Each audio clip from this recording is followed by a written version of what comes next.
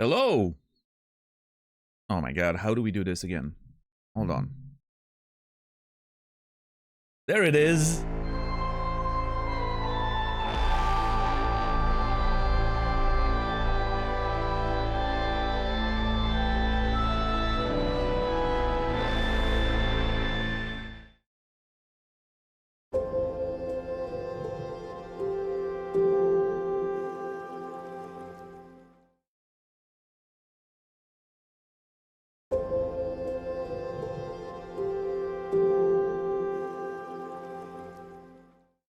I think this is gonna take a minute.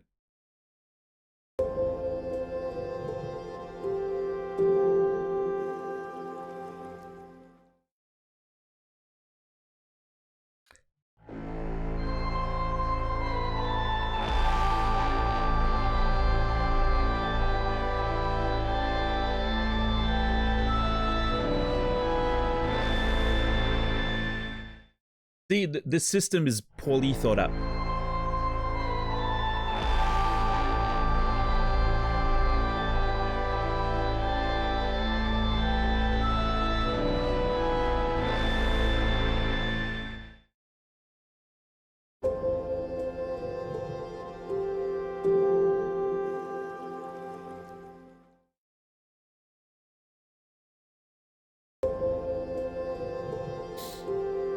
It's fine, it's catching up. It's catching up. You guys are losing steam. I can see the list diminishing. We're almost there.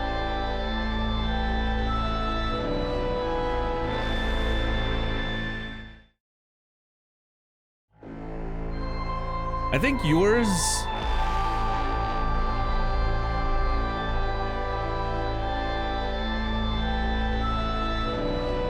Oh, you're talking. Yeah. I thought you resub today. No, it's not available for resub yet. Well, you must have last did it just before I went on a break. All right, one more, and we're there. Oh, there it is. I thought I was getting tricked.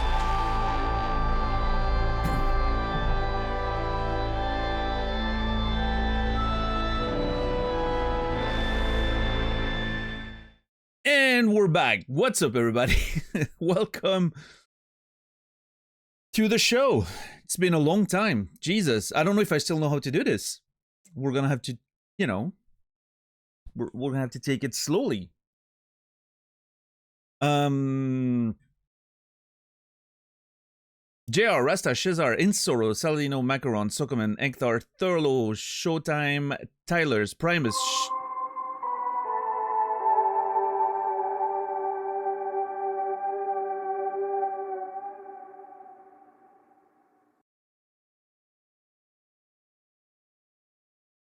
Shazar, I think I said Shazar already. Colette, Heroes and Diamonds, Chipmunk, Fearodon, Risa, Loningan, Lit Fire Rider, Noger, Elden Lord, Timmy, the Carrion Thirstbot. Oh, that's an interesting name right there. Archeesy, Grim, Sim, Seraphin, Zia, Monivita, Isog. We're getting through it. That's for the welcomes in chat. Now I have to go through the whole resub list. Jesus. I had to scroll down twice.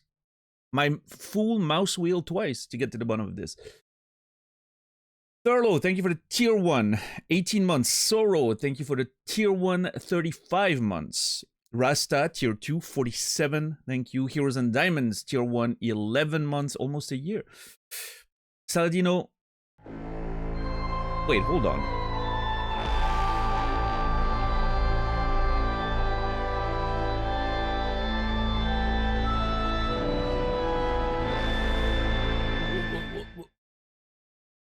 Hold on.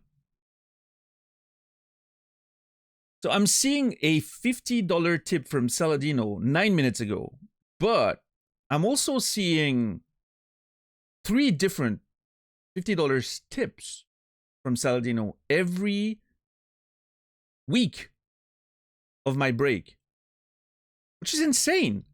I didn't realize that was happening because I never opened OBS until just earlier today, which is why I was a little late because there was a bunch of updates. They've changed the whole sound fucking display thing. Whatever. We're not here to talk about OBS.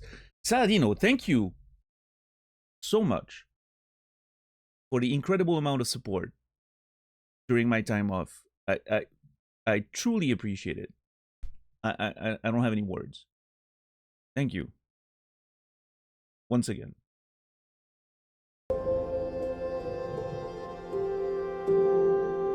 And today, of course. And everyone else who's contributing. I don't deserve it. I definitely don't deserve it. That much I know. After the chaotic past year at this point, almost, we're gonna try to tune back in and do better and earn it moving forward, right? That's always the sort of the mindset we have to do it. Timmy, thank you for the tier 3 30 months.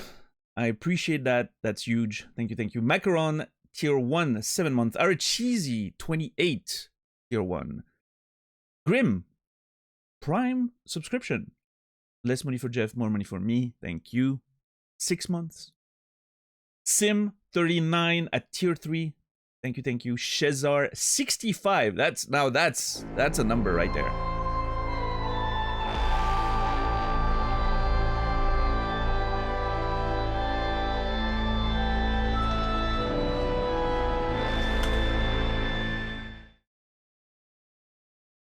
Shezar getting up there, 65.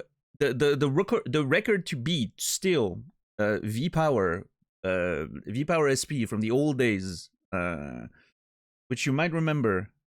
Shezar, 71 months. That's his current total. You're getting there. You're gonna beat him. He hasn't been around in a while. You're getting there. Yeah, another 6 months and you're done. All right. Not that it matters, but you know, I'm rooting for the day where you'll be the longest running subscription on this channel. You deserve it. Zia, 22 tier 1. Thank you very much. Monivida, 26 tier 1. Engthar, 27 tier 3. Seraphin, 25 tier 3. Jesus. Madcan, tier 1, 9 months. I think people call that a Twitch baby. I don't. But congratulations. Kagaij, 32 tier 1. Saladino, 46 tier 3. Noger, $10 tip saying Happy Mother's Day. Okay, hold on. Is it today? I know it's not the same day everywhere.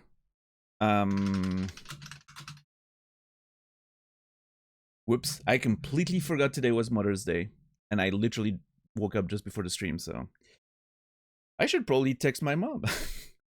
That's so fucking lame. Oh, I'm such an idiot. I completely forgot. Thank you, Noger, for the I guess I'm everyone's mom today in chat.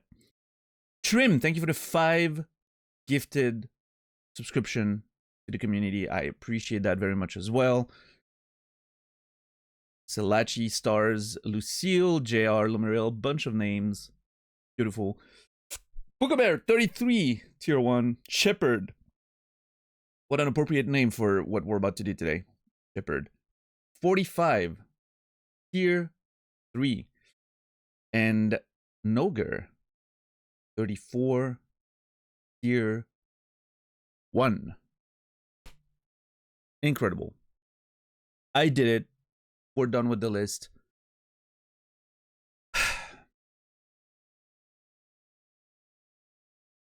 Is that when I just take the money and run and just go offline for another month? No, I'm kidding. I'm joking, guys.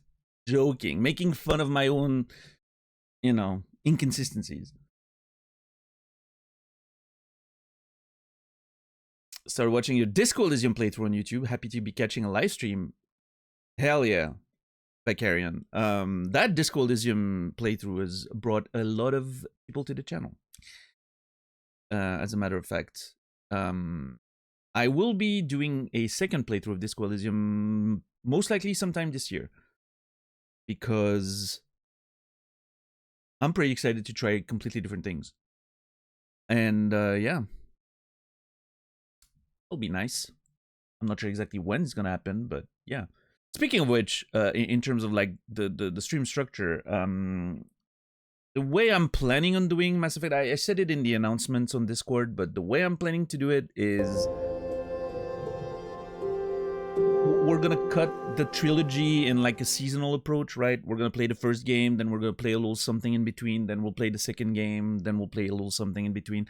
That's kind of how I'm envisioning it. But who knows? Maybe, I don't know. Maybe it just grabs me in a way where we're just playing the whole trilogy in one go. But I doubt it. I think it's going to be a little seasonal approach, I think. But we'll see. We'll see.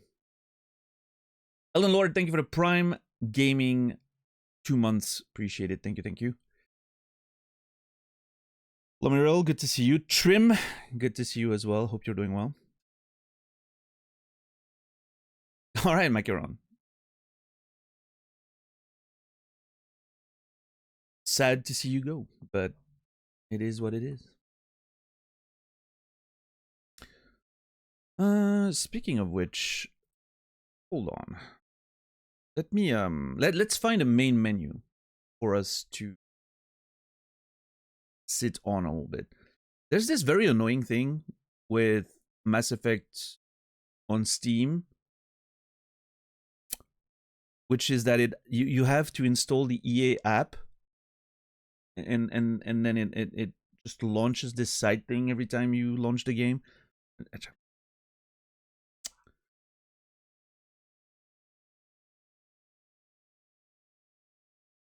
Not a big fan of that. If I'm getting a game on Steam, I just want my game on Steam. But the EA Play stuff is... Anyway, it's just a little thing. You know, I'm not going to complain about it too much, but it's... Dodo, thank you for the tier 1, 17 months. Appreciate you. Thank you very much. Thank you, thank you. Thank you, everyone, for the support tonight. Well, let me find a main menu that we can enjoy, and then we'll chat for a little bit. We have a bunch of stuff to discuss, I'm sure. What's up, Clip? How are you doing today?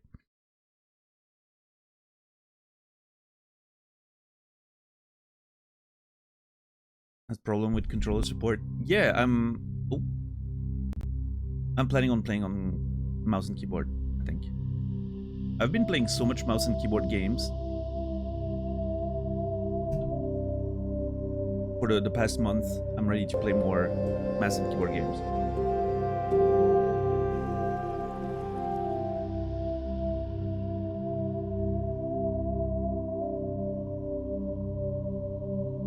That will do nicely. Might be a little loud. I might have to lower the volume, but...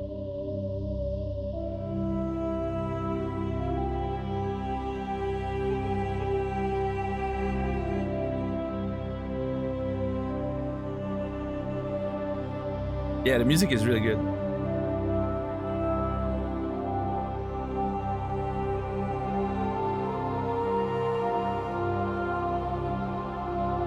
Reki, thank you for the tier 1, 37 months. Appreciate you. Thank you, thank you. Nephilim, good to see you.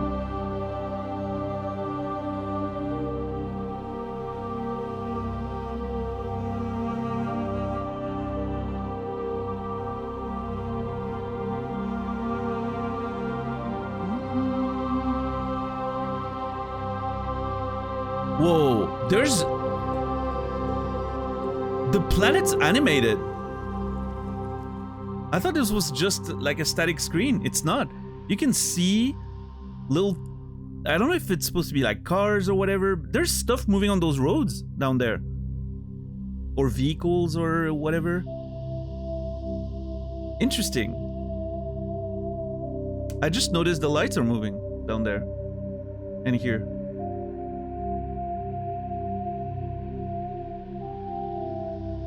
The things you notice when you stop for a second.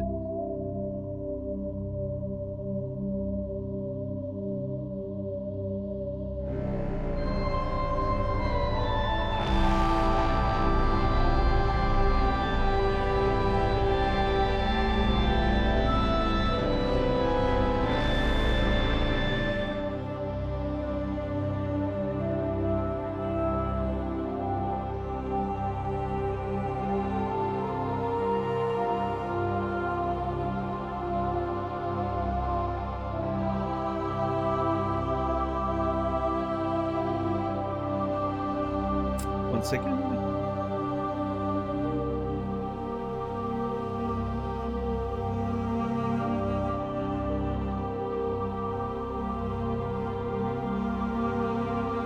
Theo Grim, thank you for the Prime, 10 months. Less money for Jeff, more money for me, thank you. Instant nostalgia, indeed. The Life of Blizzard's Goose, tier 3, 46 months. Thank you very much. I appreciate that. We need to lower the music a little bit. Hold on. I didn't want to disturb the beautiful title screen. Oh well. It'll do. Sound.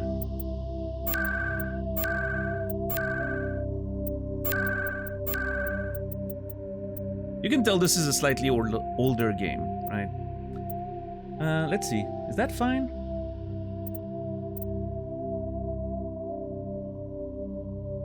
That seems okay.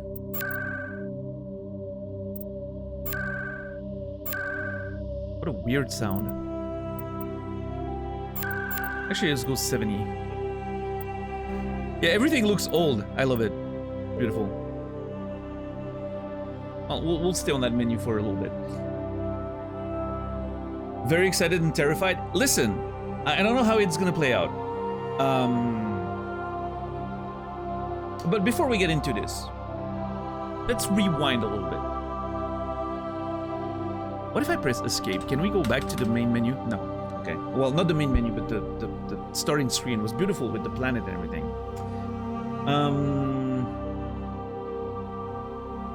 Well, first of all, thank you, everyone, for your patience with me during the past month and you know, even the weeks that preceded, where it's been a weird past few months. Between the little health issues and just the general mental state, and I've been very inconsistent with the stream. I apologize for that. Thank you guys for your patience. Thank you for your unconditional support. I really appreciate it. And thank you for the insane welcome back tonight.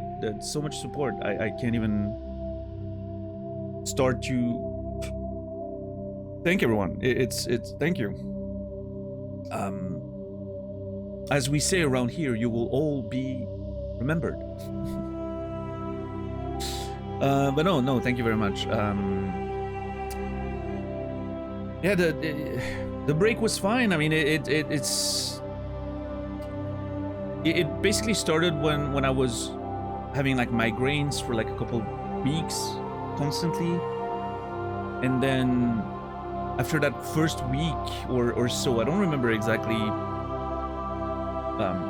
how long after that it was, but it started. I mentioned that on the Discord, but I was having those weird low abdominal pain, which I was, I wasn't sure of what it was.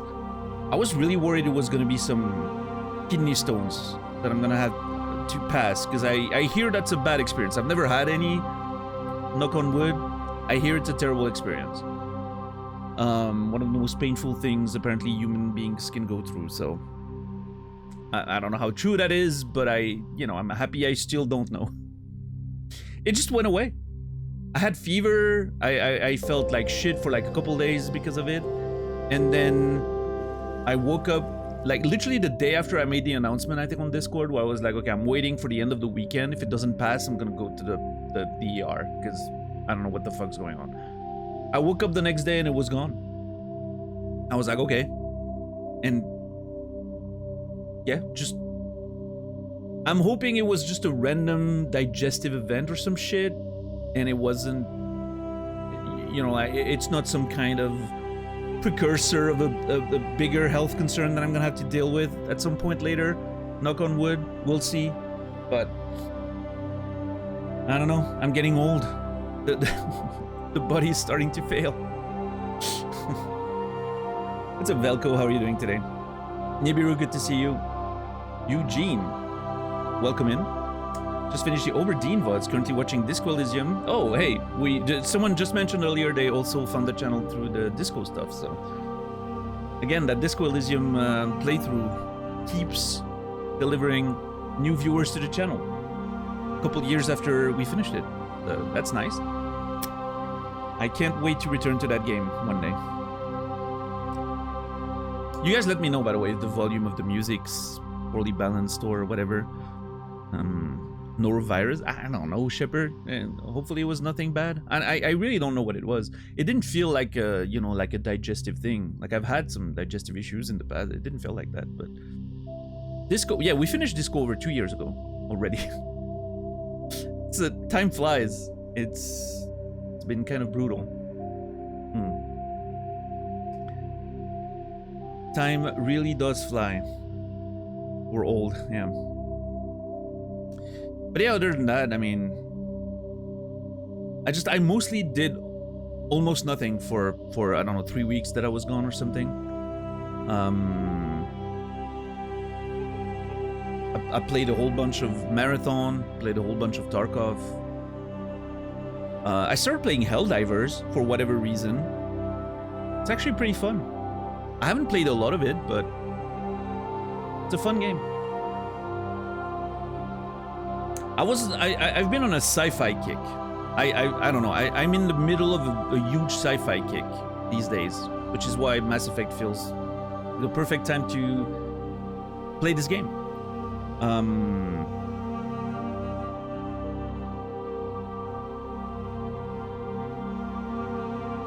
I've been in the mood for some space sci-fi stuff.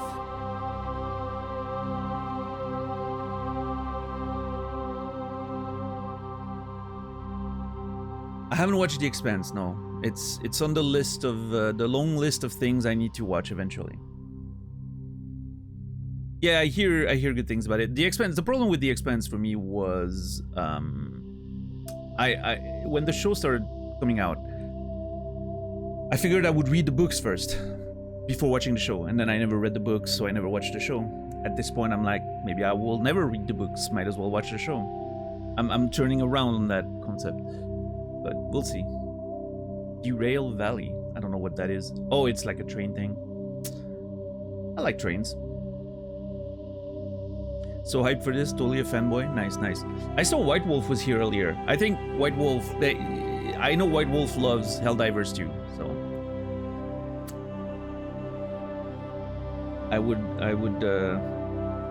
I'll have to catch White Wolf in Helldivers too one of these days. We gotta spread democracy together.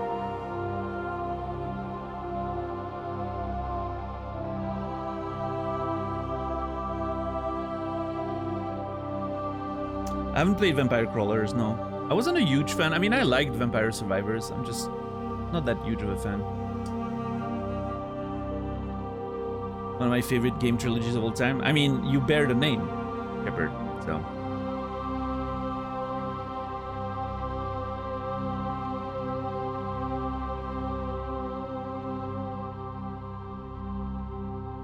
What's up, Quasi? How are you doing? Yeah, Helldivers is a good time. Yeah, I don't know if it has the legs to keep me entertained the same way.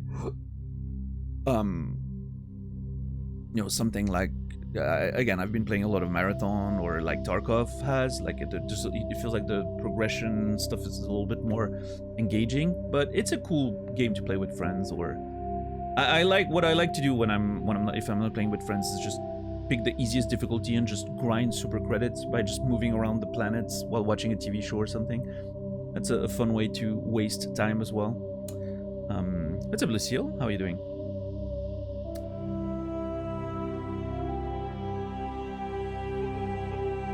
Yeah, Seros, I'm excited about Seros. I caught like 30 seconds of Naz playing it here and there. I'm lurking on his channel to you know, for support. So I've caught a few seconds of it here and there. looks very Returnal-ish. It's like Returnal with an orange filter instead of a blue, green one.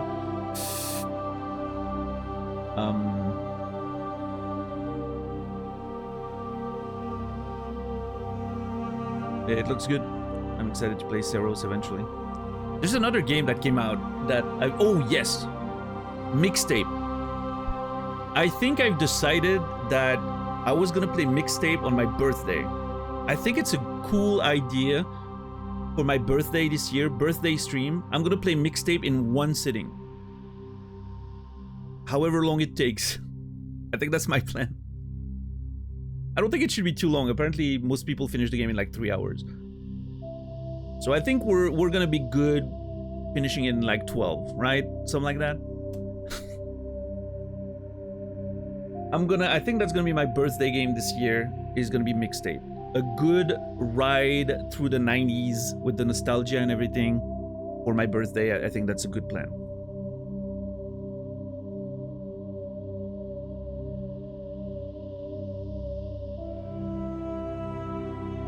Oh, right, that's true. Stargate has a Shepard character too, right? I was never a big Stargate nerd, but...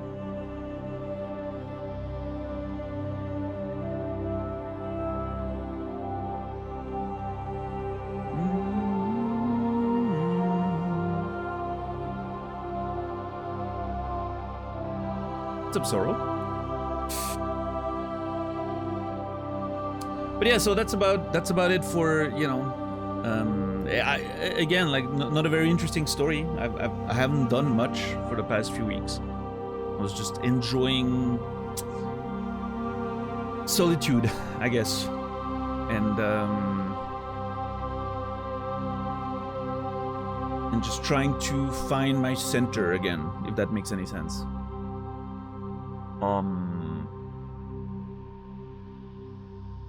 Oh, there's nothing too interesting, Zoro. It's not, you know, not like there's a huge update or anything. Elden Ring was the correct recommendation. I am hooked. Nice, nice. That's nice. It's a good first Souls game. Very accessible, unlike some of the other ones.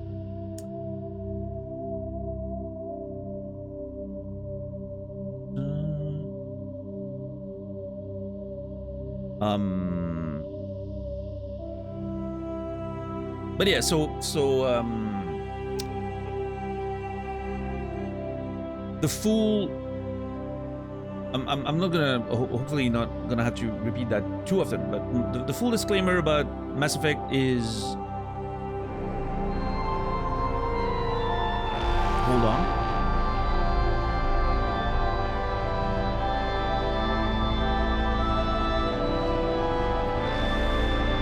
Solid Snake, thank you for the tier 3, 39 months. Appreciate you. You can go back to Lurk now. Those are your orders, Solid Snake. You go back undercover.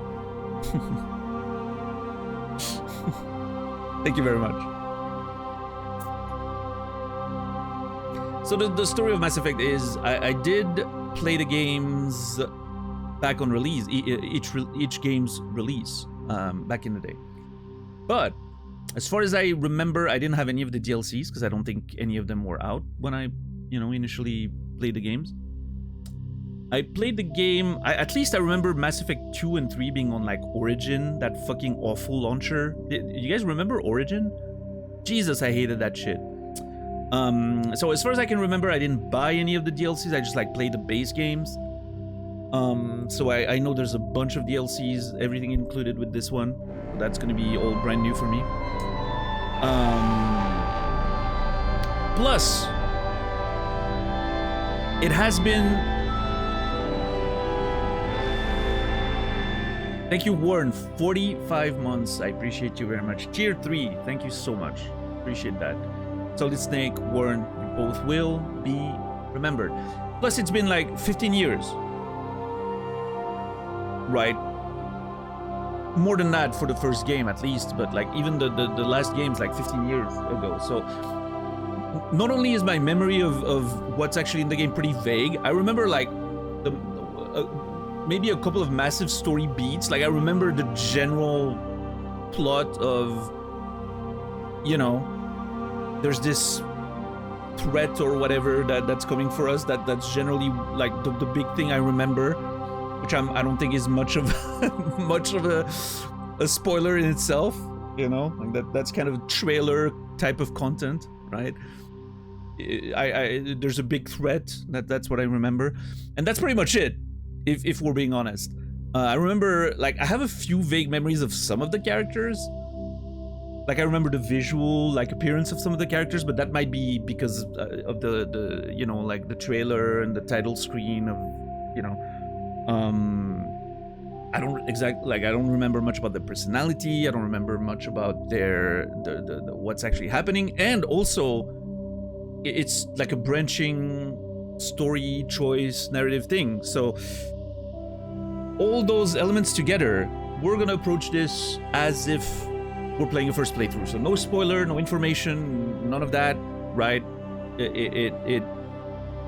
That's gonna be the approach, because it virtually is at this point. I would be hard pressed, gun to my head, to tell you anything about any of the characters in the game. I not even remember. I remember maybe a couple of names. I remember Rex's name.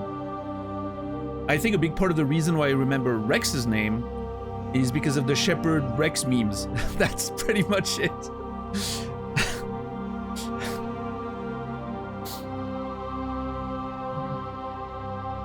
I think that's the only reason why I remember that name specifically. But like, I'm looking at some of those characters that are showing up on the screen right now, and I would... No, that's Garrus.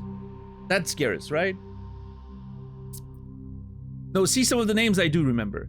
But also, we have a viewer whose name is Garrus. So it also, you know, helps jog the memory in that regard.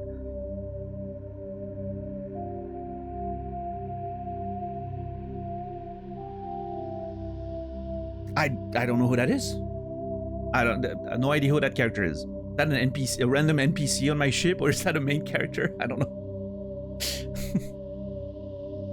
That's someone I see. No, I mean, I'm yeah.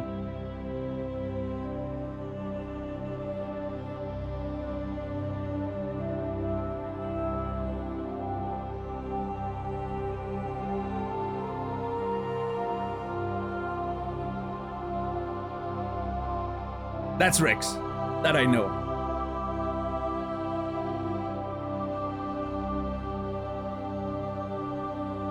I'm pretty sure. Unless there's several of that species.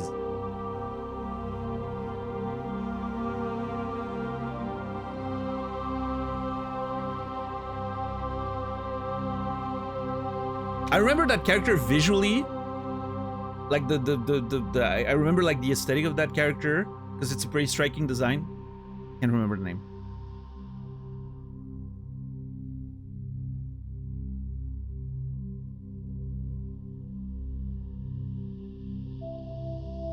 Anyway,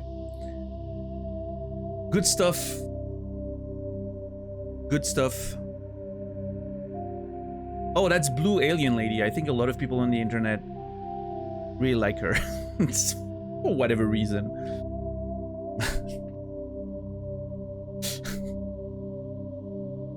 And that's a man. I don't know. That's a man. Is that Shepard? That's default Shepard? Maybe? I don't know. So anyway, all this to say, my memory of this game is pretty vague. It's gonna be fun. Mr. Man, yeah. It is male character number 3 on the NPC list. What's up, Real L? How are you doing today? As if that's not a thing with literally every woman in video games. Well, okay.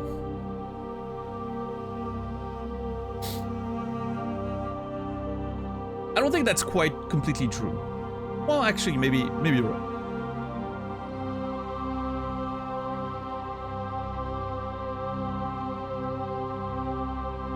Do you think you will have moments where you see something and be like, oh, I remember that thing scene? Maybe so, yeah. I mean, listen, it's been... This might be the longest amount of time.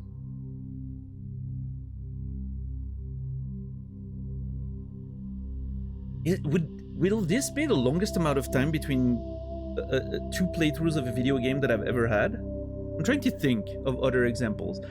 Because, like, there's stuff like, you know, some of the old Final Fantasies, for instance. I've replayed them somewhat regularly, some of them. Like 7, you know, like even before the remake came out, I had replayed, like, the original game. I think it's the first time that I'm, like, literally coming back, like, playing a game again 15 years later. What's the last time you played Shadow of the Colossus?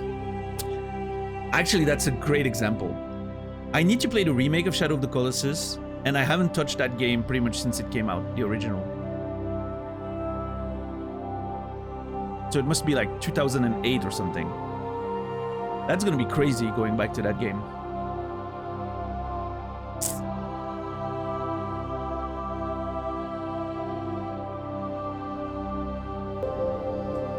Resident Evil 2 also qualifies. I haven't played Resident Evil 2. Resident Evil 1, I tried the remake like a few years ago. There's like a somewhat of a remake. I don't know which console it was made for.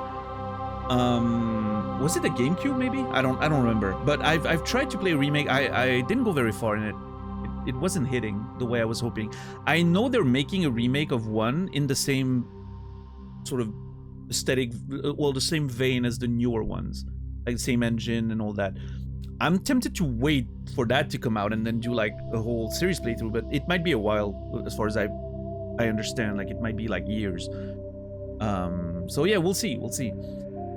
But I am interested in doing like a whole Resident Evil thing, right? Like at least like the remakes, right? And like 2, 3, 4, and then maybe 7, 8, 9, which I hear are pretty good, but I've never played them.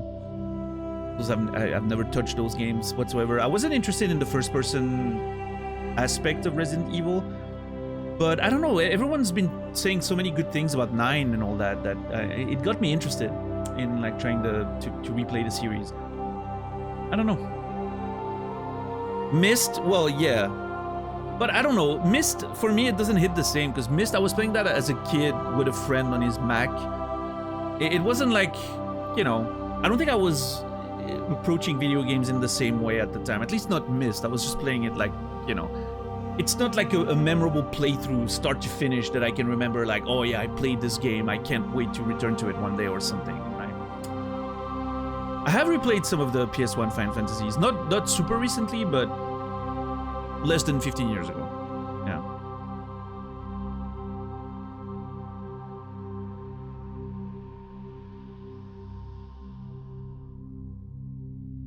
Seven is only first-person one? Oh, okay. I thought 8 was first-person only as well. Am I wrong? Did I misunderstand? I thought 9 was the one that mixed first-person and third-person. I thought 8 was fully first-person. Well,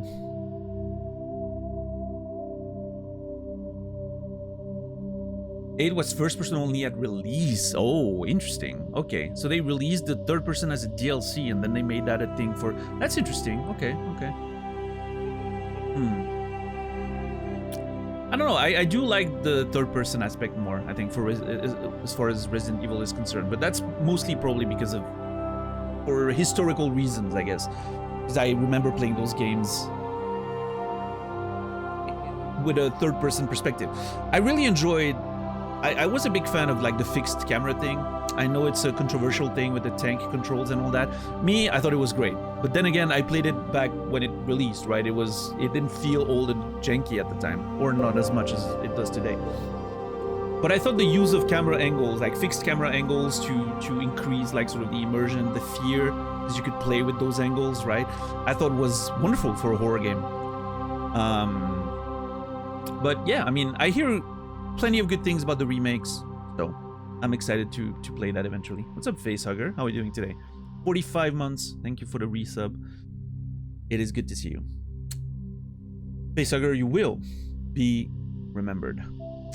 But yeah, I've been talking. Yesterday, I was talking for a brief moment. I was talking about Soma with a friend, and it made me remember how good Soma was as a video game. And now I am super excited again for Ontos, which is, as far as I understand, a spiritual successor to Soma by the same devs. So I'm very excited about that to come out eventually.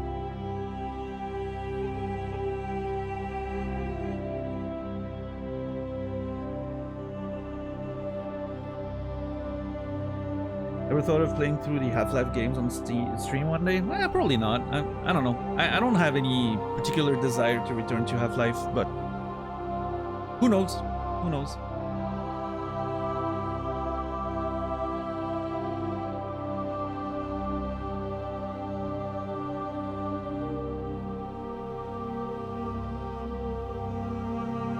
Yeah, Quasi, it's a great game. It's really, really good. It might be my favorite horror game of all time. Just like the narrative's exceptional, yeah, such a wonderful game. So I'm gonna play. I wasn't sure if I was gonna play with controller or mouse and keyboard, but I've been playing so many games with mouse and keyboard lately, playing so many shooters and all that. I think I'm gonna play with mouse and keyboard. I don't want to deal with the. I know like the controller only has like the Xbox prompts, which I can play with the Xbox prompts, but I always prefer PlayStation ones. I don't want to install mods and everything. I think I'm gonna play mouse and keyboard. So we'll see. Any chance you come back to Kingdom Come Deliverance? Probably not. Not on stream, I don't think. Nephilim. Well, who knows, right? You never know, but I doubt it. What's up, Bullvine? Good to see you.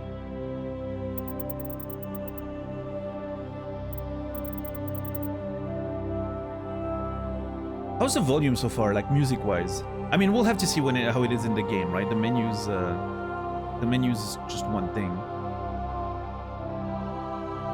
I don't know if it's loud or not.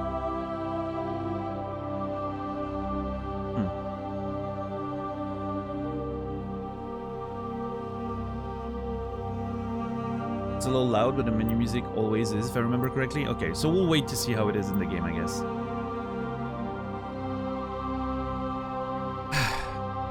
I'd say a little loud. Okay, let's see. Hold on, let's adjust, and then we'll see if it needs to be adjusted further once we're in the game. Oh, yeah, let's look at the options, actually. Yep.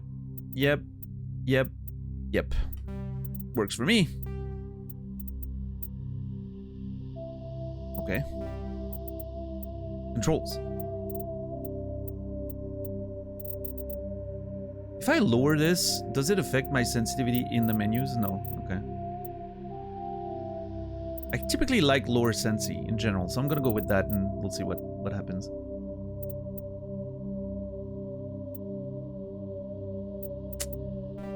I don't know. We'll have to figure it out. Gameplay. Combat difficulty.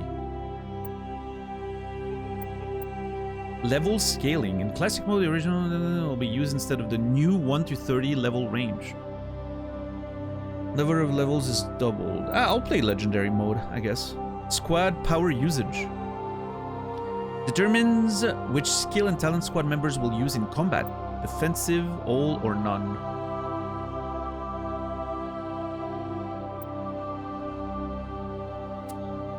I don't know. Maybe defensive? Subtitles on, autosave on, enable tutorials on. We'll have to adjust this based on. I mean, auto level up for sure not. Defensive maybe. I don't know. I want them to have some agency. I don't want to babysit my crew, right?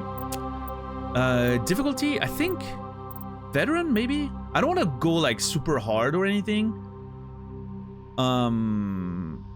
Because I mostly feel like I want to enjoy the story, but I also don't want it to be. The thing I'm worried about is bullet sponges. I feel like it's gonna be one of those games where the difficulty is just bullet sponge.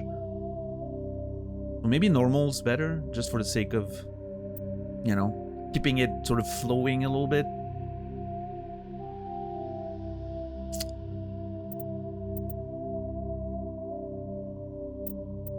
Anyway, we'll see. We'll see. We can probably adjust that later. Oh, Jesus.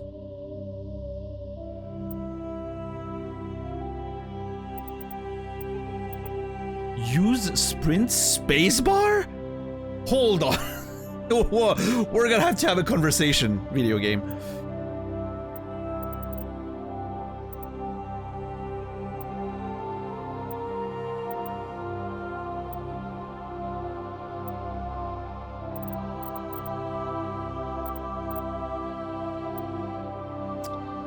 Oh boy.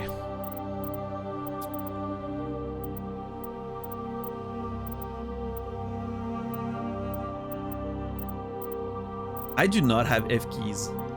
I can get F keys, but I need to press another button.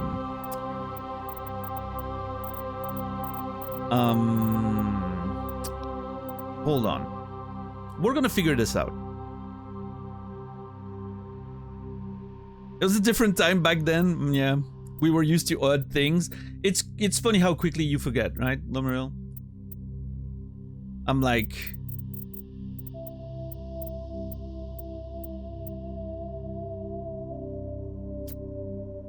toggle crouch. I mean, typically I would put crouch on C. That's always been kind of my thing. Sprint would be shift, but use? That's vile.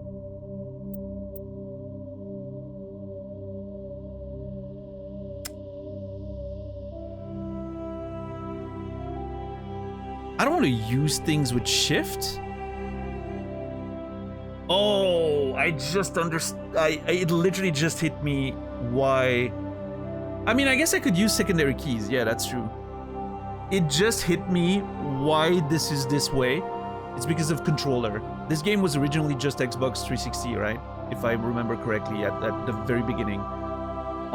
So you would use X or A or B or whatever button it is on Xbox to sprint and use things. Makes sense. Okay, we're gonna have to use the secondaries. We're gonna make this work. Okay, toggle walk control. Yes.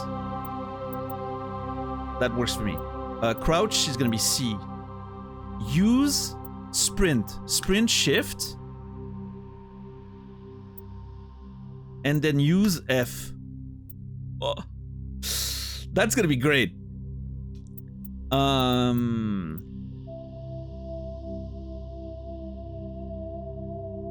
Map. Okay, map's gonna be caps lock. Listen, if you are not part of the caps lock for map supremacy, you gotta get on with the program.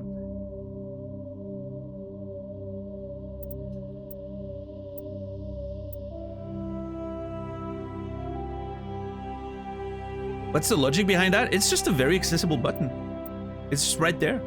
It's great. I love it.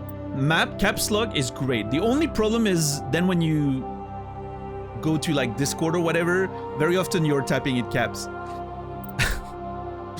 Equipment. Is that like inventory? Yeah, I. Tab. Tab for equipment. I'm teaching you guys about like next level keybinds today. Equipment, tab, maps, caps lock. That's some extraction shooter mastery right there.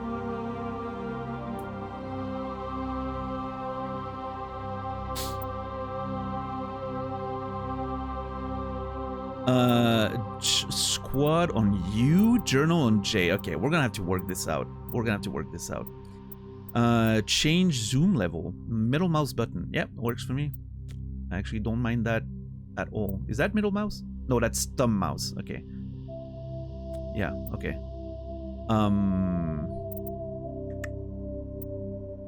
Holster G. Use first aid. Oh, I'm gonna have to make this work. That's a big C. How are you doing today? Yeah, I have to. The only thing is, I have to hope that caps lock doesn't activate shift in the game, right? But we'll see. We'll figure it out. Yeah, Anubis. It's pretty random. Okay, we have a bunch of other buttons available still, but we just need to figure it out. Melee.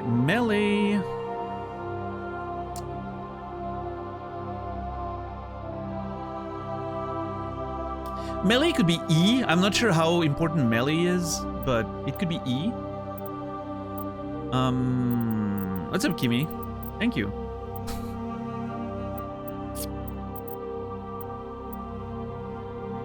I don't have anything on E yet. I'll get there. But I have to think about the squad stuff. I'm not sure exactly what the squad stuff's about.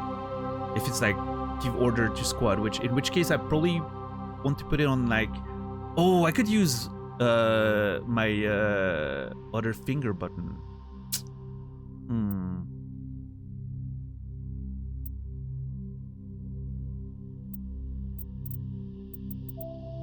Use first aid. That I would put that on 4. But I know there's like quick slots that I need to contend with.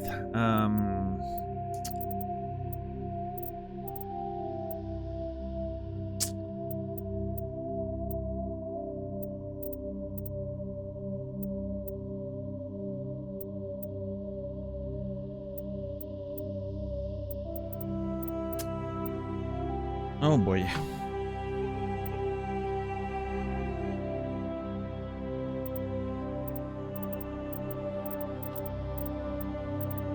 We're gonna have to work this out. This is the whole thing. We haven't even touched character creation and we're already an hour into the fucking stream. Those keybinds are gonna take a minute.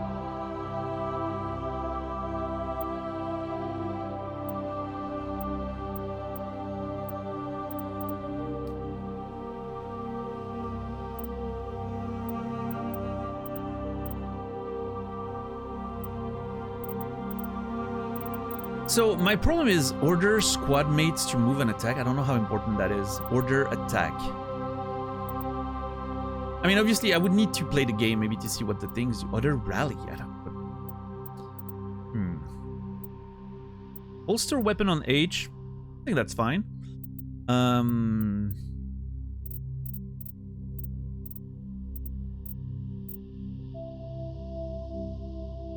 Toggle quick slots.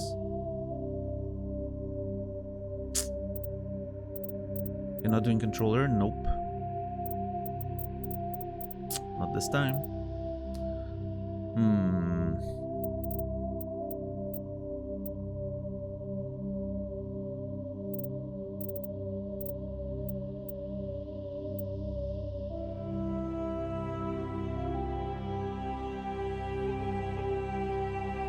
I wonder, do I want those buttons down there?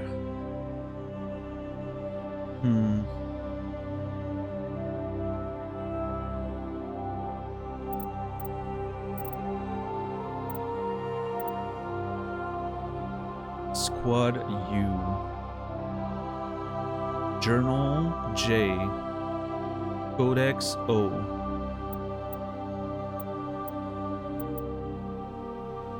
Yeah, I mean, that feels like stuff that's reasonably, you know, it's to the side, it's fine. I don't think it's much of a problem. Quick save, quick load. I have a question. Does it pertain to anything that's happening right now? Or... it's a random question.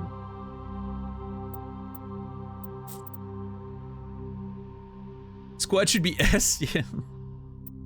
No, WASD is, you know, locked in.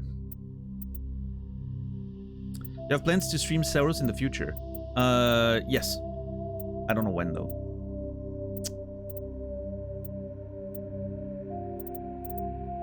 What are tonight's winning lottery numbers? 4, 8, 15, 16, 23, 32. 42.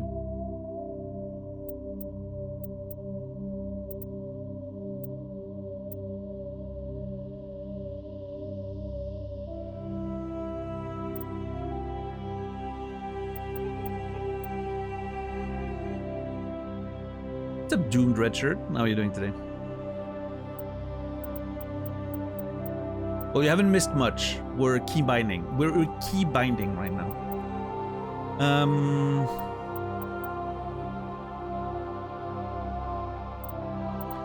See, I'm a little annoyed because I would love to have those be just 1 to 4. But then I'm missing on the quick slots, which I believe will be quite important. Now, I could be completely crazy and go with like quick slot 1Q, quick slot 2E.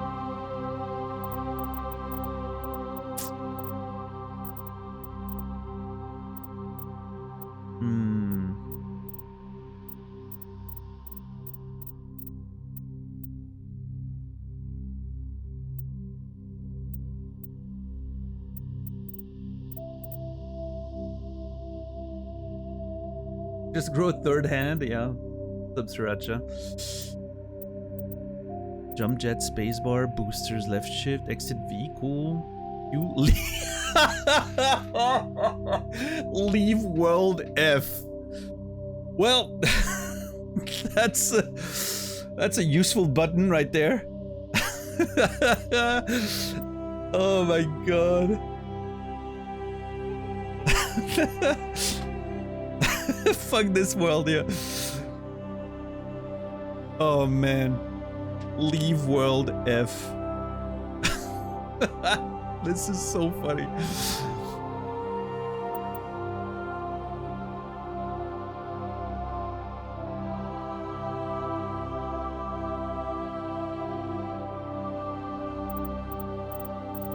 Some of the stuff we're gonna have to adjust once we're in game, I think. I have to have an idea of how it's going, how it's working. First aid on V is really weird to me. What's up, White Wolf? I was mentioning earlier, White Wolf, that I've started playing a little bit of Helldivers during my time off. Made me think of you. Fun game. Holster, G, that's fine. Previous weapon, next weapon, yes. Last weapon, X. I don't think I need that.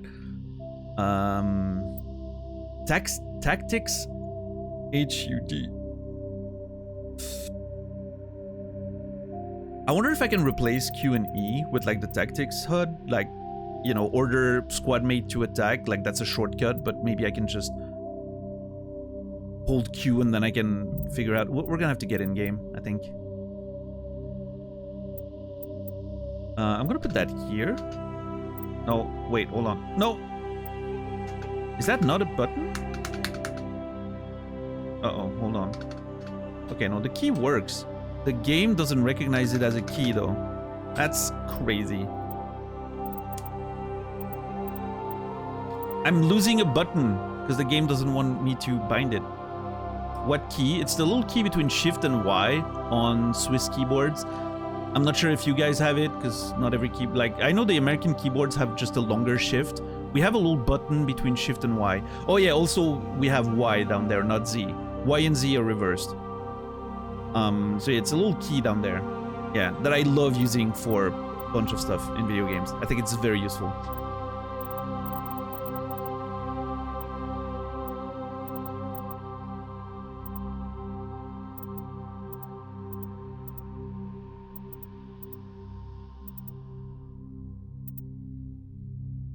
Yeah.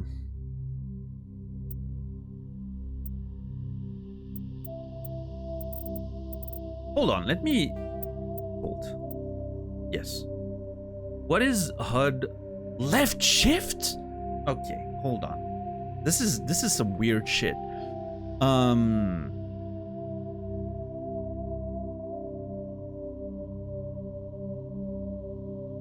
You know, I'm gonna leave it... Okay, here's what I'm gonna do. I'm gonna leave it on default for now.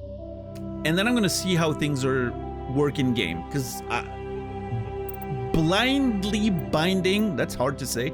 Blindly binding is not the play, I don't think. I'm gonna get in game, and then we'll figure out exactly how we want to bind this. Start a new career. Welcome to Alliance Military Database. Classified information requested. Establishing secure connection. Secure connection confirmed. This is so 2007. I love it. I don't know where my camera should be. I haven't thought about that. I don't know if it should be on top. Like, that's my preferred position. Like, that's my default position, top left, top right. But I can go middle or bottom, depending on the UI. Confirm your ID as Commander John Shepard, Alliance Marine. Jane Shepard, Alliance Marine. Enter new ID. Manually enter career info and physical stats into the Normandy crew database. I'm definitely making my own character. Due to your covered N7 status, ID records are incomplete. Please confirm identity from the records below or register manually.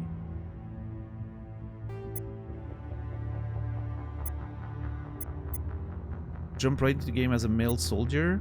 Jump right into the game as a female. Quick start. What's the difference between custom male character? Please log in to access your profile. Oh, got it. See, my caps lock was already reversed because of the map thing. Daniel normally goes top, but he can bottom if necessary. Exactly. I'm very versatile that way.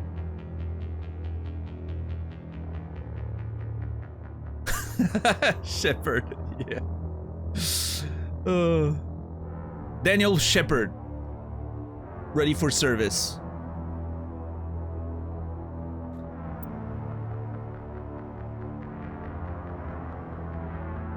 I haven't done my military service.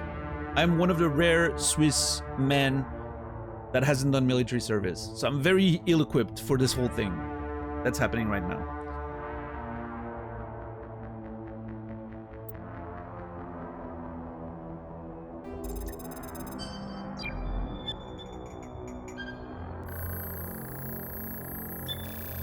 Warning, data corruption detected. Please reconstruct profile. Confirm pre-service history. How'd you get out of that? Just objected.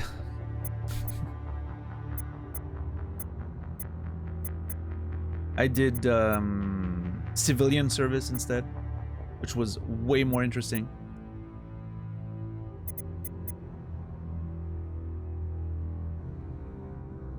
Not to be a war hero to make your own character. No, sure, but you know, I don't have the military knowledge. Spacer. Okay, so that's sort of my origin story, right? Both of your parents were in the Alliance military. Your childhood was spent on ships and stations as they transferred from posting to posting, never staying in one location for more than a few years. Following your parents' footsteps, you enlisted at the age of 18. Colonist, you were born and raised on Mindois, a small border colony in the Attican Traverse. When you were 16, slavers raided Mindois, slaughtering your family and friends. You were saved by a passing Alliance patrol, and you enlisted with the military a few years later. Very sad. Earthborn, you were an orphan raised on the streets of the great megatropolises covering Earth. You escaped the life of petty crime and underworld gangs by enlisting with the Alliance military when you turned 18. Interesting. I do like the idea of Earthborn just because it's easier for me to relate with, I think. That's like a very, you know, relatable sort of experience, right? Like I can't imagine sort of going through that. This is a little harder for me to imagine. I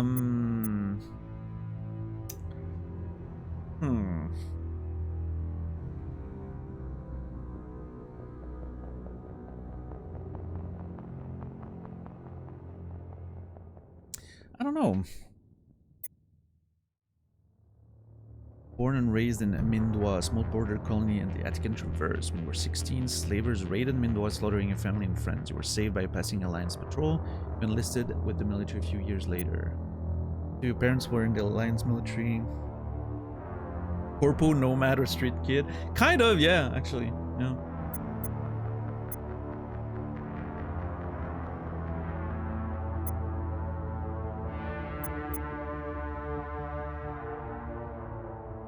Man, Cyberpunk was so good. I've been unrelated, but I don't know why, I've started seeing Cyberpunk videos popping on my YouTube feed during my time away. And like I was watching those videos of that guy who does like super ninja stealth missions. Like he goes in and he shows like 4 different ways of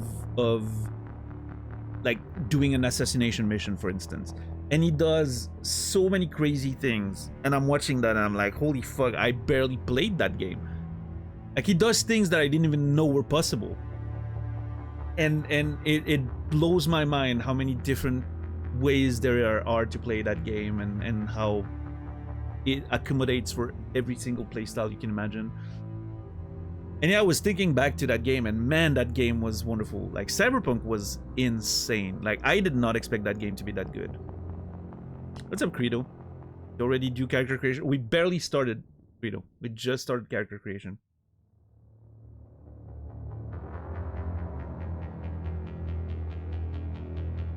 Yeah, no, Cyberpunk was amazing. It actually made me want to play Starfield. I don't know why. I hear Starfield's better now. There was a big update recently with like more immersion stuff. It seems decent in the current state, apparently. I don't know. That's something I want to think about now, but Skyrim is better now too. Well, we're not talking mods. Also, Skyrim is a terrible video game. Come on. Most overrated game of all time. As is Starfield, fair enough.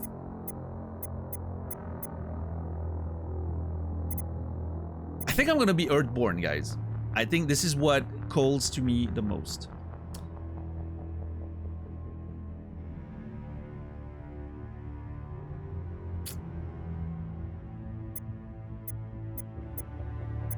I was a little Earth guy. You know, I was scrapping by, you know, scraping by. I don't know what the expression is. I was trying to survive, right?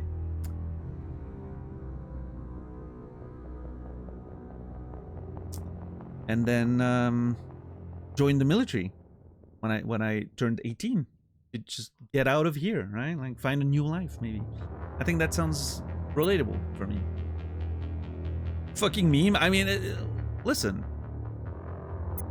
I like relatable characters in games like that, where I can put myself in the shoes of the character. I can relate with this a lot more than those two.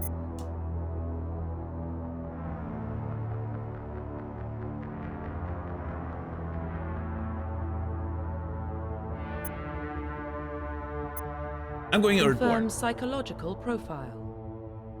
Oh god, there's more. Okay, hold on.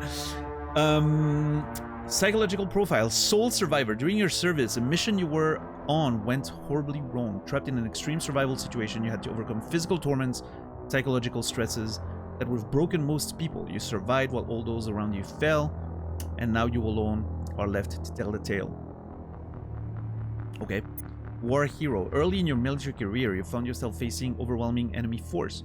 You risked your own life to save your fellow soldiers and defeat the enemy despite the impossible odds. Your bravery and heroism have earned you medals and recognition from the Alliance fleet. Throughout your ruthless. Throughout your military career, you have held fast to one basic rule: get the job done. Okay, if Nasrallah did not pick ruthless, I'm gifting 1,000 subs to the channel. I know he did. He probably did, right? Yeah, he got the job done for sure. You've been called cold, calculating, and brutal. Your reputation for ruthless efficiency makes your fellow soldiers wary of you. But when failure is not an option, the military always goes to you first. I'm eliminating ruthless. That's not me. I don't think I'm a war hero. I don't know. It feels weird. I think Sole Survivor is what, you know, is what I'm leaning towards right now.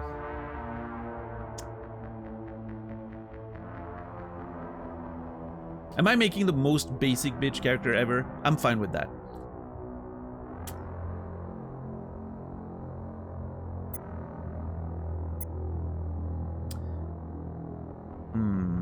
What's up, Sleepy? How are you doing today?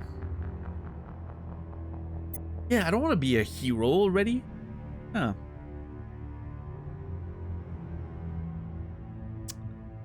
I'm fine being the sole survivor, you know?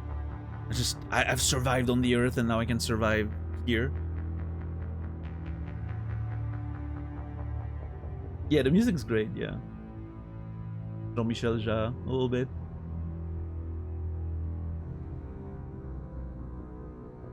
Confirm military specialization. Okay, we're going solo. Confirm Soul survivor. Confirm That works for me. military specialization. Alright, soldier. Soldiers are combat specialists ideal for the front lines of a firefight. Soldiers have improved health, can specialize in the use of all weapon types, start with the ability to wear medium armor, and can train the use of heavy armor. Engineer. They're specialists using holographic Omni-tool and can decrypt security systems, repair, modify technical equipment, disrupt enemy weapons, shield, heal their squad. Engineers can only wear light armor, specialize in pistols. The Adept. Adepts are biotic specialists. Through upgradable implants, they can use biotic power to lift, throw objects, shield the squad, disable or destroy enemies. Adepts can only wear light armor, specialize in pistol, like the engineers. Okay. Infiltrator. Combine combat and tech abilities, specialize in killing, disabling enemies at long range. Infiltrators are trained to use Omni-tools, focusing on decryption, offensive abilities rather than healing. They can specialize in pistols and sniper rifles and wear medium armor. That sounds pretty good. I like that. Sentinel. Combine biotic and tech abilities. Typically, they use biotic abilities and advanced healing skills to defend allies, though they can also disrupt opponents with biotic or tech attacks. They're most efficient at tech and biotics than other classes, but at the expense of combat. Sentinels can only wear light armor and receive no specialized weapon training. And Vanguard. Biotic warriors. They combine biotics and weapons to take down opponents and are especially deadly at short range. They specialize in pistols and shotguns and wear medium armor. I'm going to be extremely boring here. I think I'm going to go soldier for a variety of reasons. First of which is I do like the idea of having all weapon types available to me. I think that's fine. That's fun. I like using assault rifles. I like using pistols, snipers, whatever maybe, right? That's typically, I love using a whole bunch of different weapons. Also, I think it feels interesting having a sort of like basic soldier type character as the main hero, right? And then the other characters can be the weird specialized agents or whatever. I do think there's a certain charm in that. I just want to shoot things like that. That's like gameplay wise the most interesting part for me is I just want to shoot things. I think that's going to be my choice.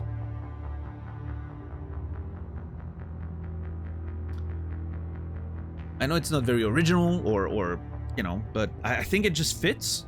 Right? The main character is just a basic soldier. I like that. I like that. It's again, it's part of the, for me, it's part of the sort of how relatable my character is for an RPG, right? I can relate with being a soldier. I mean, I have, like I said, I haven't done my military service, but I understand the sort of concept of it, right? The other ones are a little bit more, you know, feels a little bit more difficult for me to sort of relate with. I can imagine grabbing a weapon and shooting it. I've held weapons. I cannot imagine, you know, using my powers to, I don't know, blow up enemies at a distance or anything. That doesn't make sense to me.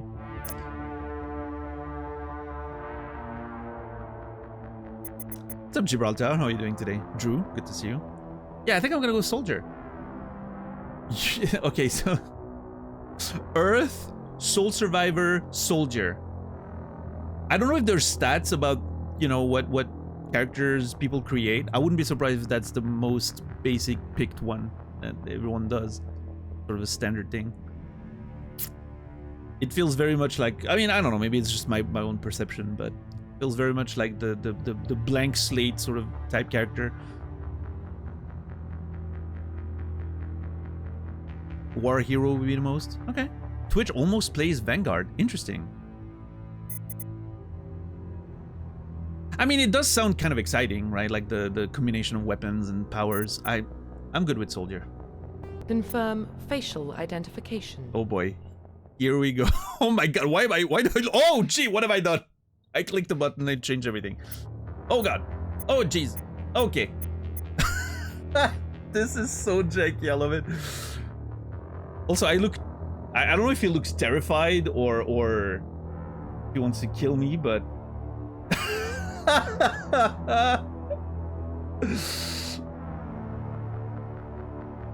he looks like he's not, you know, he doesn't feel safe right now. Well, to be fair, we you know, we're a sole survivor. We just survived the terrible odds and people dying and all that, so it kind of makes sense, right? That we look terrified like that. Tiny Toxic Tofu. What a beautiful name. Tiny Toxic Tofu. Love that. That's a pretty prime username right there. Thank you for the raid. I appreciate it. The lab rats are coming. Okay, I'm not... Listen. Considering the current news, I think invading with rats is a little dangerous. Have you guys followed? We didn't even talk about it early in the stream, but have you guys been following that sort of that new scare? My rats are clean. Fair enough. I'm sure they are. I love rats, actually. One of my very best friends when I was younger had rats, and I really enjoyed hanging out with them and playing with them. We're raised in the lab, no germs. I believe you. I believe you. Welcome in, everybody. How are you doing today? I don't think I'm familiar with your channel, Tiny Toxic Tofu. Although I really like your name, so I'm definitely gonna have to check your channel out one of these days. What were you playing today? What was the plan? Hold on, let me give you a little shout out. Tiny Toxic Tofu. What a name. Oh, you were playing Mass Effect. Well, I'm about to start. We're stuck in character creation. But I hope you've been enjoying the game so far. Did some carbon dating physics and then played some games. Oh, interesting. Bit of a scientist, are we? I like that.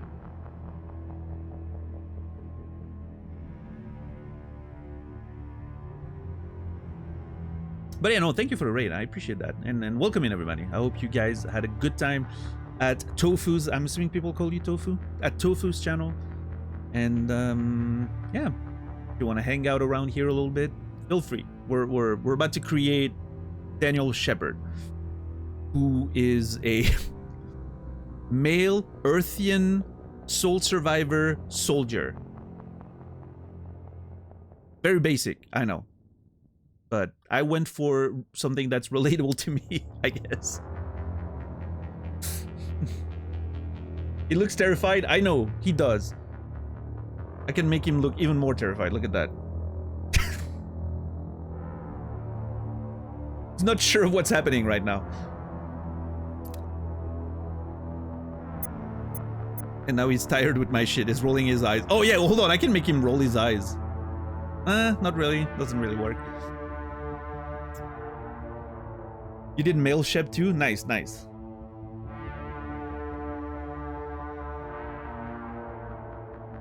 Default Shepard has the wildest eyes. Well, we're gonna see what we can do with the character creator. I'm aware this is a very old game at this point. It's almost 20 years old, right? So I'm sure the customization won't be maybe up to the standards we're used to in this day and age. But I've been, you know, I'm an old man. I've played I've been playing video games since the 80s.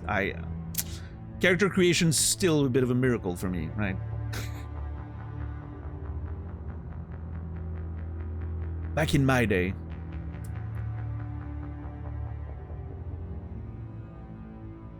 What's up, Mark? How are you doing today? Alright, change appearance. Oh god! Oh, there's a code thing. Interesting. You can like import a code and then just get like a perfect preset. That's okay, that's kind of rad. Like if if someone made a great custom and you want to steal that, steal them that customization.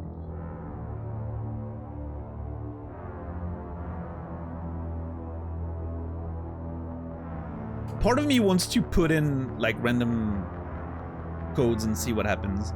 What happens if I only change? Okay, let's test something. If I only change one number, does it do anything? It doesn't look like it does anything. Wait, what if I only like completely change that last number? Oh, it does. Okay, so the last number is like the facial little details. Interesting.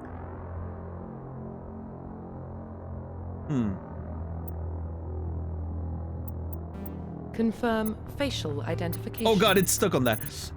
Cycle presets.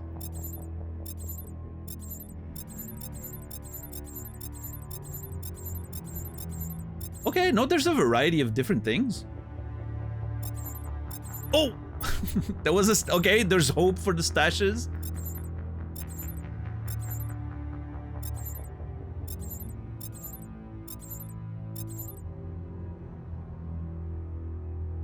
Did you, I don't know if you're still around, Tofu. Did you save your character code? I want to input your character code to see what your character looks like. I'm not going to steal your appearance. I just want to see what it looks like. She went with default Shep. Fair enough. Fair enough. I mean, default Shepard's... Confirm facial identification. A pretty good-looking man, I think. It makes sense. I would like to be able to make my own, though. I don't know what it's going to look like, but... Default's the way.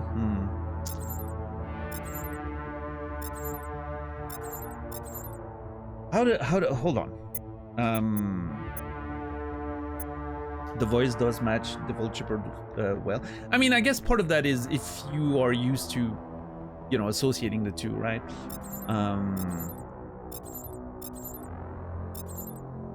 Maybe if you're used to something else. I don't know.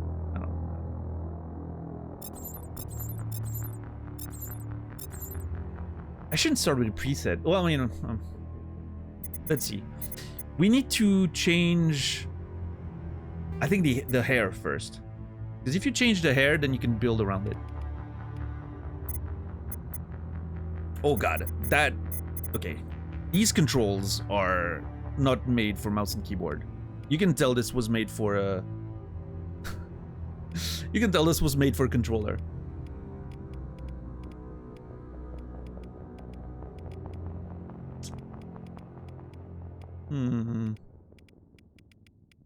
Not that many choices. And that looks alright, I guess. Looks okay. I don't know.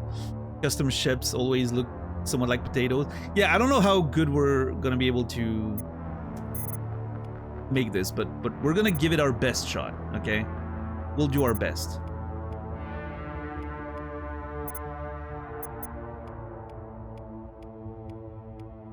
There's not a lot of choices. Oh, this is gonna be rough.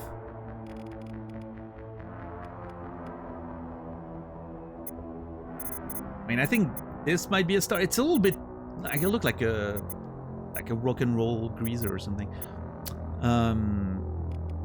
Oh god, yeah, that. There's not gonna be. I don't think we're gonna find the glorious stash. Not too many games accommodate for, for the kind of stash we're looking for. Yeah, I'm not. It's not there. It's not happening. I'm not going with that. That's ridiculous.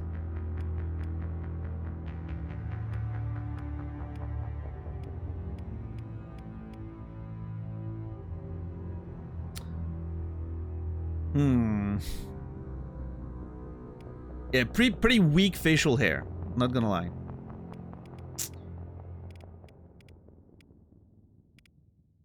Me who looks like that? Okay then. No, come on. I'm sure you look very handsome. With a much better stash than this. Hey, I mean, if it works for you, you gotta find something that works with your face, right? At the end of the day. It's just, this is not for me.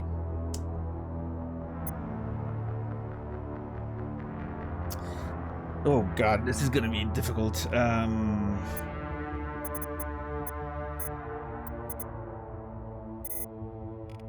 Let's remove all the scars for now.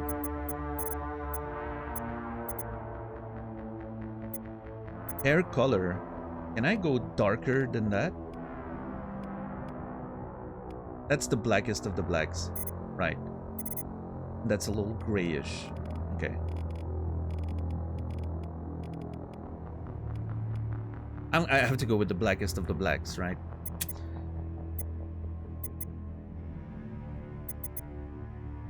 I remember my first Shepherd ended up looking like a bloated William Shatner. Immersion was ruined. Whole game. I mean, at least it's sort of in the, you know, in the spirit of space, pulp, sort of, you know, fiction, right?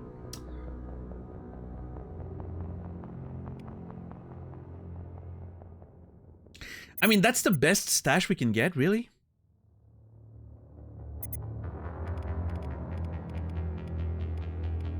That's kind of shocking, honestly.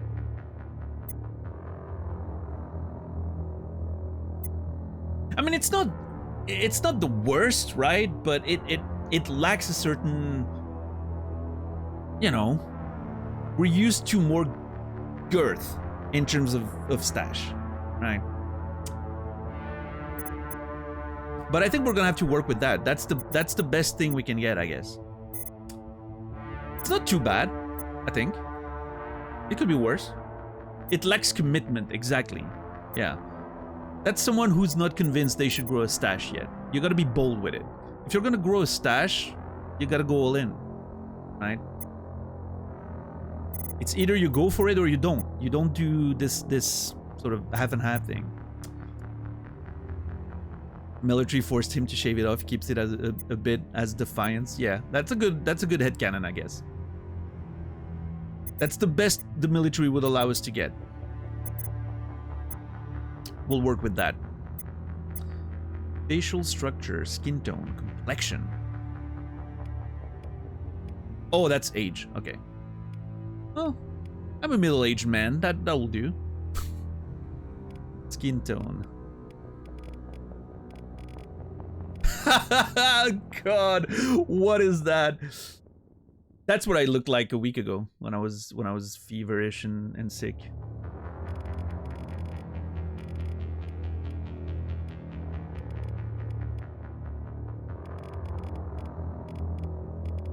I'm trying to match my skin tone with my camera, but my color correction doesn't, you know, it's very unnatural.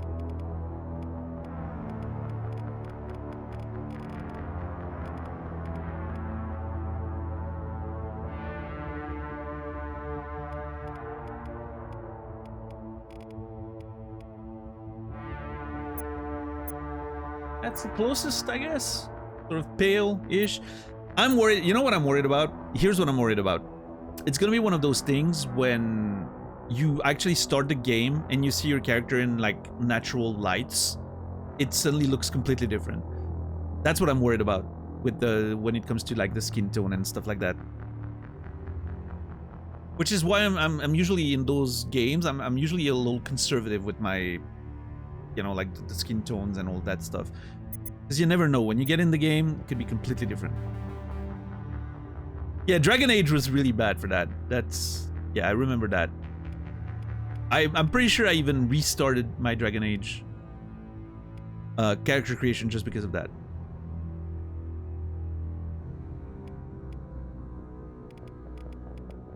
Like, this looks fine, right? This looks like, yeah, I'm a little pale, but I'm okay. Like, and then suddenly you're in actual light and you look like you're sick.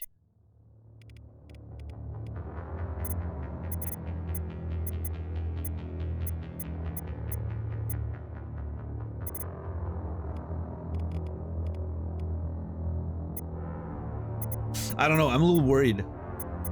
Yeah, this look healthy pale. Yeah, I'm tempted. That's the one I want to go with, but I'm really worried about what it's gonna look like in the game. Okay, facial structure. Oh, geez. Okay, that changes everything.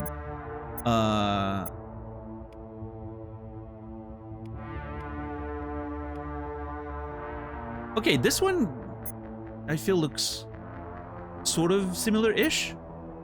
The base one wasn't bad.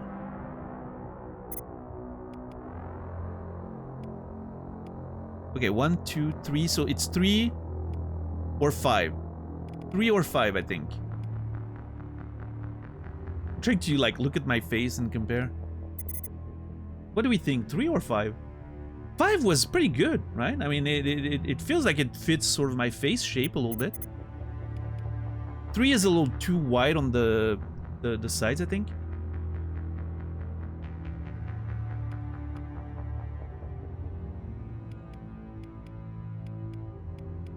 Yeah. Yeah, this one looks fine, like face shape wise, right? Yeah, White Wolf, I think we're good. I think we're good. Neck thickness.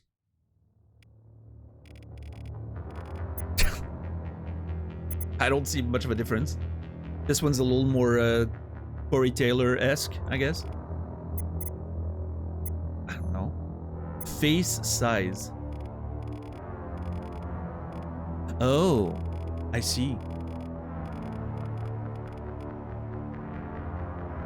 We're gonna make you know, a version of me that's went through military service, right? Is a little more in shape than I am. Well, that's what we're aiming for. We're aiming for a better looking version of me, I guess. He's been working out, you know? Ooh, okay, hold on. Cheekbones.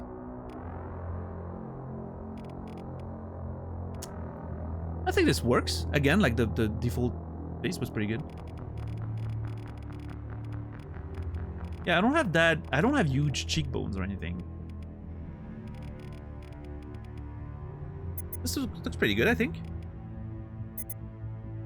So far so good. What's up, Berg? How are you doing? Cheek gaunt.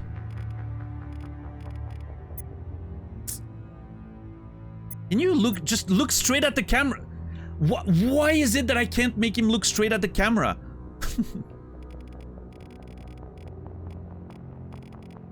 Oh, I see. Okay, yeah. It does it in a weird way. Like, both sides are gaunt, but in the different spot.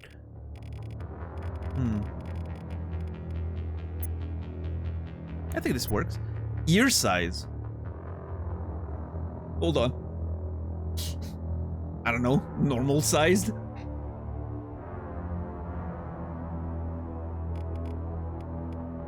Ears orientation.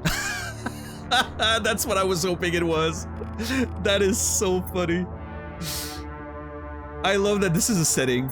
You don't see that very often in games, I find. It feels. Like, I don't remember having that option in a lot of games. Love it. I don't know. Like that. That's how they perk up when someone's talking to him. Huh? Did I hear cheeseburger? Alright, that will do. I think we're good with that for now. I'm gonna copy the code just to make sure I don't lose it. Wait, does that actually... Can you actually, like, export that? Hold on. Oh, you can. Fuck yeah.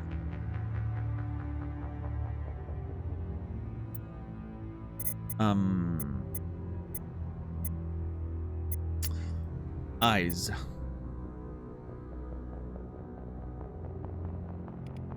Oh, it's an option like that. It's not a slider. Okay.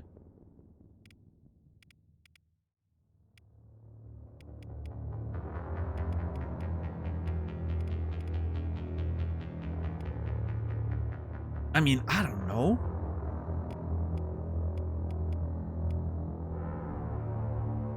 That maybe? No, it doesn't. Looks a little. I think again the default one seems to be good. Number 2. Oh yeah, maybe a little bit. I thought 5 seemed fine. You think 2 is better? 2, 5. 2, 5.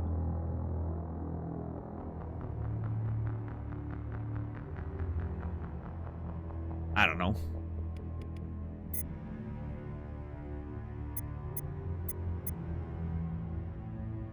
Yeah, I think 2 looks pretty good.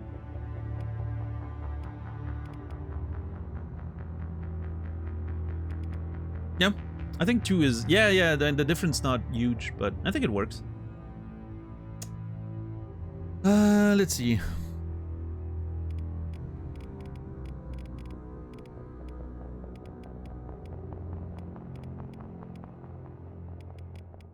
Oh boy. I'm gonna go with that. Are you planning on playing Subnautica 2? Yeah, eventually, when the game's like fully out. I'm not gonna play like early access or anything. I still have to play Below Zero. So we have plenty of time to eventually get to that. Even the nose is already pretty close. Like, that's insane, actually. Like, listen, okay, hear me out. If the game gave us like a big, thick stash, that would actually look quite a bit like me already. It's impressively, you know, like the default, like everything's already looking pretty good.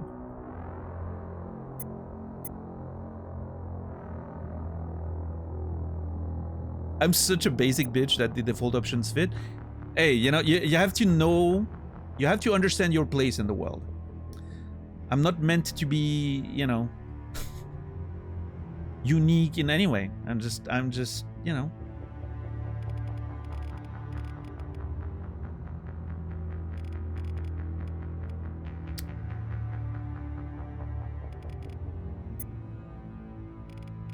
Depth, is that like...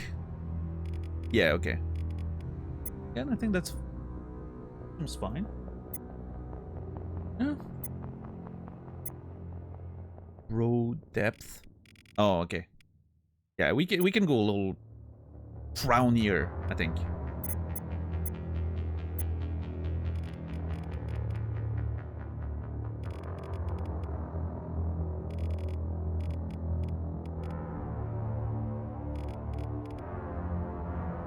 Yeah, that looks pretty good.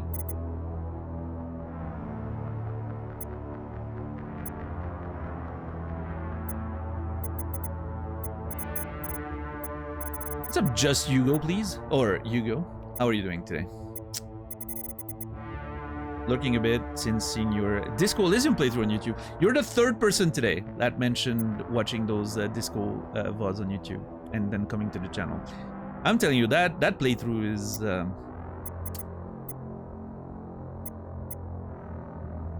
It's bringing more viewers to the channel than anything Twitch has ever done.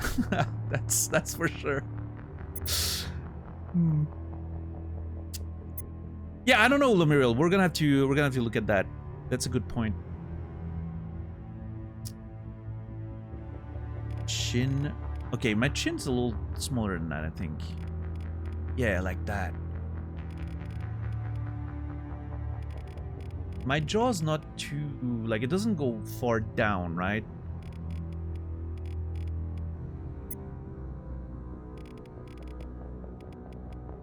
Yeah, that works. That works too. Yeah, I think this is pretty good. What a handsome man. Look at that.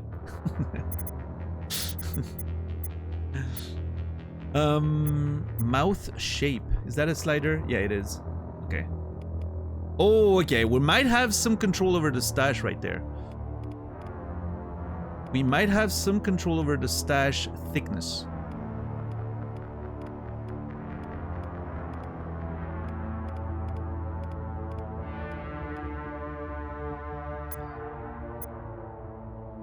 Okay, so that's... That was 5? 1, 2, 3, 4. Oh, 1, 2, 3, 4, 5.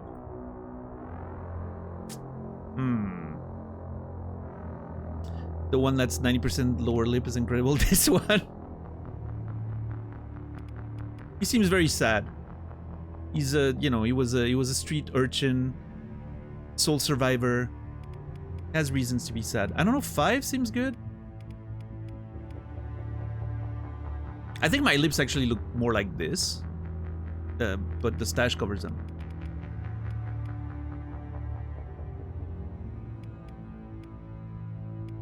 This makes the stash a little bigger. What's up, Tech D? How are you doing today? Is that just right? Yeah.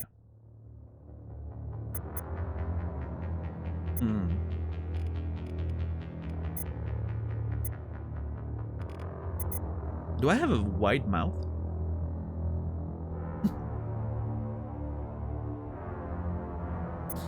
I don't know. Yeah, a little bit. Makes the stash look a little bit better. Oh, right. That's how I get the stash to be a little thicker, right?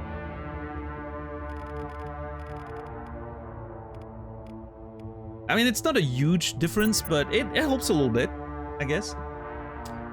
You know what we need? We need a mod. We need a mod that gives us a big, massive walrus of a stash, right? I don't know that I've ever seen your top lip. Not many people have recently. Listen, my last girlfriend would constantly like push my stash up to try and have a look at my upper lip. It was a whole thing. She was fascinated by pushing the stash up and actually like finding out who was the person under the stash. I don't think she ever figured it out. She didn't have enough time.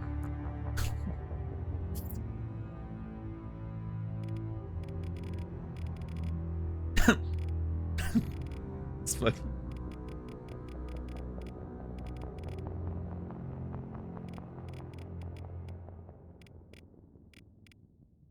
I think that works. I mean, it made the stash, all my changes made the stash slightly bigger, which I'm not mad about, but, you know.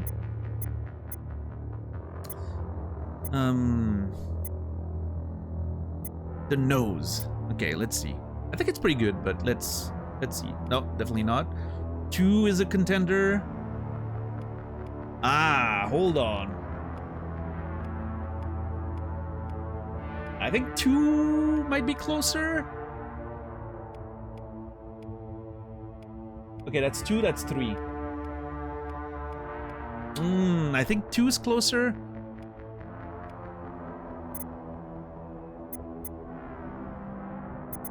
He keeps moving his head. Just stay to the fucking side.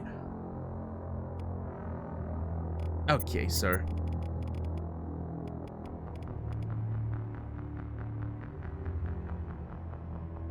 Huh. No, that's too wide. Yeah, 2 is better. 2 is the best. 2 is definitely the best.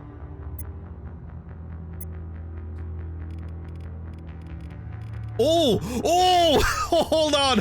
Yeah, oh no. The problem is, it doesn't work. Like, it makes the stash thicker, but it kills the nose. It doesn't, like, it doesn't work. The nose needs the length. But it does make the stash bigger. Ah, that's so unfortunate. I really wish there was a stash slider.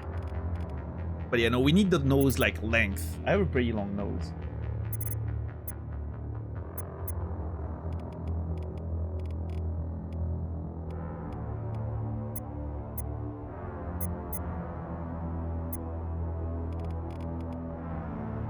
And the nose depth. What the fuck is nose depth? Oh, okay. Yeah, I mean, that works. Yeah, I mean, I think, honestly, I think we're pretty much there. It's not my best work, but based on the limitations of that creator, I think we're doing pretty okay. Am I a fool for thinking this is pretty okay? Am I fooling myself? Oh, hold on. We got more work to do. Is the music a bit loud? The music might be still a bit loud. Yeah, the game volume needs. I am NoHo Hank. For those of you who watched Barry, you know the reference.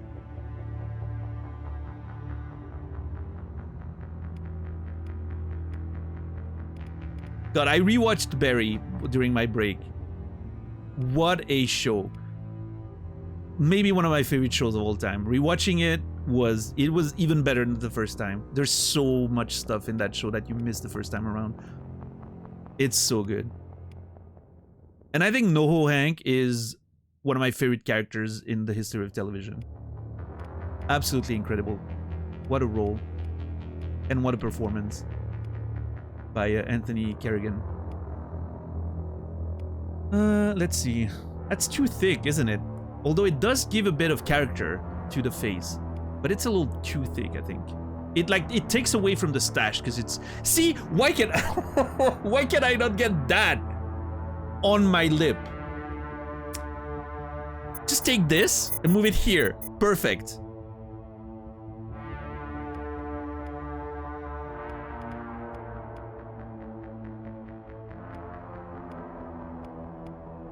Okay, 2, 3, 4, 5.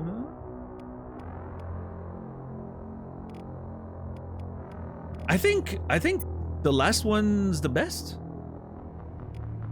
I mean, none of them are perfect, but maybe this? Oh, actually, this could be pretty good, yeah.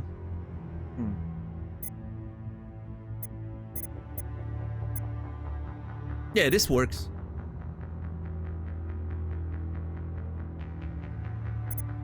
Man, I'm so sad that we can't. Yeah, I mean, honestly, you remove the stash. You know, I mean, it doesn't look exactly like me, but it's not. See, man, give me this without the beard. Without the you know, Rick Steiner side stuff. And then suddenly it's the exact stash that I mean, it's not perfect, but it would work. You know?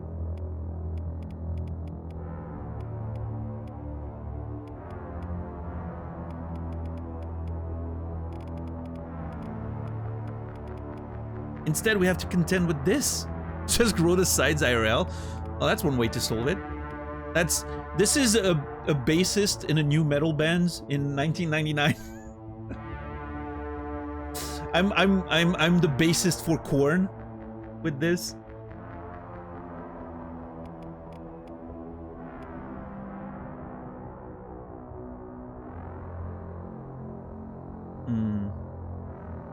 Yeah, it's unfortunate because that looks pretty good, the stash itself. But we're gonna have to go with this. It's a little more modest. It will do fine, I think. I look like I'm a Colombian drug lord. A little bit.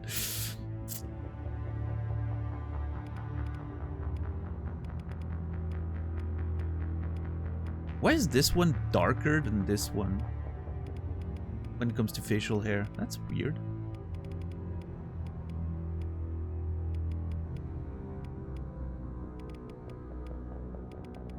Is there a difference?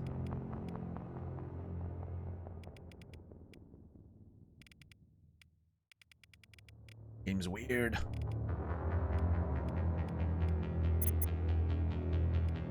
Because that's definitely lighter. Huh. I'll do.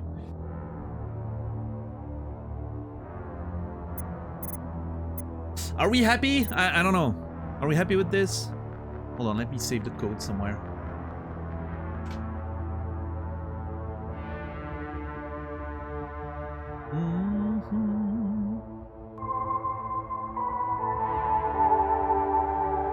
What's up, Prison Mike? How are you doing today?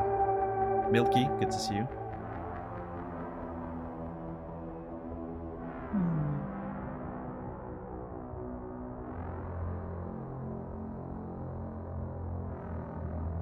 Yeah, thank you, thank you. Thank you for the tier 2 18 months. That's huge. Thank you so much, Milky. You will be remembered, as they say.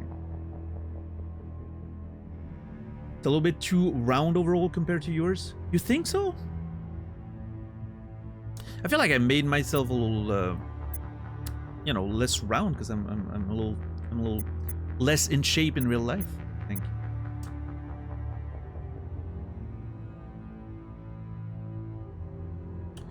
Do I need my cheeks to be a little more gaunt? Is that it?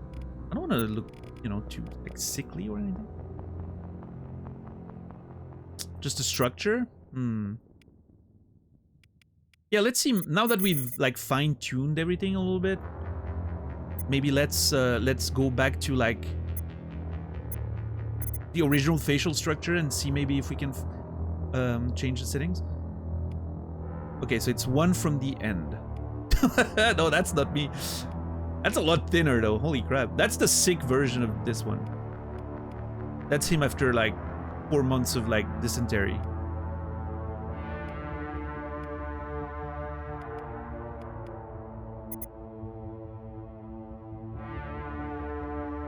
I think I mispronounced that word, by the way. Dysentery? Dysentery? I don't know.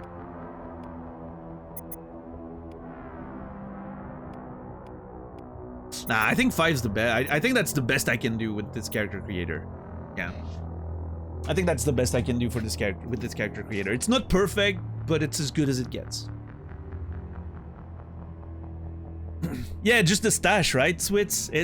Listen, the army doesn't allow for this type of beauty. We're meant to go and kill, you know, enemies, not seduce them. They wouldn't allow for that kind of stash. I get it. I understand. It would be a liability, you know. Can't make the entire world fall in love with the Alliance, you know.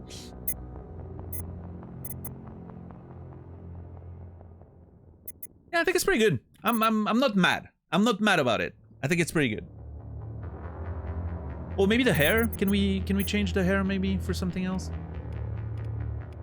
I mean, there's not a lot of choices. Yeah, this looks like 2003 me. When I was ahead of my time with the emo stuff. That's me in a few years. Probably. I don't know. My hairline's doing okay, I think. It's holding. It's holding for dear life.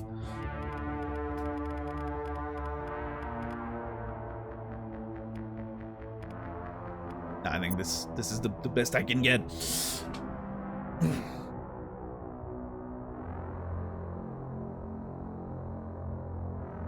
In the armed forces, they don't allow for a majestic stash like yours. I'm speaking from experience. Someone mentioned earlier that maybe in the Navy, like the Navy would allow stashes, but I don't know. I have no experience with, you know, I don't have any experience with the Swiss military outside of secondhand stories from my friends and contemporaries, but I definitely do not, much less with like the American sort of side of things.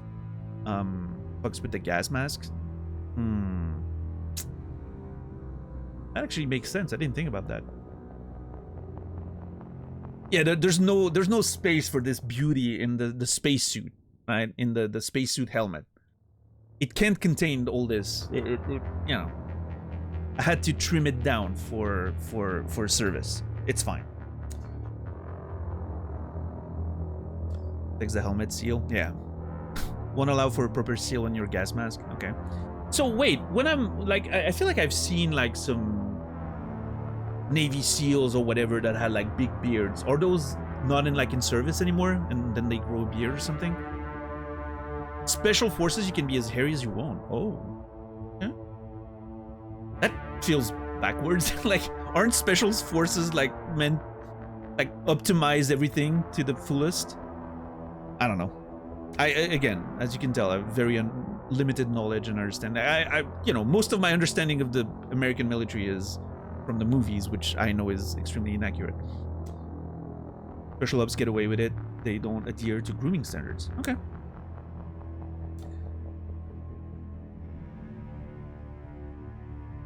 I don't know, man. I may have missed it because of the chaos that today has been White Wolf. But did you react when I said earlier that I started playing Helldivers a little bit? I know you were very into that game.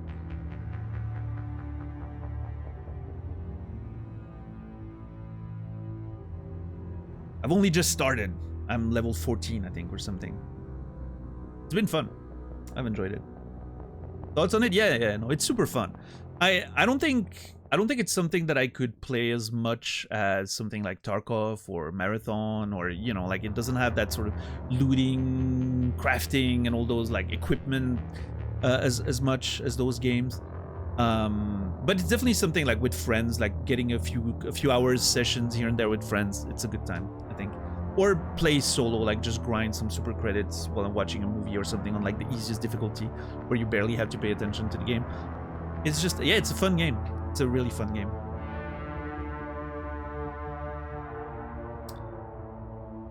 Can grow a stash to save my life. I can grow a beard to save my life. I shaved this morning. You know, I groomed for the return to the stream, you know. I made myself pretty for you guys. And after like over a month of not shaving at all, my beard was patchy as hell. It looked like, I don't know, it was terrible. I was very glad to get rid of it.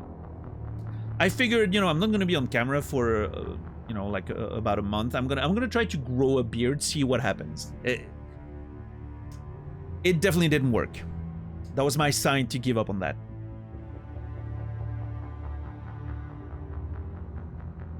All right, I think we're good. I think we're good, ladies and gentlemen. Oh, do I want a scar as a memory of my Soul Survivor mission thing?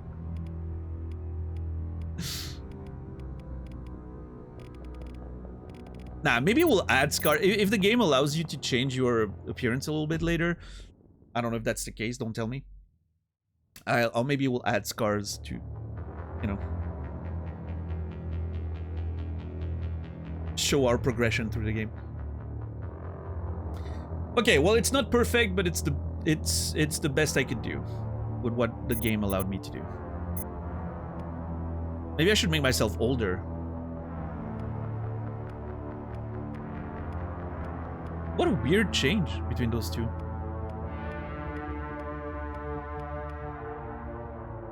Huh.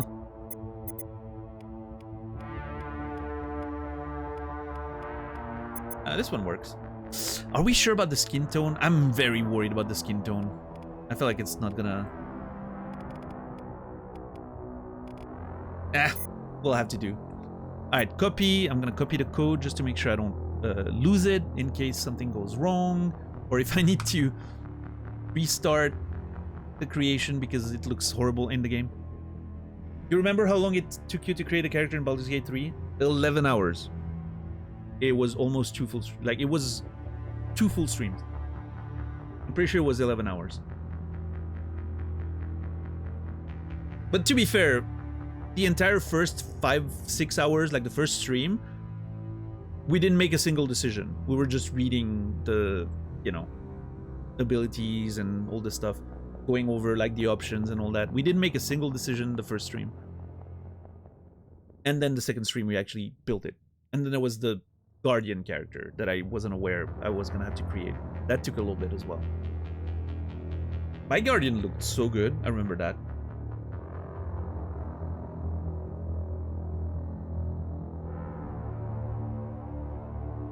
Yeah, for sure, Shepard. Or some character creators these days, they allow you to change the lighting inside the character creation. I feel like this is gonna backfire. Like, I feel like my skin tone's gonna look horrible in game. I'm gonna look sickly. Oh god, I was on the wrong one. Oh god, I think I was on the wrong one. This was the one. Copy. Hold on. Hold on. I was on the wrong one. Holy crap. Yep. That would have been bad.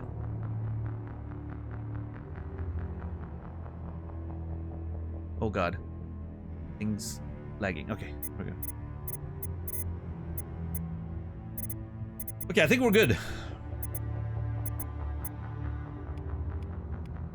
Yeah, it's the Q. Q is my skin tone. Yep. All right. I'm ready to go in, I think, ladies and gentlemen.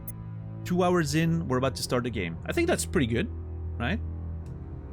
Fast character creation, all things considered.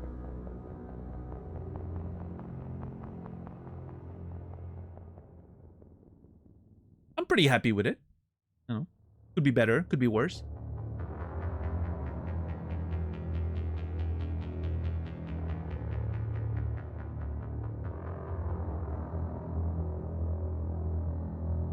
All right.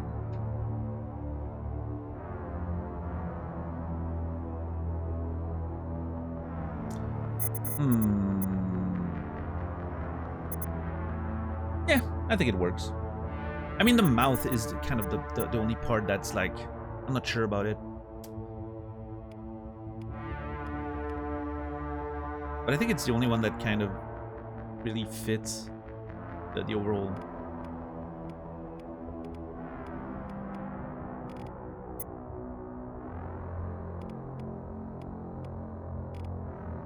It kind of blows my mind that those are the only like mouth options.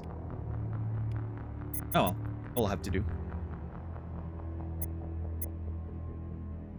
Alright, finalize. Profile reconstruction complete. Hey, look at us. Does anyone who knows like the UI of the game, what would be the ideal camera position for me? Am I fine all the way at the top there, or do I need to lower myself? Look like a TV show Black Policeman from the 80s? Black Policeman? Okay. Probably top right? Okay. If top right's fine, then we're good. I think I look like, what's his name? Am I wrong? Hold on, I'm gonna Google first. Yeah, I look like Seth MacFarlane with a stash. I think that's what I look like. My character, at least.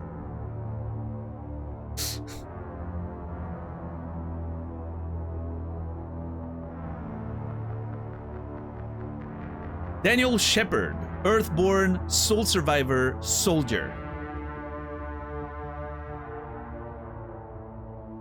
How old is this game anyway? 2007, I think. This is the remastered edition, right? Like Legendary Edition, remastered, new textures, you know. So it's an improved version of the original, but it's still very much like you can feel the jank of the old days. This feels like something that ran on like Unreal Engine 3 or something. Actually, what does it run on? Mass Effect 1 engine. Unreal Engine 3! That's so funny. It actually is what it's running on. Oh, the jank of Unreal Engine 3. Love it. It's unmistakable. Like, I grew up with that stuff. Well, I mean, I was already pretty old when that came out, but... I was older than some people in chat when this came out. Is there a remaster? I think it's the same engine, yeah. They just like give it a polish. Mass Effect 1 Legendary Edition engine? Yeah, it's still UE3. I think they just like upscaled and replaced the textures and a few things like that. That's about it. What are some notable games made with UE3? XCOM, Enemy Unknown is a big one that I remember being extremely janky to play on modern hardware because of the engine. Basically, a ton of those good games from like end of the 2000s, right? Isn't even like Deus Ex Human Revolution running on that? Oh, never mind. Crystal Engine. Completely different. Yeah. But yeah, let's... Notable Unreal Engine 3 games. Let's see. Gears of War. Arkham Asylum. Okay, that's surprising. Mass Effect. Yep. BioShock, of course. Borderlands, the first one. Yep. Yep, that checks out.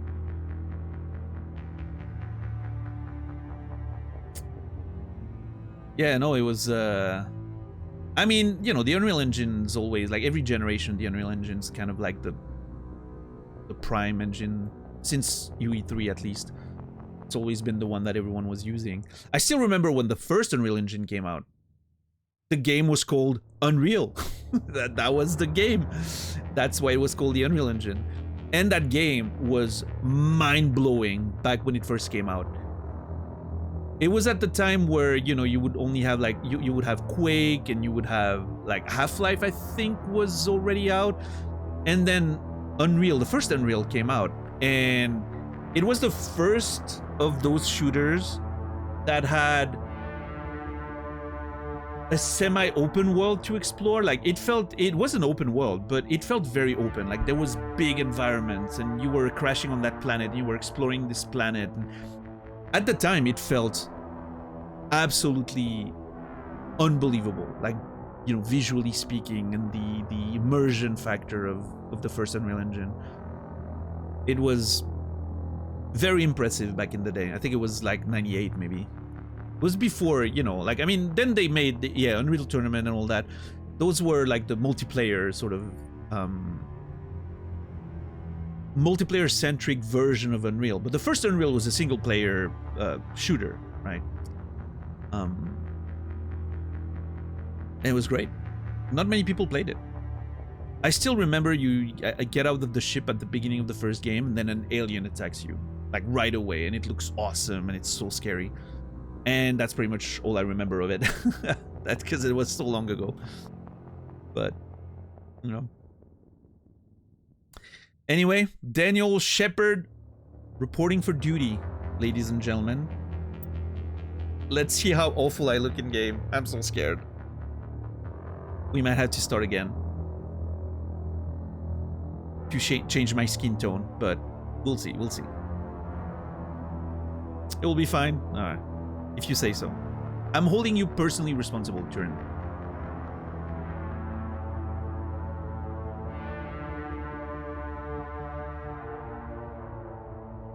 All right, let's go. I'll take the blame. Fair enough. I like the rifle that I'm holding. Looks pretty cool. Once you confirm your character is complete, you will be unable to change any settings. Fair enough. I love that the game threatens you with, like, you know, yeah, you don't know what your skin tone's gonna look like and everything in the actual game, but fuck you. And if you click, you're gone. That's it.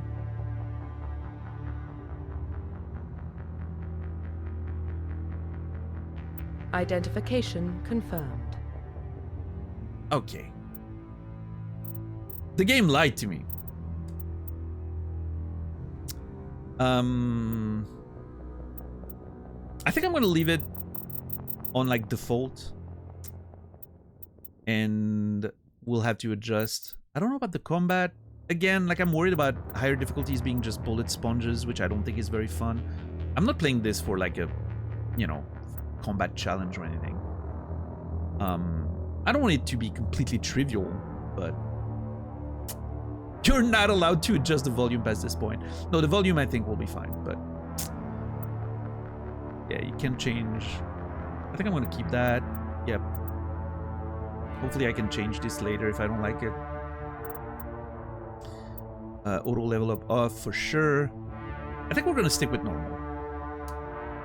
Again, like, I'm very worried about bullet sponge type stuff. I hate that. And with older games like this, it's always a concern. But I'm more interested in the story than anything, so.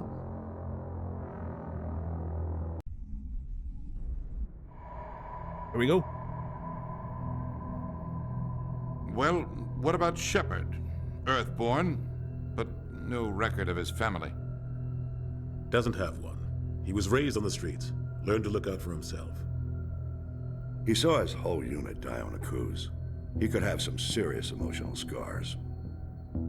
Every soldier has scars. Shepard's a survivor. Is that the kind of person we want protecting the galaxy? That's the only kind of person who can protect the galaxy. I'll make the call.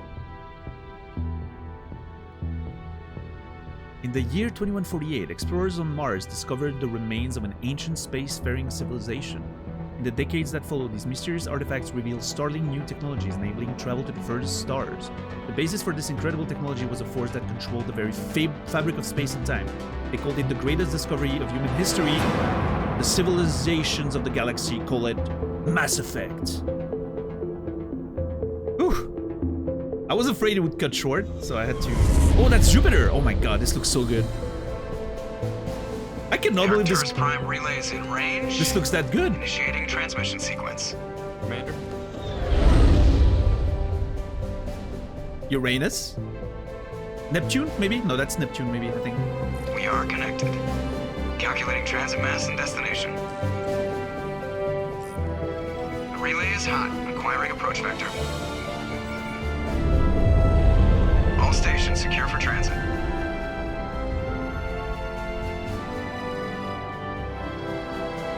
Music's loud.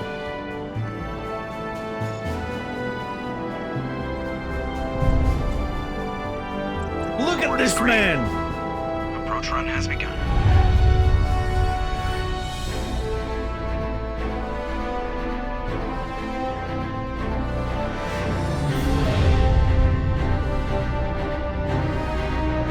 Hitting the relay in 3, 2, 1.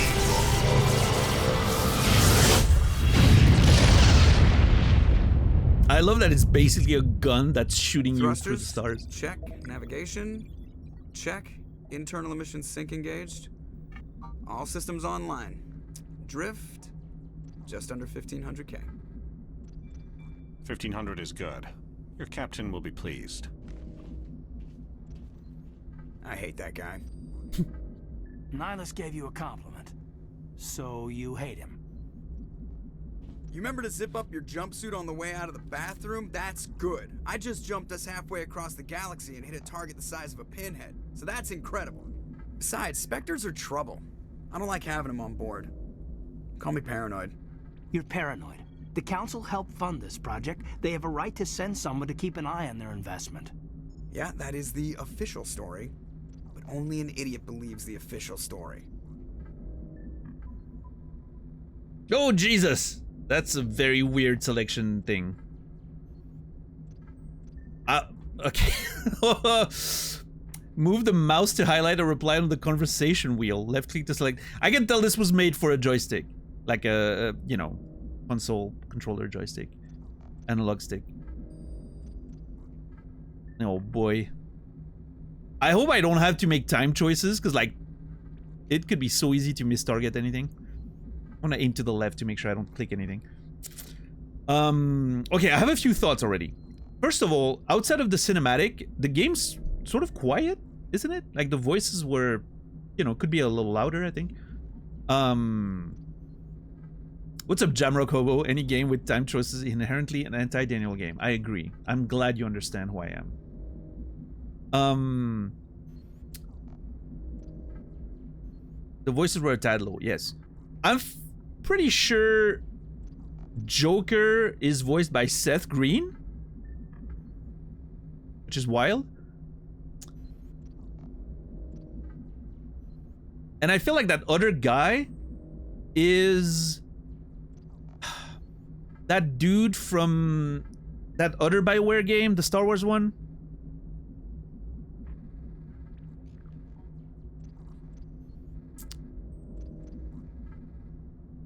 I don't remember the name of the KOTOR character. Is that the same voice actor?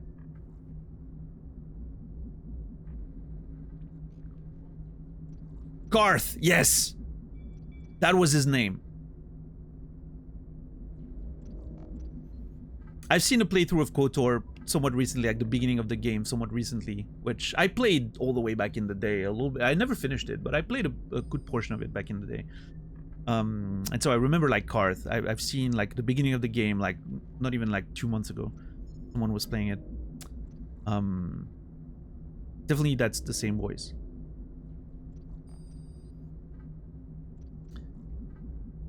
Yeah, I think the cutscene volume is like separate from everything else, right?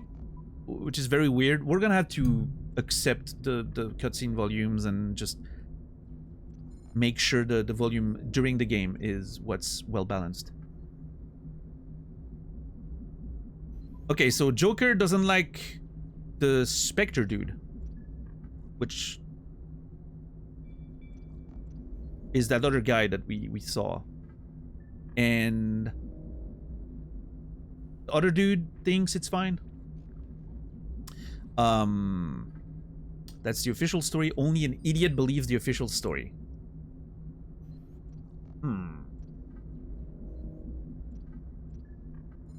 I agree. You're overreacting. Cut the chatter. I need to establish my authority, don't I?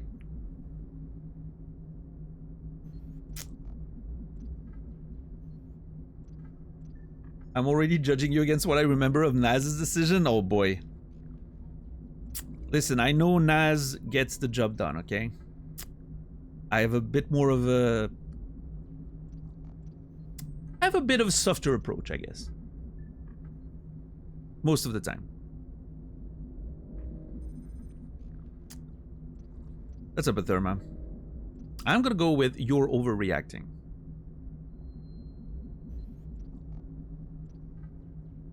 That feels like a good first line for my character.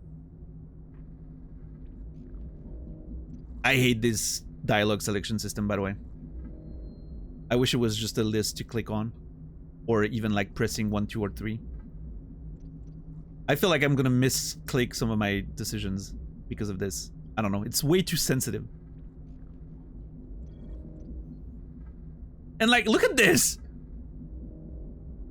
How is this pointing on the... Okay. It's not even accurate.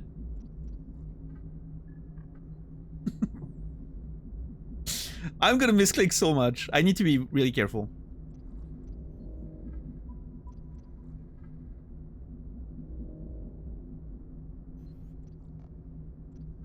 Yeah, it's a little, it's, I don't know. It's definitely not designed for a mouse, I can tell. It's not a big deal, right? We'll get used to it, but it's just...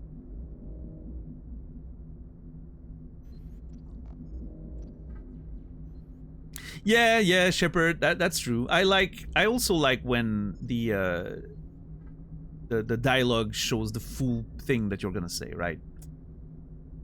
But it leads to fun moments when the character says something completely different, so we'll deal with it. It's gonna be fine. Playing with a gamepad an option for you? Yeah, I mean, I have a controller, but I don't want to deal with the... I think the implementation's pretty poor, at least in the first game. Like, it doesn't play super well. And as far as I know, it's only like Xbox icons, which I don't like dealing with. I play with a PlayStation controller. I don't know. I'll play with mouse and keyboard. It's a third-person game with shooter elements. I'm a soldier. I'm gonna shoot weapons. I'm gonna play with mouse and keyboard. It's gonna be fine. You're overreacting. You always expect the worst. Well, bad feelings are an occupational hazard. But we don't go anywhere unless there's a good reason, so... What are we doing here? Joker, status report. Just cleared the mass relay, Captain. Stealth systems engaged. Everything looks solid. Good. Find a comm buoy and link us into the network. I want mission reports relayed back to Alliance Brass before we reach Eden Prime. Aye, aye, Captain.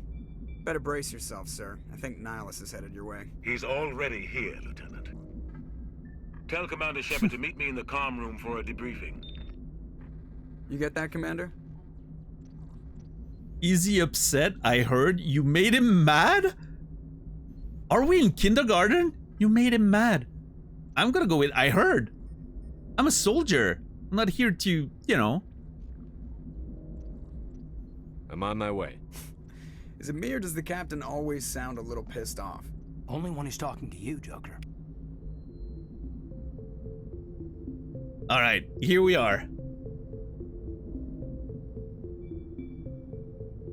Oh boy, that is very slow. Okay, I need to increase my sensi, I think. Ooh. Oh, there's mouse acceleration, isn't there? Yeah, there definitely is. There is mouse acceleration. I'm like from one edge of my mouse pad, slowly going to the other. I get about a half circle. And now if I go fast, Wait, hold on. Yeah, I go further. I'm new here, so I don't know how much info we can share. None whatsoever.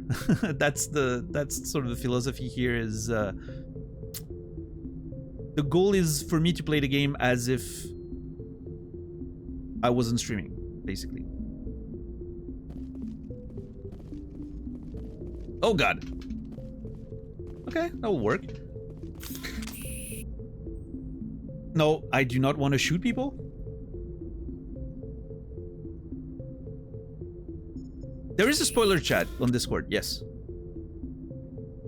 However, you can look at it, you can read it, even if you're not a sub or anything. However, to speak in the spoiler chat, you need to be a tier 2 or above. It's one of the ways that I could reward my biggest supporters. Oh my god. Okay. There's gonna be a lot to deal with there. Okay, options. Controls. Mouse sensitivity, we're going back to 50.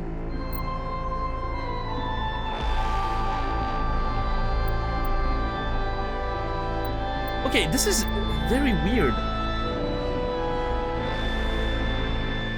Yo, 10 bucks. Thank you for the tier 3, 47 months. I appreciate you. Welcome in, 10 bucks. I hope you've been doing well. Good to see you.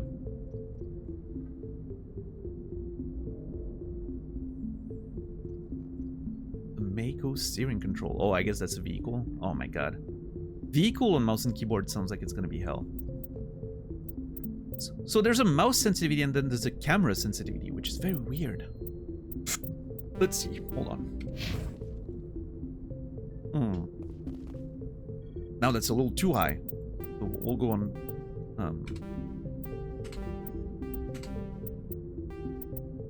Okay, what's the music like? Music seems fine.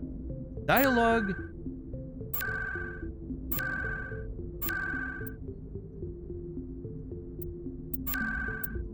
Sound effect seems okay. We'll have to see in battle and everything. Dialogue can be slightly higher, I think. Is the music decent? I'm sorry, the first streams of a new game is always like a bunch of sound settings. But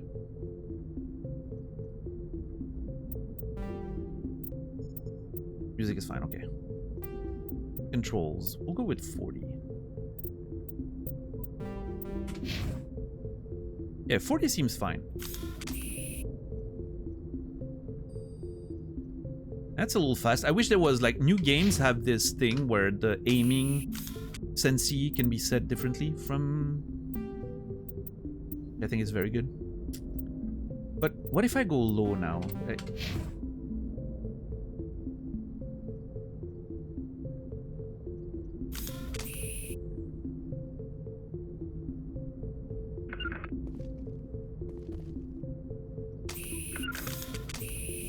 No. Yeah, this is weird. I don't know what the deal with the camera sensitivity and the mouse sensitivity is. Oh, I get it. I get it. Is if you're playing with a controller. Gotcha. It suddenly occurred to me.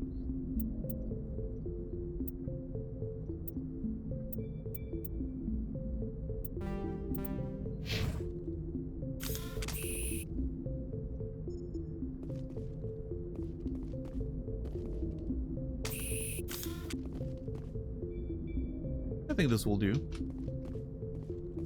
Can I talk to Joker, Kaiden, and unnamed NPC?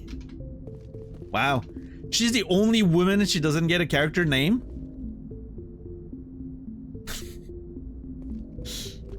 Yep. The ladies don't even have a name. Typical. Yeah, I know. Oh god, I wanted to talk to him. Okay, F is not talking. Was it space? The captain's waiting for you in the comm room, Commander. Yeah, I have to change that. Yes, space to sprint is ridiculous. Hold on. Toggle walk control. Yes. Toggle crouch C. Yes. Use and sprint. Sprint left shift, use F. Map, caps lock. Equipment, tab.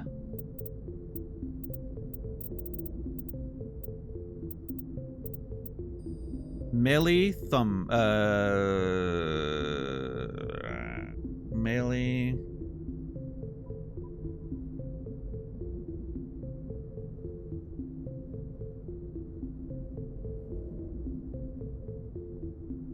E. Unbind squad mate 2 to move and attack. Sure. Change zoom level, thumb.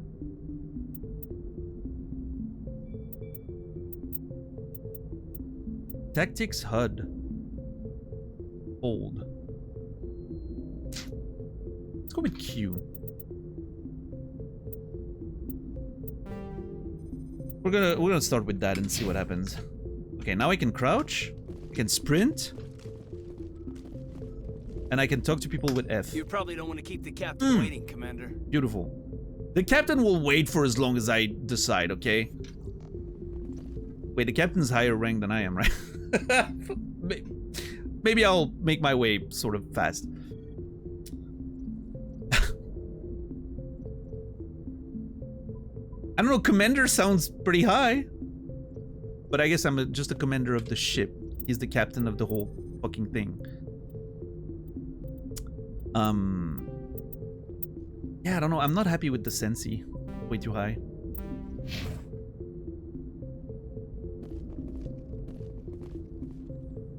Feels better. Yeah, that will do. Main character syndrome. I mean, I am the main character. I can walk! Oh my god, this game has a button. I mean, I know I found it. But like, it blows my mind that this game has a walk button.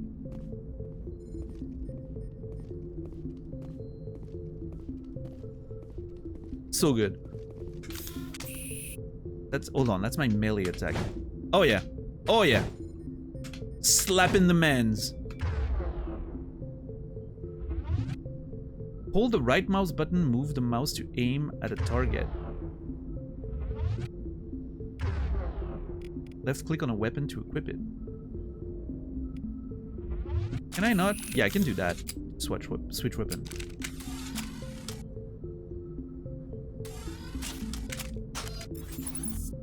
Cool. But I can also use this. Okay. And then I have a bunch of quick slots. Can I bind?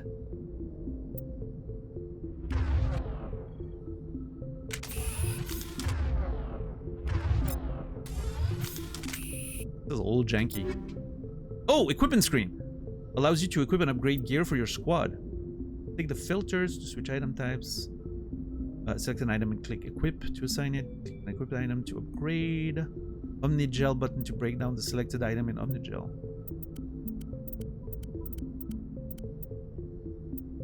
Ane Kadar, the manufacturer. Kessler 1, Storm, Lancer, Grenade Launcher. Okay. Okay, map. Oh god, can put my own little item. Those sounds are crazy. Man, the 2000s were a different era for video games. It was a different time. Okay. Save! New save. Save game. Yeah. Alright, that's done. We're gonna have to check all the finer settings as we go.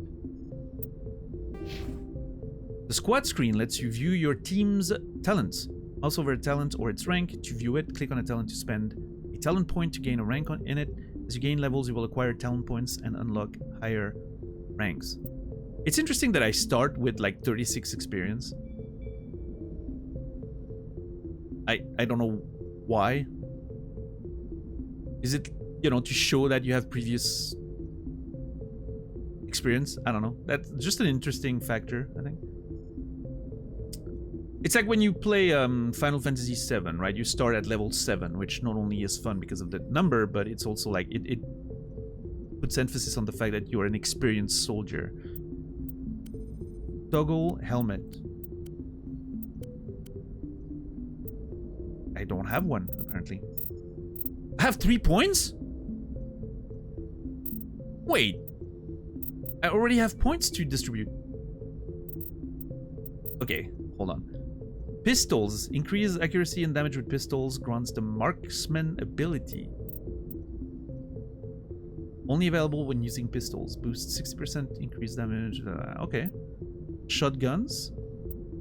I do not have any points in shotguns. Why? Required pistol 4 points. Whoa. Okay. Oh, I see. Unlocks shotguns. Okay. Unlock sniper rifles.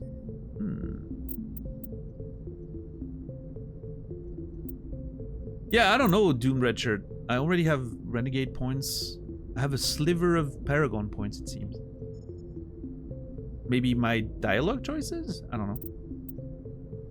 Assault training increases melee damage, weapon damage, adrenaline burst ability, which is resets the cooldown on all of your talents so they can be reused immediately. That sounds really busted.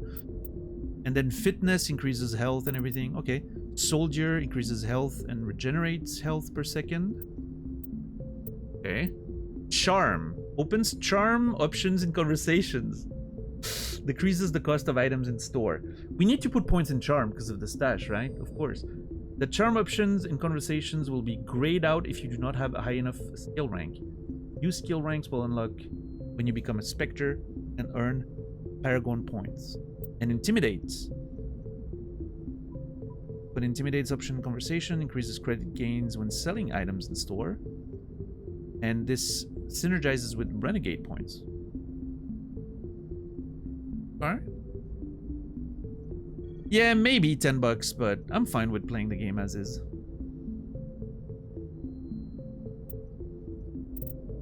But yeah, we were going over that during character creation extensively. Build boost, unlock first aid, unlocks heavy armor. Oh man, so many things. I'm gonna put a point in soldier. I'm gonna put a point in charm.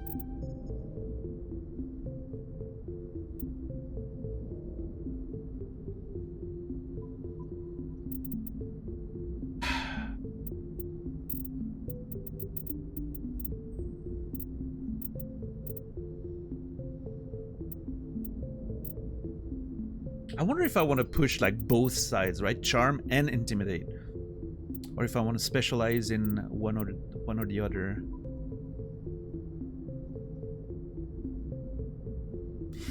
See, the way I'm looking at it is I always want to push points in stuff that allows role-playing options, right? Because the combat, whatever, we'll, you know, we'll just shoot people and they'll die, right? But getting points in like those things, you can unlock conversations and stuff that you would not be able to get otherwise. And that to me sounds pretty good. I think 1 point in soldier at least for like the health regen sounds pretty good. What's up, Mystic Flame? How are you doing today? Yeah, we've shelved the Silk Song for now. Because I took such a long break. I didn't want to sort of... I felt like I also like the past few weeks of playing Silk Song before the break were I don't know, I wasn't feeling connected with the stream and what I was doing. My mental was all over the place. I don't want to ruin the game playing it in a bad state. So we'll get to Silk Song when the DLCs are out or whatever, and maybe we'll start from scratch. We'll see. It's gonna be a future thing. There's a part of me that kind of wants to go like that. That sounds interesting. Yeah, health regen sounds pretty good though.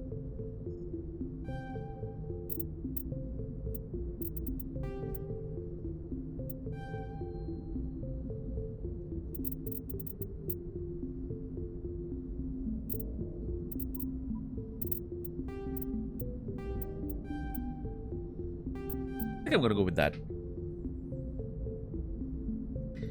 I think I'm gonna go with this.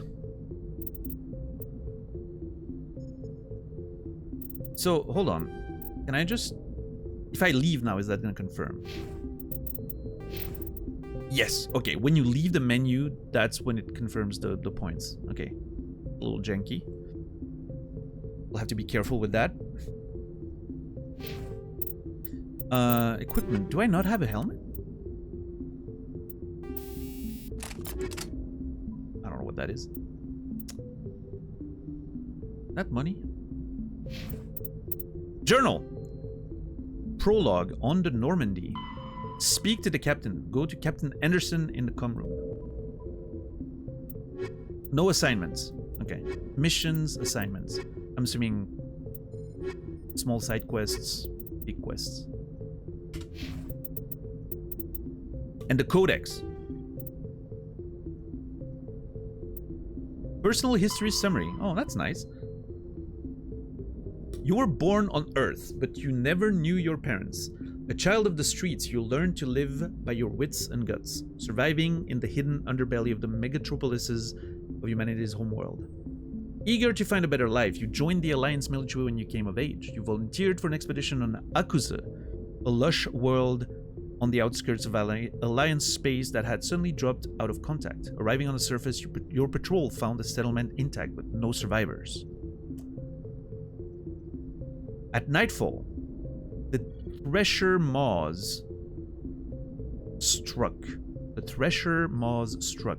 Mindless abominations of teeth and tentacles that rose up from beneath the earth. Constant gunfire couldn't drown the shrieks of your fellow soldiers as they were dragged down to a gruesome death. 50 Marines died on Akuse. You were the only one to make it back to the landing zone alive. A monument on the planet commemorates the massacre, a grim reminder of the price humanity must pay as they spread throughout the stars.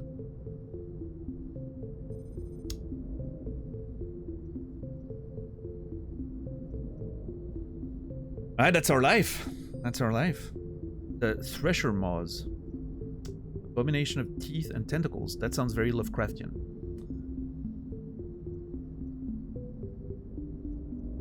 Interesting. I wonder if we can go to Akuse and find that monument. Humanity and the Systems Alliance. Hold on. The Alliance is the government and military of humanity beyond Sol. I have to look at that. Coraline. I'm sorry. I speak my native language is French, so I'm pronouncing it the French way. Coraline. Coraline. Who?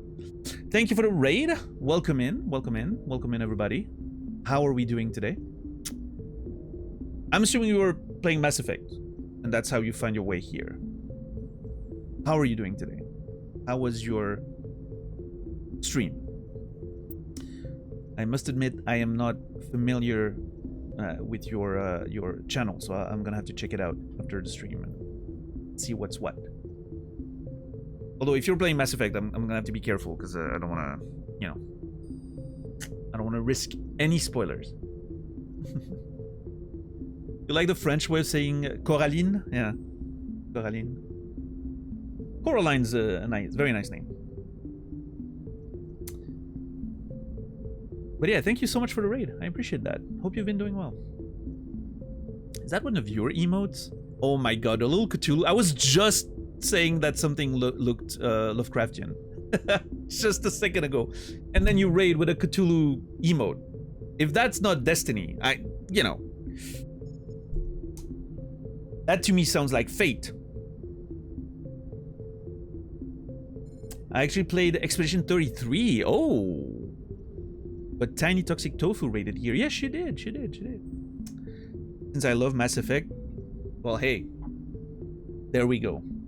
A little bit of Mass Effect action. I was just we barely started. I haven't moved from the how do you call that? Like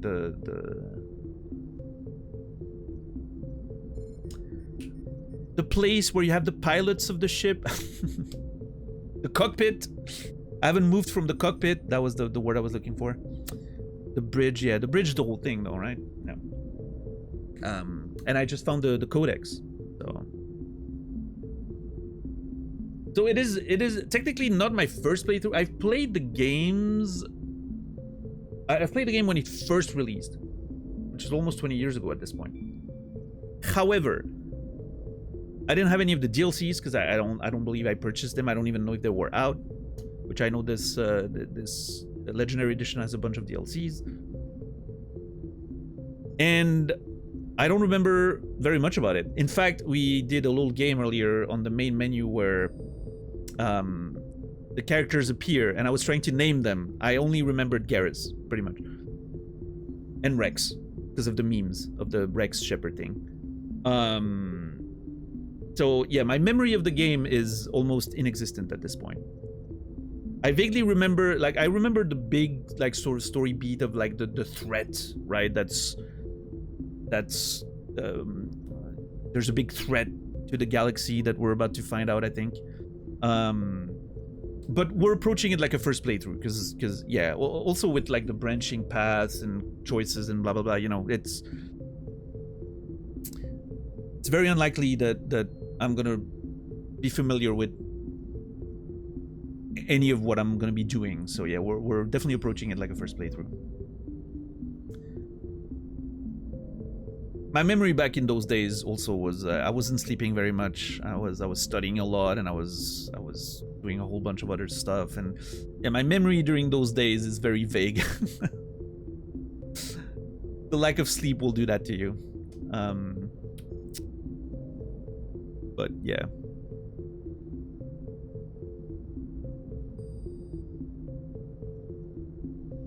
Yeah, no, I'm excited. I'm just gonna keep reading a little bit of the codex, and then we'll proceed, because the captain's waiting for us apparently, and we don't want to make him wait. 2069. Armstrong Outpost at Shackleton Crater becomes the first human settlement on Luna. It is formally founded on July 24th, 100th anniversary of our first lunar landing. It's interesting to think that we might actually be ahead of the timeline in real life. I mean, I don't know how the Artemis program is gonna go, right, with the budget cuts and all that nonsense, but it's likely that we might have a first human outpost on the moon before 2069. Which is not usually the case in sci-fi, right? Typically, sci-fi tends to overestimate how quickly we'll do things, as shown by Blade Runner, for instance. Although, admittedly, this game's a lot more recent than Blade Runner is, but...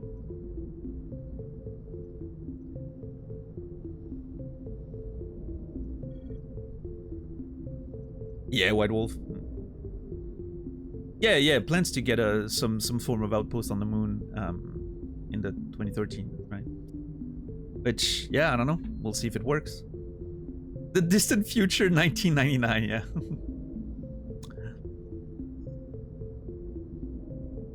I don't know. I will admit, like, the Artemis stuff, I was really excited for it, even back when it was first announced, and I've been, you know, I'm a huge fan of, like, space exploration and all that, so for me, being able to witness another like lunar exploration program is such a great time.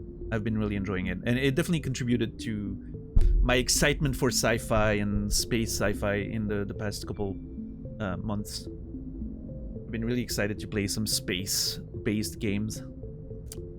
So Mass Effect is really ideal right now. I'm excited. 2103, Lowell City in Eos Chasma becomes the first human settlement on Mars. I wonder if that's named after Jim Lowell from the Apollo 13 mission. I don't know.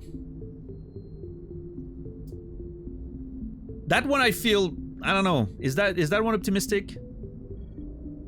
I don't know. We haven't been on Mars yet. It's gonna be a whole other story. The moon's much closer. And it's, you know, the moon's always around the Earth. It's much easier to plan traveling there. with Mars, there's a whole like yearly orbit kind of deal, you know.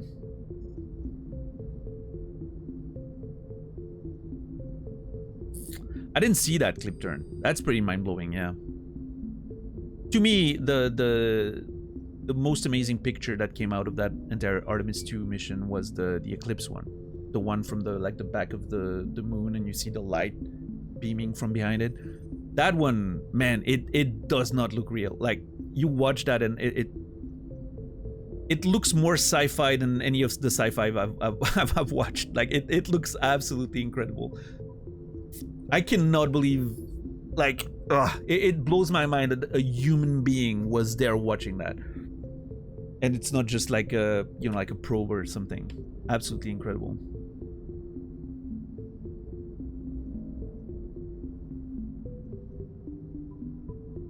Looks like one of those StarCraft OG mission loading screens, yeah. To me, it reminds me of, I've mentioned it, but like this, the movie Sunshine. There's a scene in Sunshine where you see Mercury transiting in front of the sun, which I always thought that the way they filmed that, well, the way they rendered and made that scene, it looks so natural. Like, there's something with the lighting, like it looks like a real filming of space. Obviously, it's not. And that's what it reminded me of. Like, I saw those pictures of the moon and I was like, man, Sunshine really got it right. Like, it looks so impressive.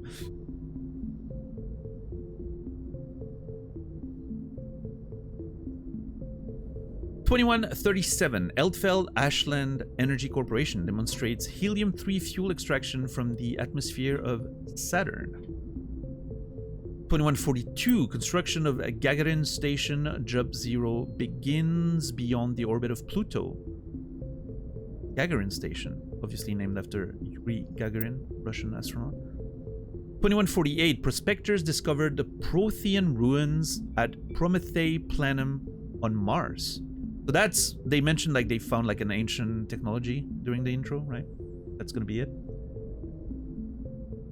Yeah, Shepard. Some people actually believe that. Translation of Prothean data leads humans to the Charon mass relay.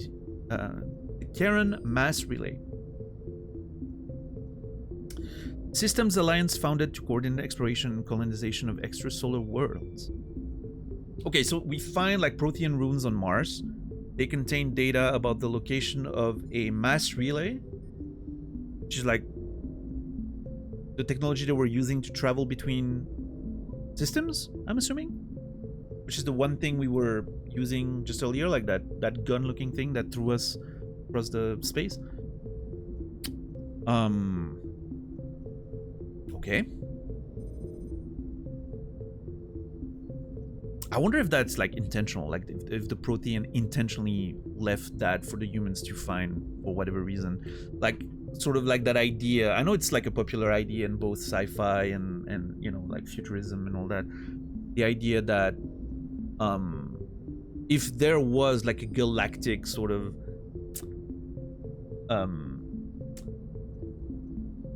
group of like civilizations, and they're trying to remain hidden from the primitive ones, which we are part of, right? Let's say we're a primitive society in the galaxy, but there is like galactic, you know, like a galactic government or something between advanced civilizations. They would sort of hide the way to find them somewhere in the system that requires to prove that, yeah, now we're able to properly like travel between planets, and we're ready to join the greater sort of, you know, galaxy thing. I know that's a popular theory in sci-fi, which, yeah, pretty interesting. I like that idea. You got to prove that your civilization's advanced enough, right? 2151, a shipping accident in Singapore International Spaceport exposes downwind communities to containers of dust form element 0. Alliance begins construction of Arcturus station. Element 0. Okay. Not sure how that's relevant to the whole thing. Oh, there it is. Hold on. 2152. Roughly 30% of the children born in Singapore after Element Zero exposure suffer from cancerous growth. System Alliance begins settlement of Earth first extrasolar colony world, the planet Demeter. Demeter in French, but the meter? Demeter. I'm gonna go the French way. Sounds better.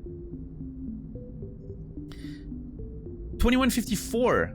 Commander Shepard's born. Hey, look at us. So we're born almost 100 years after the first moon settlement and about 6 years after the discovery of the Protean ruins. Interesting. Seems much closer than I thought it would be. 2155. System Alliance occupies completed portions of the Arcturus station as headquarters. 2156. Some children of Singapore exhibit minor telekinetic abilities. Oh, that's how the what was it? The biotics? The adepts? The biotics? Whatever. Adepts, biotics. I don't remember from the character creation. That's how they were born, right? The exposure to Element Zero, which I'm still not sure what it is, but I'm sure I'll find out. 2157. Turians encounter human explorers. First contact war. Uh-oh. Occupation and liberation of the human colony of Shanxi. Okay, so we meet our first... we meet our first other civilization and immediately get into a war with them? That seems very human of us. It kind of makes sense. Classic humans, yep. Sounds about right. I have not watched Project Hail Mary, no. I'm still unsure if I want to read the book first.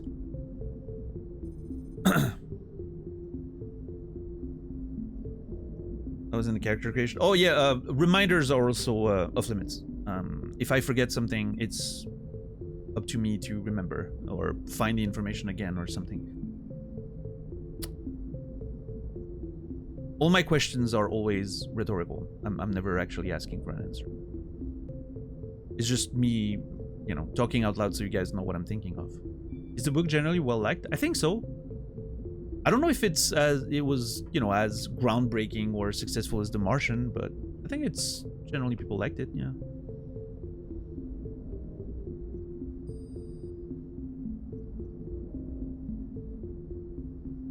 Humans learn potential of biotics. An international effort to track Element Zero exposures begins. Roughly 10% of exposed children show some level of biotic abilities. So that's kind of crazy because, like, some of them show cancerous growth and most likely die, right? And then others... Wow, that has to be... I wonder... What's the author? What's his name again? Andy Weir. W-E-I-R. Andy Weir. Yeah. And you know, obviously, if anyone gets deleted, if you're new around here, everyone gets deleted once in a while, because our rules are pretty strict when it comes to game information and that. But deletions just to protect my personal experience. It's never a personal thing. It's not a punishment. It's really to protect the purity of my playthrough. But I appreciate everyone for understanding that. And if you get it, you'll fit in. You'll fit right in. I can tell. It's not always that simple. Yeah, Credo. Yeah. The author said some dumb shit online that killed my desire to read it. Oh, really, Doomed? That's unfortunate. Yeah.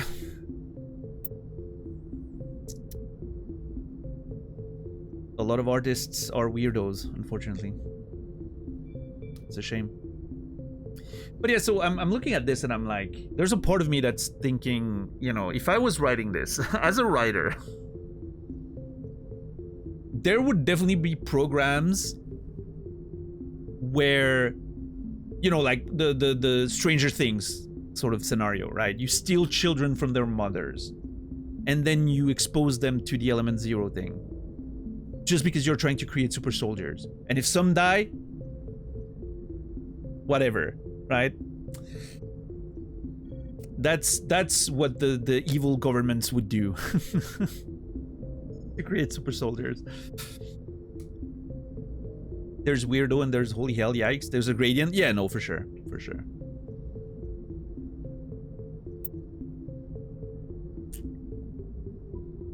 Yeah, I think you have to be sort of a weirdo to be an artist. I think that comes hand in hand. But from, like, you know, the innocent weirdo in a, like, weirdo in an endearing way, right? And then there's the other end of the spectrum of, you know, pedos and abusers and all that shit, right? Which is, yeah. It seems like not a lot of them escape that fate. Fate, as if it's not a personal choice, but, you know, feels like it's always, like, sort of coming out eventually. One that really disappointed me was Neil Gaiman. I really like Neil Gaiman, not just his writing, but I liked what I knew of him as a person. What a grave disappointment that was. Especially, like, you know, his, like, to me, it's like, there's certain people, like, sometimes stuff comes out and you're like, yeah, you know what, I'm not too surprised. Like, you know, nobody's gonna look at, I don't know, you're not gonna look at Dr. Disrespect and be surprised that the guy turns out to be a fucking, you know, piece of garbage. Like, it's like, yeah, I mean, I guess I could have seen it coming, right? But Neil Gaiman was, like, part of his brand and his, you know, yeah, part of his brand and his sort of, like, personality was that he was, you know, he was a kind person, he was a helpful person, and he was someone who would be on the right side of a lot of those conversations, and you know, someone that was defending, like, you know, minorities and very much, like, going to bat for the little people, like, this, you know, the people that get persecuted and oppressed and all that. Like, he was on the right side of things. That part of his brand was this sort of, like, kindness and just, so it kind of, it's like learning that, you know, if you were suddenly learning that Robin Williams was a fucking, you know, that would, like, literally break hearts of people, like, because the like, sort of the brand that's built around the people, right? Oh well. Never put anyone on a pedestal. That's the moral of the story there.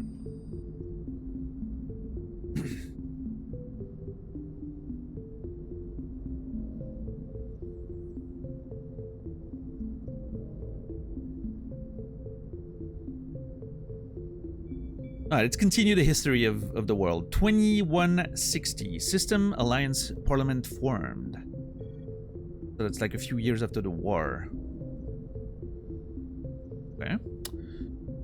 2165, humans established embassy on Citadel.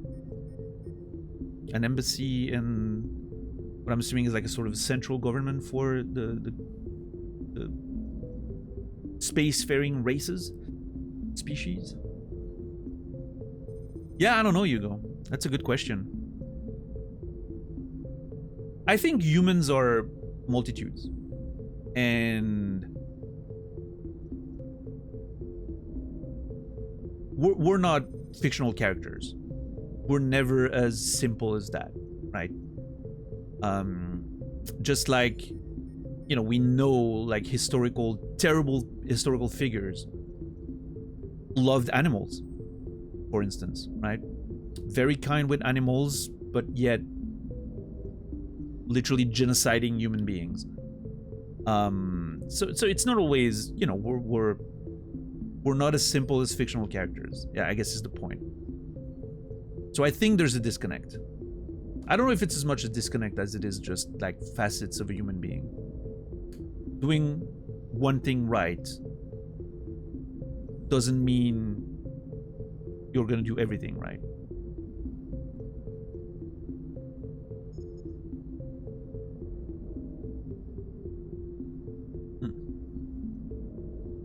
Yeah. I don't know, it's pretty complex, I guess.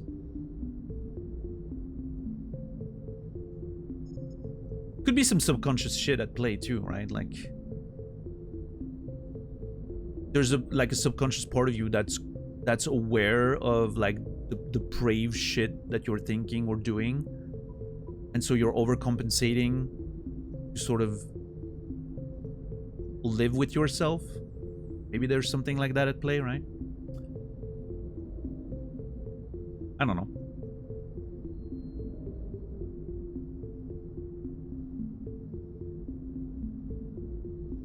Wait to see the type of shit I'm gonna do in Mass Effect. Maybe I'm gonna do some horrible stuff and then I'm gonna pretend that I'm a good guy just to live with myself, right? Which I'm sure my good friend Nasrallah, when he played this game, probably did a whole lot of that.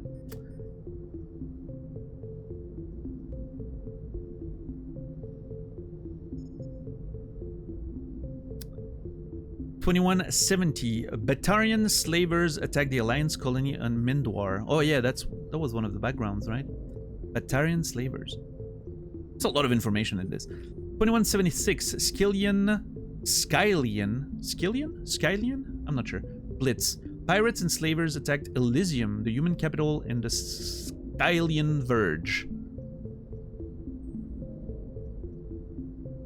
Thresher maws devoured the Alliance colony of Akuse. That's our backstory, yeah. In retaliation for the Skylian Blitz, an Alliance fleet wipes out an army of slavers on the moon of Torfan. Okay. And 2183 current date, which means we are 39 years old. Wait. 29 years old. Oh my god, we're a baby. We're a child. We're 29. That's how am I supposed to identify with this character? I can't relate with my character.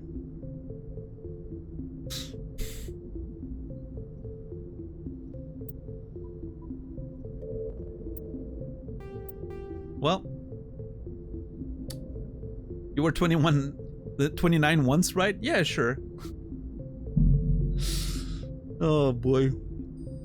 I'm just pretend the trauma aged him. Are you a bad guy or an honorable player in RPGs? I don't know. People will tell you that I'm really good at sitting on the fence. I'm a fence sitter.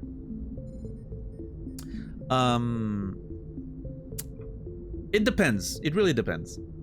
I don't go full good guy or full bad guy. I just do what I feel like I would do in the situation.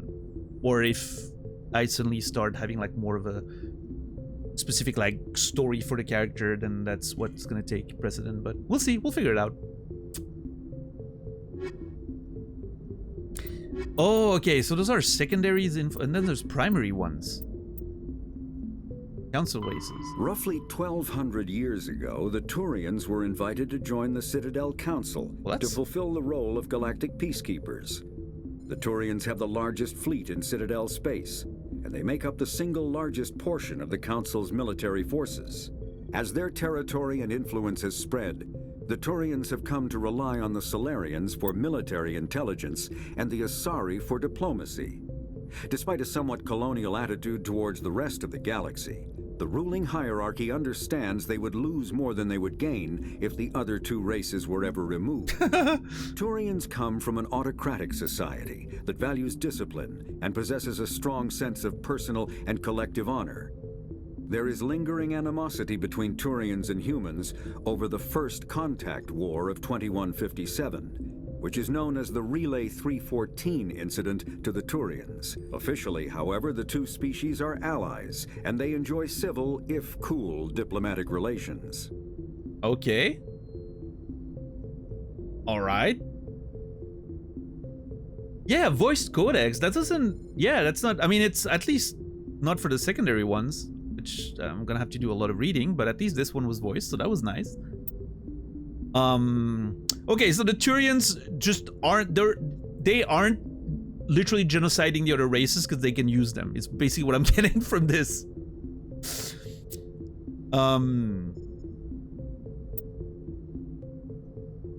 Largest fleet in Citadel space. Okay. Make up the single largest portion of the Council's military forces. Okay, so they're a warring species. Okay, got it.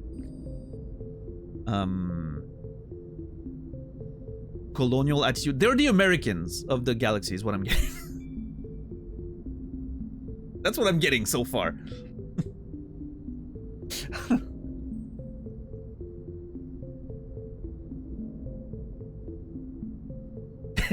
That's too far. I don't know. I mean, it, you know, colonial attitude towards the rest of the galaxy. It would lose more than it would gain if the other races were removed. No.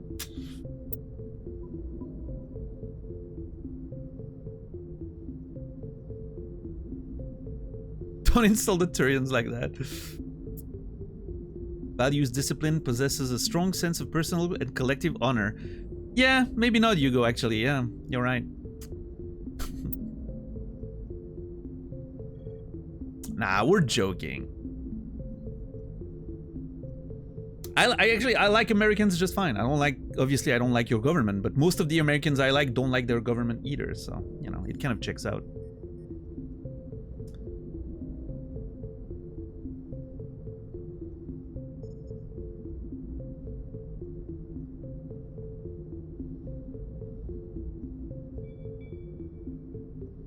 I like that for the humans it's like first contact war, like it's this big epic thing. And for them it's just like Relay 314 incident. It's another Monday. Okay, but our relations are okay right now. Okay, good to know. Humanity and Systems Alliance. The Systems Alliance is an independent supranational government representing the interests of humanity as a whole.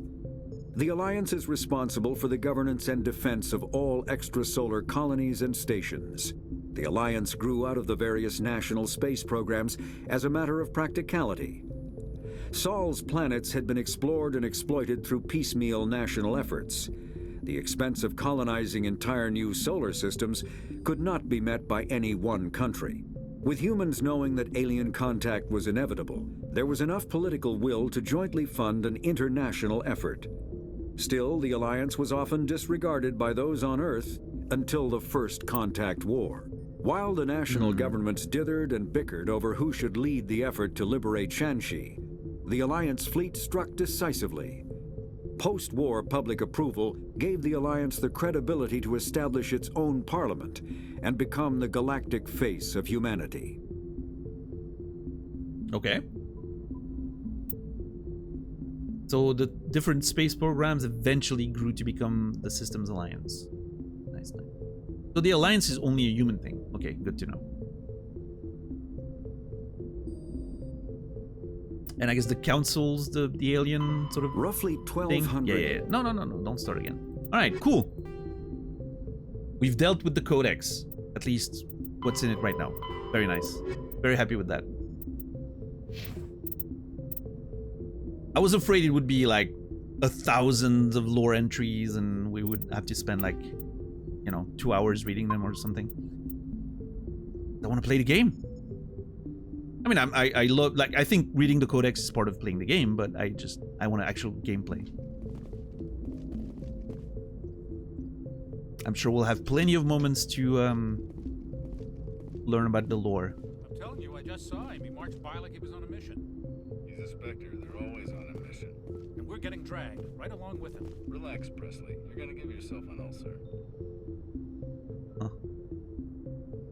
My character does this weird thing. Look at that. Like, he starts running and then he walks. That is so weird. So that's with the walking toggle activated. And then when I stop walking, he also does the animation. So it's like the start of the animation, the end of the animation is the same as the running one. You just walk in between, right? Because that feels normal when you run. But when you have the walk toggle, it does not. That's funny.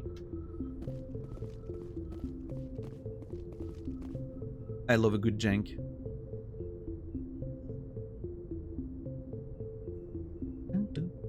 Would suspect the walk animation was an afterthought. Maybe so, yeah.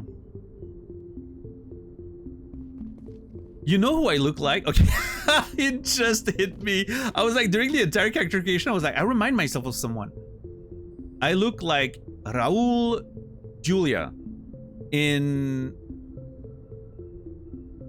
The Addams Family. A little bit.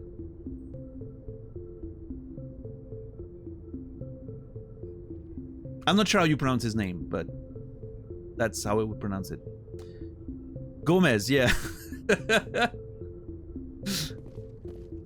I look like a young Gomez Addams.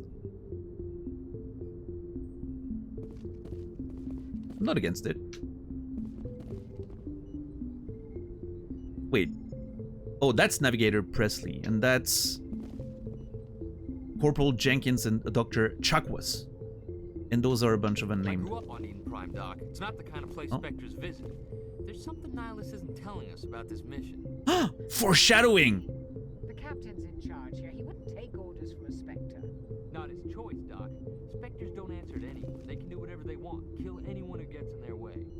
You watch too many spy vids, Jenkins. Okay, so there are people that don't trust Spectres. That guy, that Turian we saw earlier, right? A lot of people don't trust him. The writer in me tells me this is some very heavy-handed foreshadowing. Something bad's gonna happen. And that this Spectre isn't on the mission for the same reasons as we are. We'll see. Inigo Montoya with short hair. I like that. Navigator Presley. Foreshadowing in my 2000s video game. It's funny though to look back because, I mean, I feel like video game writing got a lot better in more recent years. As, you know, the medium's being treated a little more seriously. There's a bit more money involved. There's probably better writers and people like they understand how to do video game writing a lot better. I feel like back in the older days, a lot of time like the writers of the games were just basically the designers that weren't necessarily great writers, but they were just whoever was writing, right, the game. Sometimes there were like a few good writers involved, or maybe like even actual published authors like that would join some certain projects. But yeah, I feel like for the most part, I think the philosophy also like, I feel like video game writing underestimated gamers a little bit maybe, in terms of like, well, it's a video game, we have to make it obvious, right? Like we have to make things a little bit more, a little less subtle, I guess, than you would a book or certain movies. Although movies, there's both sides of the spectrum, I guess. I feel like nowadays things are a little bit more refined in that sense. Like I'm not too surprised with the very heavy foreshadowing and lack of subtlety in some of those conversations. It's fine, it has its charms. I don't mind it. Alright, can we talk to Navigator Presley? Sure do. Congratulations, Commander. Looks like we had a smooth run. You heading down to see the captain? I heard you arguing, or he wants to see me. Yeah, I'm gonna question, like, is there any disagreements in my squad? I need to know. You know, my ship needs to run tight. Targeted a broader audience? Maybe so, Otari, yeah.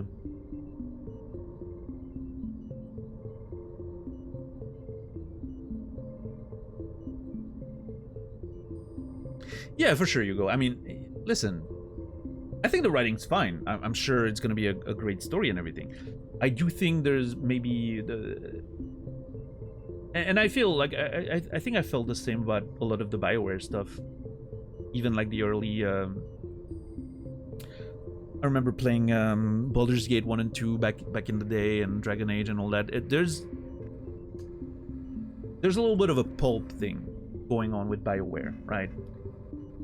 There's a pulpish approach to sci-fi, fantasy, and all that, which I think is great. I think it you know, it's entertaining.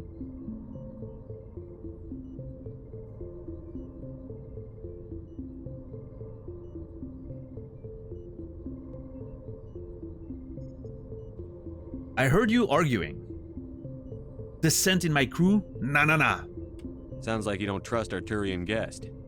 Sorry, Commander, just having a chat with Adams down at engineering. I didn't mean to cause any trouble. But you have to admit, something's odd about this mission. The whole crew feels it. What do you mean? You think the Alliance brass is holding out on us? If all we're supposed to do is test out the stealth system, why is Captain Anderson in charge? And then there's Nihilus. Spectres are elite operatives, top covert agents. Why send a Spectre, a Turian Spectre, on a shakedown run? It doesn't add up.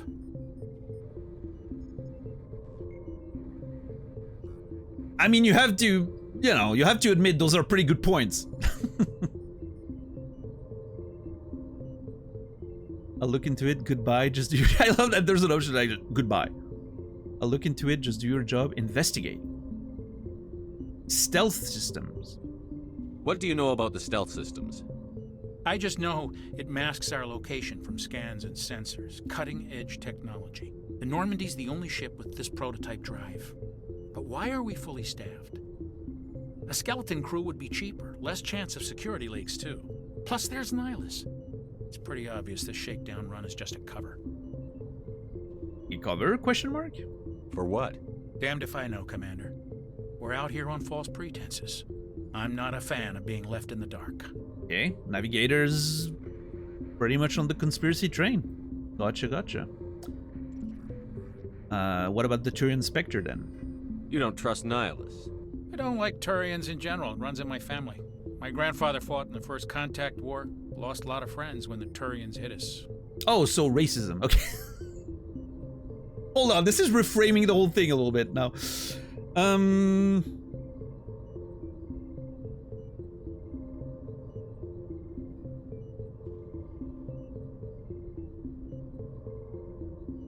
That was long ago. That was 30 years ago. You can't blame Nihilus for that. No, I guess not. But it still makes me nervous to have a Spectre on board. Especially a Turian. We're an Alliance vessel, human military, but Nihilus doesn't answer to the captain like the rest of us. Spectres operate outside the normal chain of command. And they don't come along just to observe shakedown runs. Nihilus looks like he's expecting some heavy action. I don't like it. Okay. How's the voices, by the way? Is it better now that I've adjusted slightly? X, thank you for the Prime. 40 months. A lot of months. Thank you so very much, X. Less money for Jeff, more money for me. X, you will be remembered. Sounds fine? Okay, good. Let's ask about the captain. Do you have a problem with the captain? No, sir. But I can't figure out what he's doing here. Captain Anderson is one of the most decorated Special Forces officers in the service. If he melted down all his medals, he could make a life-size statue of himself. That's funny. You don't send a soldier like that on a do-nothing mission. He's treating this shakedown run too seriously. Something big is going on. But could the captain then be in cahoots with the Spectres? Okay. Well, I'll look into it. I'll see if I can get some answers when I see him. Good luck, Commander. Thank you. The very affirmative good luck wishes there. Oh wait, there's a new codex entry? Humanity's first contact with an alien race occurred in 2157. At that time, the Alliance allowed survey fleets to activate any dormant mass relays discovered, a practice considered dangerous and irresponsible by Council-aligned races. When a Turian patrol discovered a human fleet attempting to activate a relay, they attacked. One human vessel survived, retreating to the colony of Shanxi. The Turians followed, quickly defeating the local forces. Shanxi was occupied, the first and to date only human world to be conquered by an alien species. The Turians believed the handful of ships they defeated represented the bulk of human defenses, so they were unprepared when the Second Fleet, under Admiral Castany Drescher, launched a strong counteroffensive, evicting them from Shanxi. Okay. The Turians mobilized for full-scale war, drawing the attention of the rest of the galaxy. The Council quickly intervened, forcing a truce. Fortunately for humanity, The First Contact War was ended with a diplomatic solution. Okay, okay, man, the lore is already so very juicy right there. I like the idea of, you know, so we were basically being careless, right? We were just activating all those relays we would find, which was super careless, because who knows what you might find with those ancient, like, civilization things, right? And then the Turians, which were the ones who detected us first, instead of gently telling us, hey, maybe stop what you're doing right there, let us introduce you to the council, we can talk. No, immediately attacked. It's like, you know, what is this small primitive race of humans trying to do right now? Playing with the space stuff they don't understand. Very aggressive by the Turians. And then we kicked their asses back because they didn't expect us to be that strong. And then the council had to intervene. The school, the teacher had to intervene to stop the two kids from fighting. Gotcha. Good. Because it's good for us. It sounds like we would have been annihilated otherwise, so I think we can be happy about that resolution. Sounds very human. We have new entries for ships and vehicles, sounds like. Starship sensors. Light lag prevents sensing in real time at great distances. A ship firing its thrusters at the Charon relay can be easily detected from Earth, 5.75 light hours, 6 billion kilometers away, but Earth will only see the event 5 hours and 45 minutes after it occurs.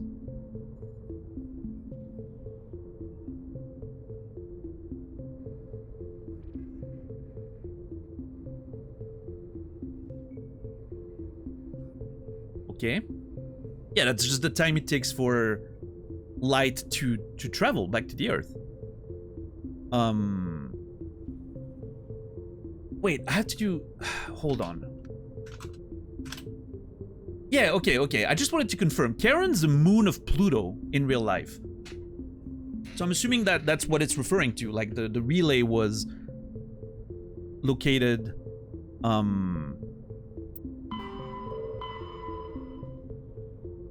Yeah, okay, the Gagarin station begins beyond the orbit of Pluto.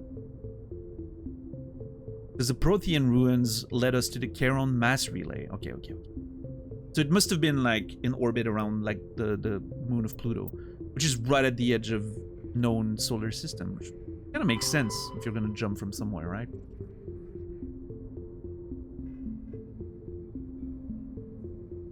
Sounds healthier than current geopolitics. At least someone stopped the kids. Yeah.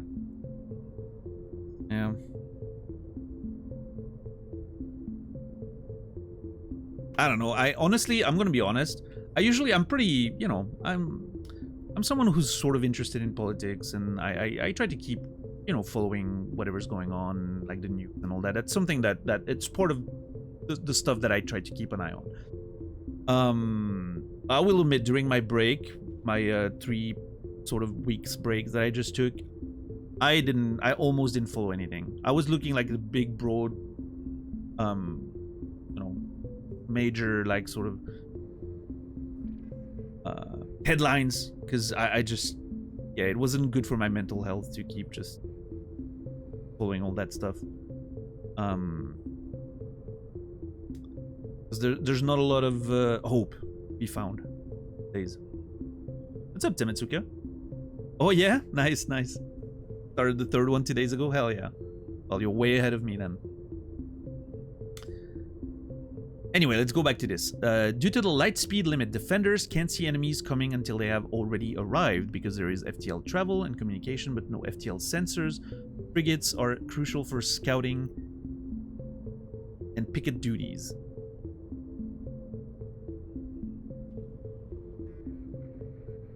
That's light lag.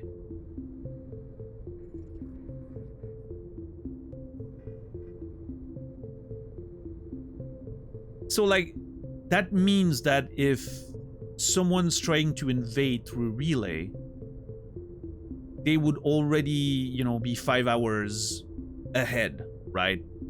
On their way to whatever they're trying to do.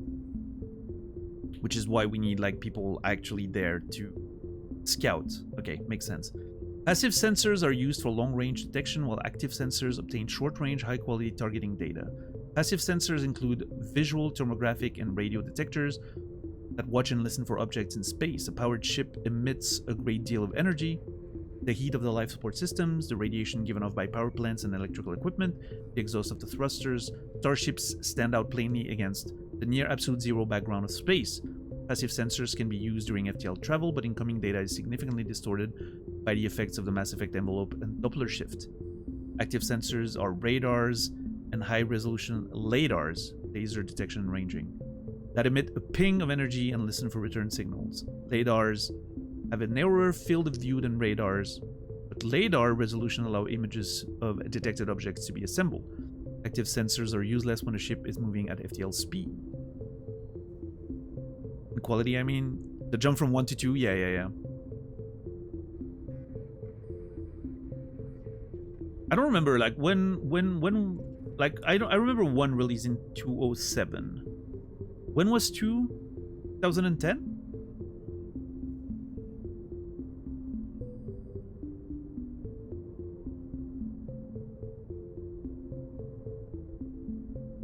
Yeah. When was Dragon Age? 2009? Like, they did Dragon Age in between the two, right? I think.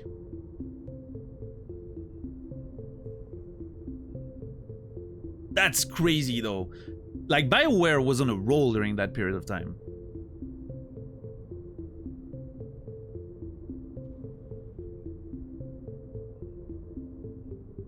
I would assume that Dragon Age, like, sort of also contributed to maybe the improvement, like, technically, right? Technologically, rather. Going from, like, 1 to 2 in Mass Effect. Yeah, well, yeah, of course they had several teams, but, you know, still.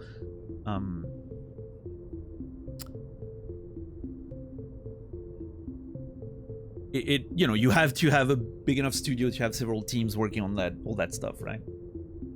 Pretty impressive.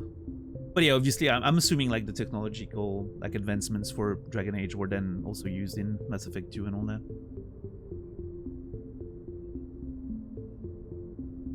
I wonder, like, the writer in me is looking at this. Oh shit, I'm out of water. Fortunate. The writer in me is looking at this and immediately wondering why is that something they had to think about? They had to think about this because the story demands that those limitations are obvious. Like, those limitations have to be made clear to the players to explain some of the events that will happen in the game. This feels like, you know, like, this is like a writer. To me, I'm reading this and I'm like, this is what I do as a writer when I'm trying to make things make sense. Like, why some things are working a certain way, and that explains why this event can happen in this way. And, you know, I'm curious to know how it's gonna, like, sort of tie in with the actual, like, plot. I'm gonna keep an eye on that. Jade Empire, somewhere in this timeline. I've never played Jade Empire, but I remember when it came out. I remember hearing about it. Mass Effect exists because of the KOTOR game, in a sense. They stopped Star Wars IP, still wanted to do sci-fi. They do, like, I've seen, like I've said, like, I've seen someone play KOTOR not too long ago, the beginning of the game on stream. It does look very similar to this, like, even, like, the UI and everything. It definitely feels familiar. There's a photo mode. I'm not too big on photo modes typically, but yeah, let's get out of this. I don't like photo modes. I'm sorry. I'm someone who doesn't enjoy photo modes. I'm a rare breed in that sense. Wait, was Control F5 auto save, quick save? Yes.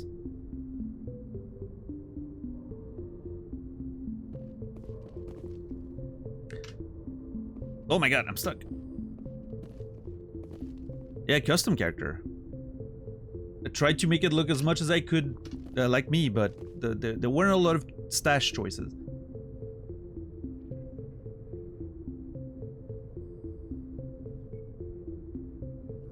Not nearly as glorious. No, we did our best with what we had.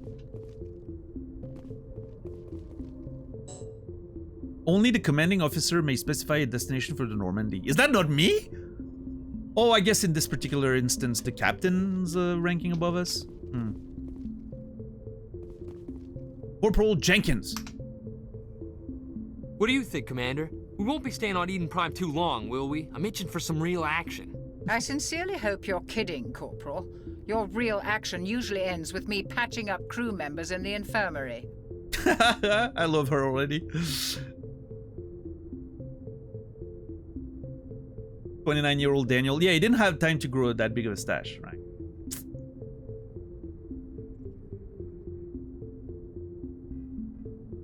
I mean, otherwise, I think, you know, I mean, it's not like a clone, but I think the resemblance is pretty good. You could believe that this is me, I guess. If I was made in Unreal 3 engine.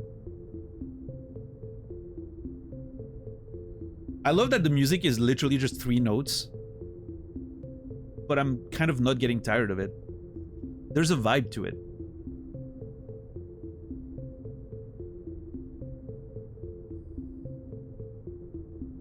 What's up, Iwindir?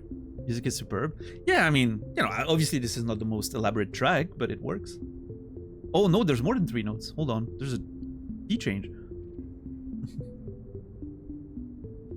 He looks like a classic film actor rather than a game character.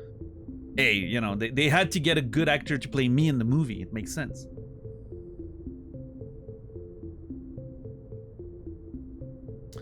Part of the job, Doc. Relax, Jenkins. The doctor's right.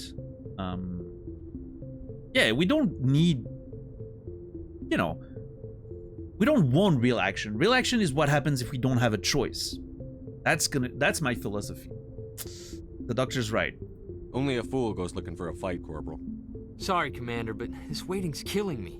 I've never been on a mission like this before, not one with a Spectre on board. You'll do fine. It's just another mission. Investigate. Nihilus. What can you tell me about Nihilus? Turians are generally well respected by the other species. Their fleet has more patrols protecting Citadel space than any other. They don't always get on well with us, though. Some people find them too rigid. Others still blame them for the First Contact War. As for Nihilus, I haven't said more than 2 words to him. He usually only speaks to the captain. I heard Nihilus once took down an entire enemy platoon all by himself. Man, I can't believe I'm on a mission with an actual Spectre. Okay, Jenkins needs to chill.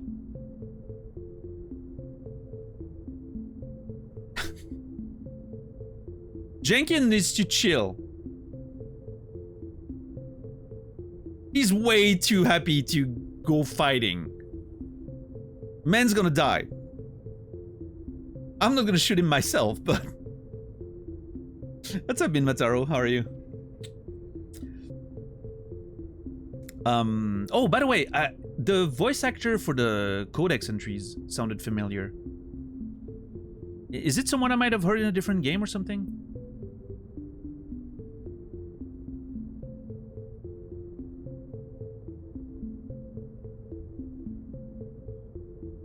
Very typical narrator voice.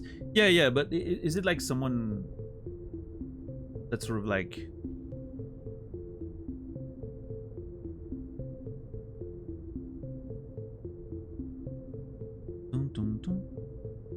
It's AI. Wait, it's 2007. Yeah, it can be AI. It's too old for that. In 2027, the next Mass Effect game that apparently they're making a new one is definitely gonna get AI narrators. Fucking hell, man. Neil Ross is his name, if that tells you anything. No, not really. I mean, he might have been in other games that I've played. Neil Ross, voice actor.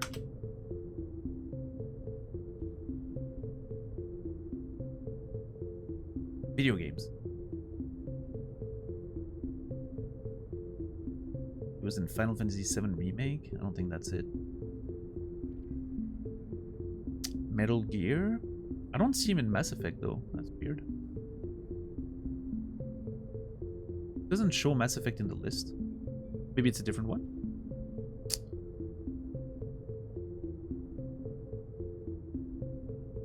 I don't know. Maybe the list is not exhaustive. What do you know about the Spectre? Oh god! Only what I've heard. Spectre agents work directly for the Citadel Council. They usually work alone or in small groups. Spectres don't have any official power, though.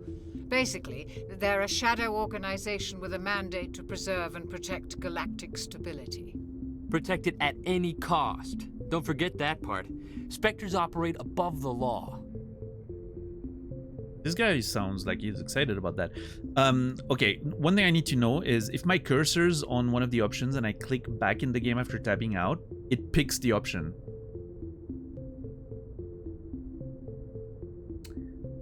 I need to be careful about that. Let me see. Okay, so I'm coming back now in the game and I click the game, it goes in. Now, what if I do right click? Okay, right click works. Okay, so I'm coming back in the game with right click. I need to remember that.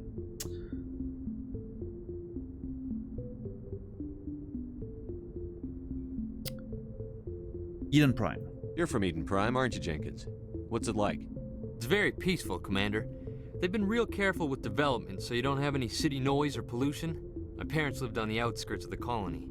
At night, I used to climb this big hill and stare across the fields back at the lights from the main settlement. It was gorgeous. But when I got older, I realized it was a little too calm and quiet for me. That's why I joined the Alliance. Even Paradise gets boring after a while. This dude's a psycho!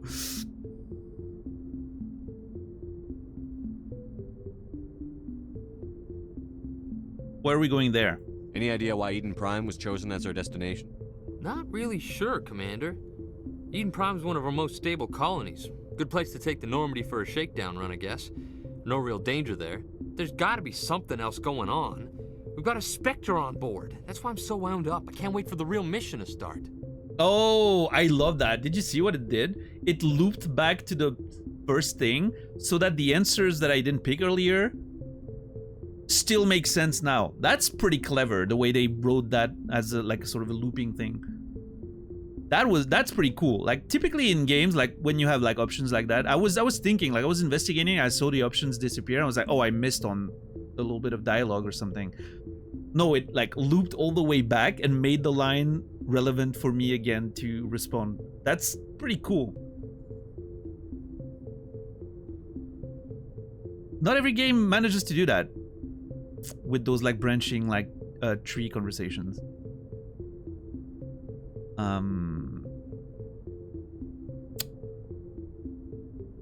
You'll do fine. Just treat this like every other assignment you've had and everything will work out.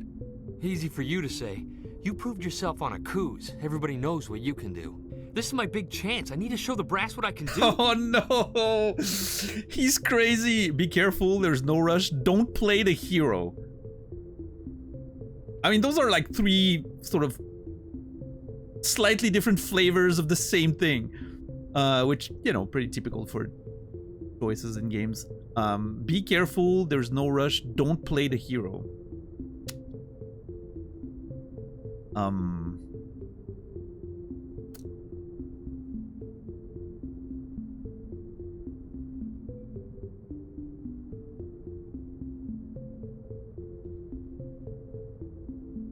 I don't want to give him reasons to want to one-up me, right? Like if I go aggressive on him, like don't play the hero, is gonna be like, I want to prove, you know, that I was right.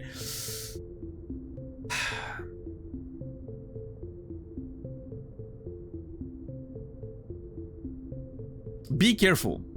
You're young, Corporal. You have a long career ahead of you. Don't do something stupid to mess it up. Perfect. Don't worry, sir. I'm not gonna screw this up. I have a strong feeling that Jenkins is gonna screw something up. I don't know. Just it's the vibe that I'm getting from this whole conversation. The captain's waiting for me. Goodbye, Commander. Goodbye. So I'm assuming that's the same conversation, regardless of which one I took to. Yes, Commander. Is there something you need? Yeah, no, same one. Okay. The captain's waiting for me. Goodbye, Commander. The captain's waiting for me.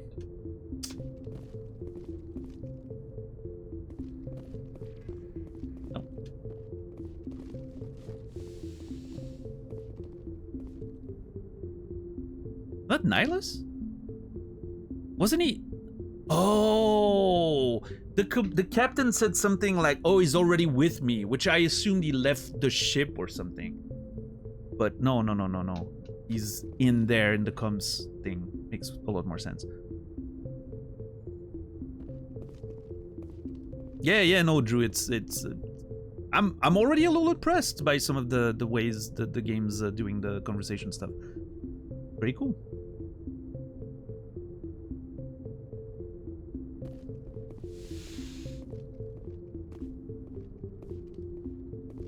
Alright, so nobody trusts this guy. I don't know how I feel yet. Oh. Commander Shepard, I was hoping you'd get here first. It will give us a chance to talk.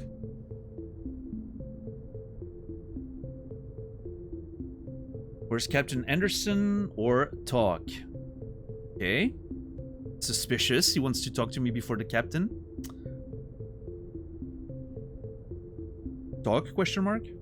What about? I'm interested in this world we're going to. Eden Prime. I've heard it's quite beautiful. He looks cool. Yeah, I like the tribal sort of stuff on his face.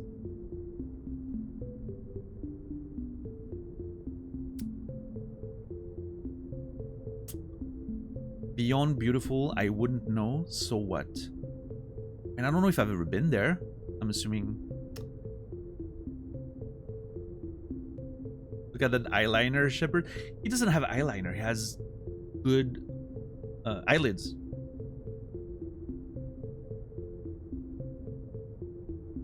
I don't know. He looks like a handsome man to me, but...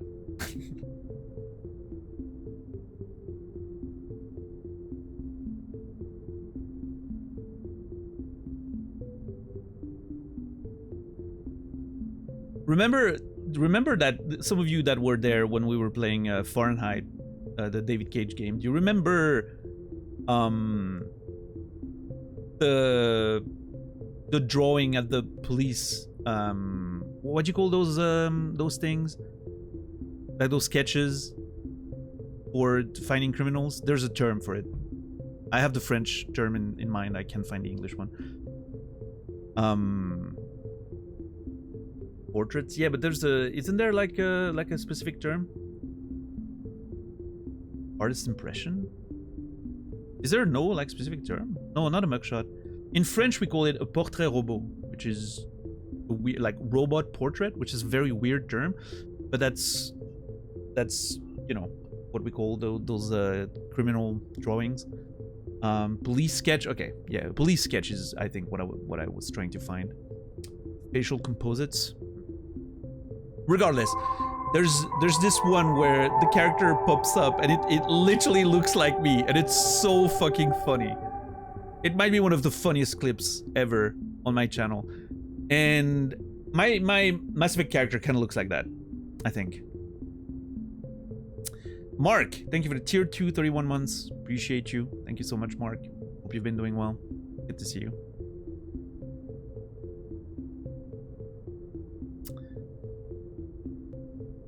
All right. I mean, I don't know. I don't think I know the world we're going to. Eden Prime. I've heard it's quite beautiful. I wouldn't know. I've never been there.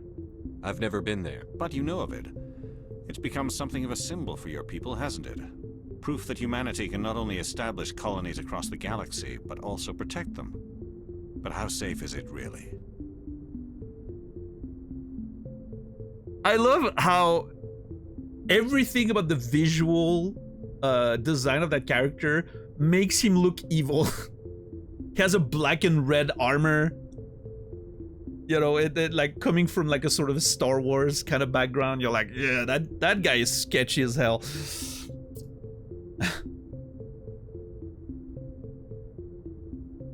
I don't know. I don't trust him.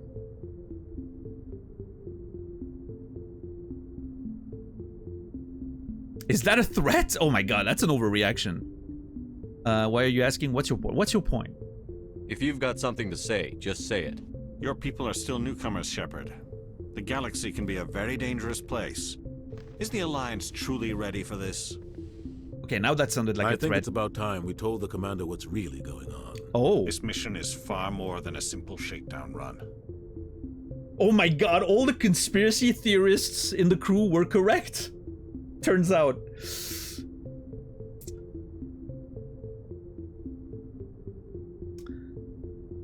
I knew it. What's going on? That's obvious. Alright, what's going on? Is someone gonna fill me in, Captain? We're making a covert pickup on Eden Prime. That's why we needed the stealth systems operational. Oh, the music change. The immediate music change there. Very moody. I like it. Doomed Redshirt. Thank you so much for the tier 1 subscription. Out of nowhere. Thank you. I appreciate that. Thank you so much. Doomed Redshirt. You will be remembered, as we say around here. Yeah, thank you guys.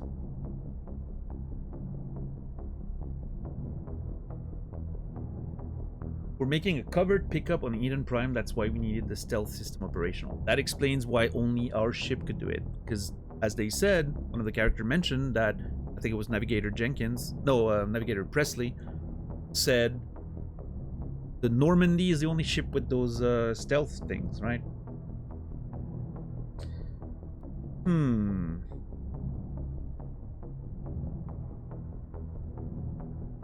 Why the secrecy? You should have told me. What are we picking up? Why the secrecy?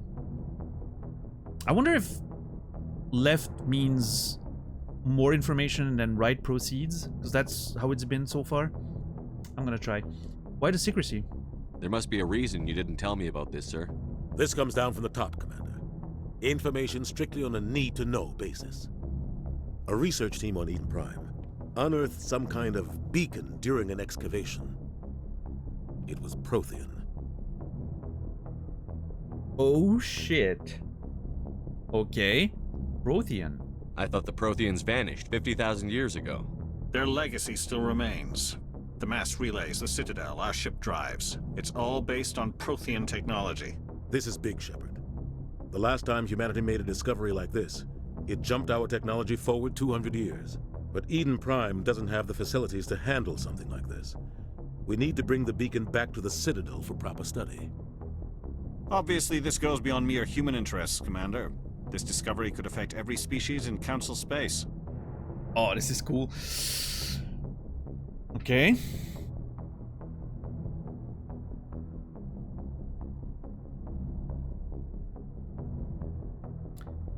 Why did we tell the Council? I'm glad you're here to help. You sound worried. You don't need your help here.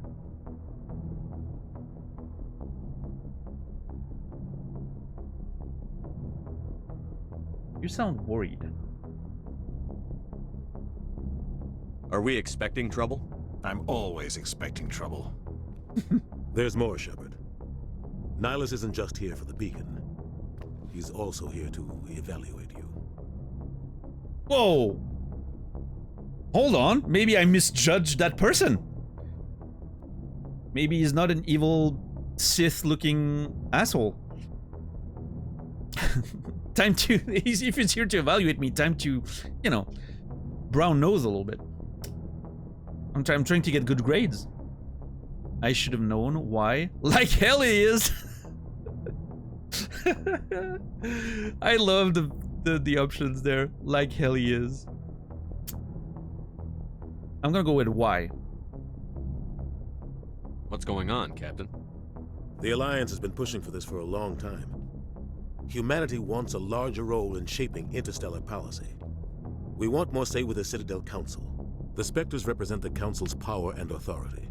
If they accept a human into their ranks, it shows how far the Alliance has come. Ah, I see. Not many could have survived what you went through on Akuz.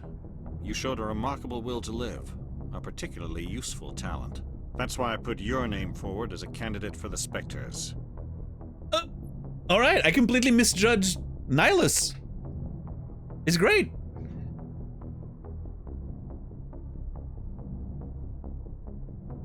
We're gonna become a special fucking agent. Let's go.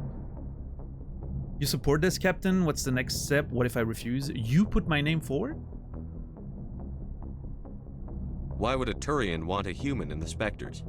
Not all Turians resent humanity. Some of us see the potential of your species. We see what you have to offer to the rest of the galaxy, and to the Spectres. Seems reasonable. We are an elite group. It's rare to find an individual with the skills we seek. I don't care that you're human, Shepard. I only care that you can do the job. Listen!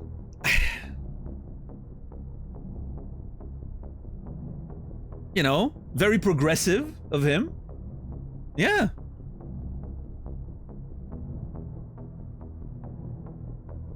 I was completely... I let my prejudice cloud my judgment because of the Turian wars and all that, right? And everyone's suspicion. You support this, Captain? What's the next step? What if I refuse? I'm gonna ask the Captain. I assume this is good for the Alliance. Earth needs this, Shepard. We're counting on you. No pressure. I need to see your skills for myself, Commander. Eden Prime will be the first of several missions together. You'll be in charge of the ground team. Secure the beacon and get it onto the ship ASAP. Nihilus will accompany you to observe the mission. Okay. Alright. Sounds like easy enough, right? Like a little pickup, you know? Good first little introduction mission. Love that. Investigate. Protheans. What do you know about the Protheans? Just what they taught us in school. They were a technologically advanced species that ruled the galaxy 50,000 years ago. Then they vanished. Nobody really knows how or why, though I've heard plenty of theories. But everyone agrees, galactic civilization wouldn't exist without them. Their citadel is the very heart of galactic society, and without their mass relays, interstellar travel would be impossible. We all owe the Protheans a great debt. That's really cool. I can't wait to learn more about the lore of that. The Captain has such an awesome voice. I think you guys mentioned the voice actor earlier. I see his face. Like I see the face of the guy. I've seen him in movies. Keith David, yeah. He was in... There's a movie that comes to mind. Not The Thing. Like a comedy. And there's a weird comedy that comes back to my mind. He plays the father, I think, in like a silly movie. There's Something About Mary. Yes, yes, that's it. He plays the stepdad. Oh my god, that movie is so funny. Oh my god, yes, the fucking zipper scene. Holy fuck, that movie was so funny. I need to watch that movie again. Obviously very silly and a product of its time, but man, so funny. How do you put the beans above the frank? Yeah. Oh god. So good. Forgot about that. Yeah, what a film.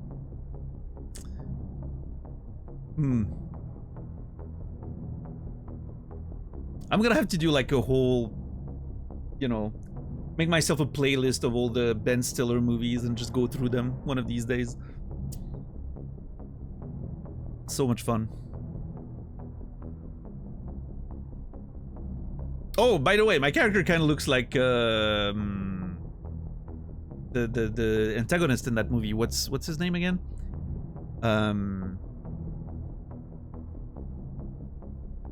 Dylan is one of the Dylan brothers. Kevin Dillon or the other one? Matt Dillon. It is one of the two. I don't remember which one. Yeah, my character kind of looks like him a little bit too, with the thinner stash.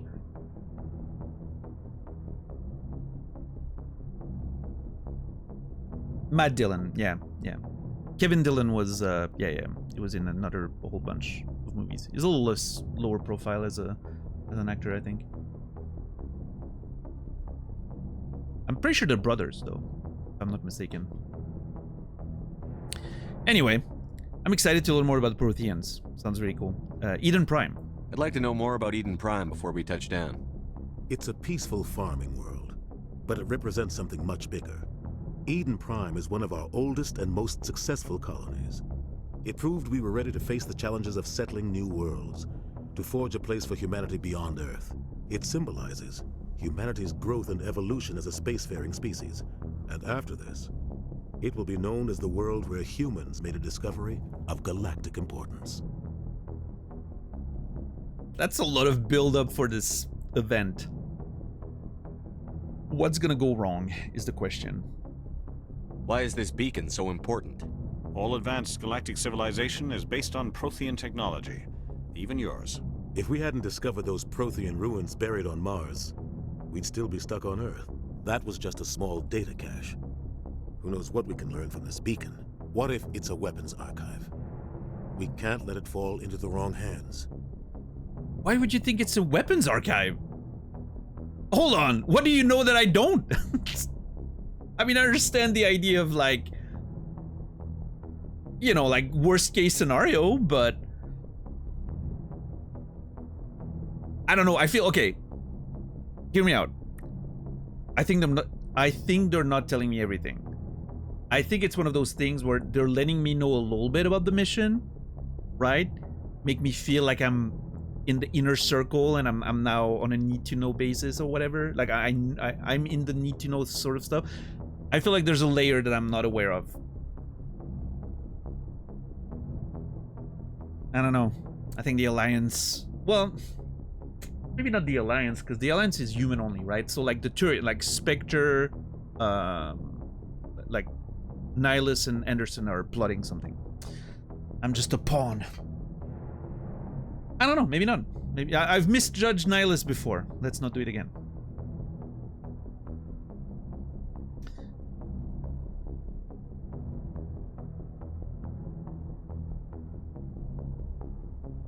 I mean, a little bit, Gibraltar, but to be fair to the game, I'm the one asking the questions. I could have...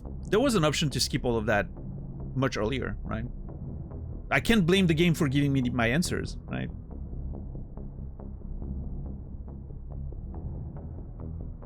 Everything we don't understand must be a weapon? Wrong hands. Like who? The Attican Traverse isn't the most stable sector of Citadel space. There are plenty of raiders and criminal groups active in the region. They might figure a Prothean beacon is worth the risk of attacking an Alliance ship. Plus, Eden Prime is right on the border of the Terminus systems. The Terminus system? That sounds evil. The Attican Traverse is under Citadel protection. If the Terminus systems attack, it's an act of war. Technically, yes. But some of the species in the Terminus might be willing to start a war over this. The last thing the Council wants is to get dragged into a major conflict with the Terminus systems. We have to keep this low-key. So interesting. So there's the Alliance... the Citadel space is like sort of the part of the Council, like galactic government or whatever. And then there's the Terminus, which seems to be like sort of the dark areas of the galaxy where maybe some of the species that haven't joined the Council aren't part of the sort of, you know... They aren't part of the Cool Kids Club. They might be like the evil... Or not necessarily evil, but more like rogue sort of species, right? Very subtle naming, yeah. Terminus.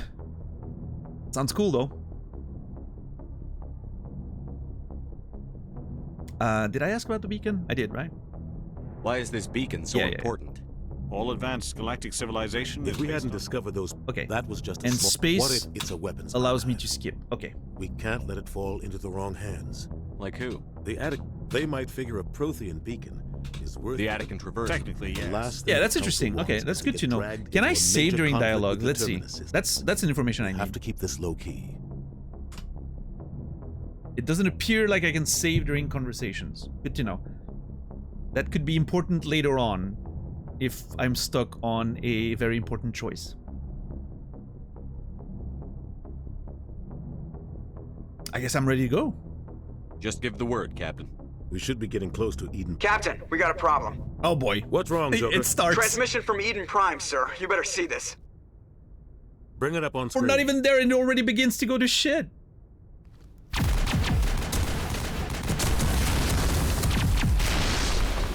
Get down!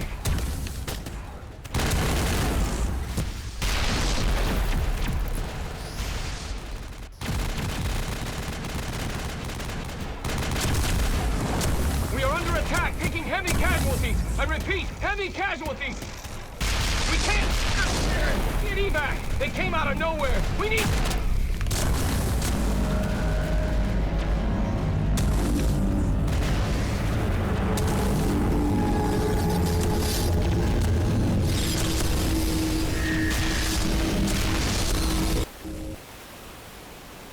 Everything cuts out after that. No comm traffic at all. Just goes dead. There's nothing. Reverse and hold at 38.5.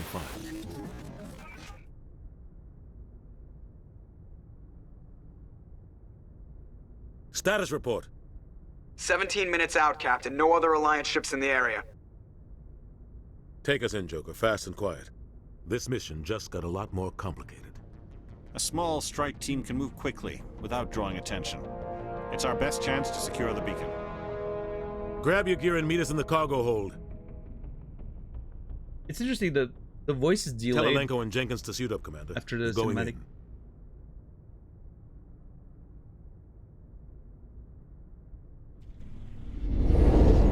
Engaging stealth systems. Somebody was doing some serious digging here, Captain. Your team's the muscle in this operation, Commander.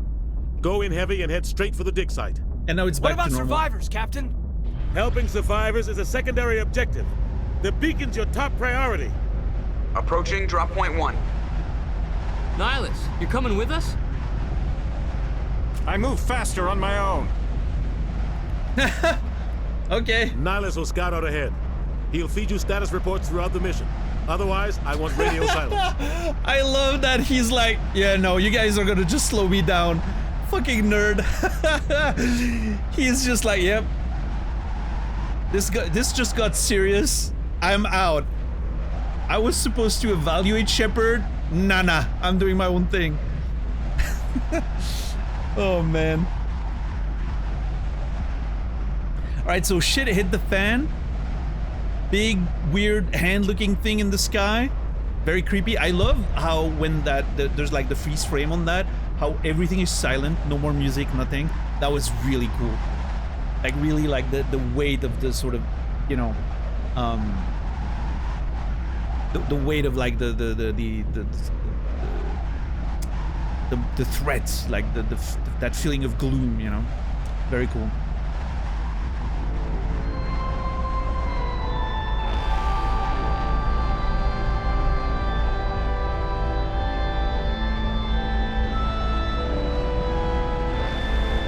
No saving during conversations, so no cliffhangers at the end of the streams. What's up, Brainy? Thank you for the tier 3, 47 months. I appreciate you. Thank you very much. A lot of months. Thank you guys for the support tonight. A lot of it. I appreciate it. I hope you guys are excited to see more of Mass Effect. I know I am. But yeah, thank you, Brainy. You will be remembered. You already killed everyone while you were talking to Anderson. Yeah, like the dude's gonna do the mission while I'm still here chatting. Okay, so I'm going out with what's his name? Jenkins and another nerd. I forgot his name. Let's see. If scout ahead, fill your status report during the mission. Understood. He can count on us. Can we trust him? I mean, if Nihilus and the captain are in cahoots, I don't want to show distrust, right? I'm worried about. I don't want to show that I'm distrustful if the captain's, you know, working with him. Understood, Captain. Ready and able, sir. The mission's yours now, Shepard. Good luck. Well, mine and the other. We are approaching drop point 2.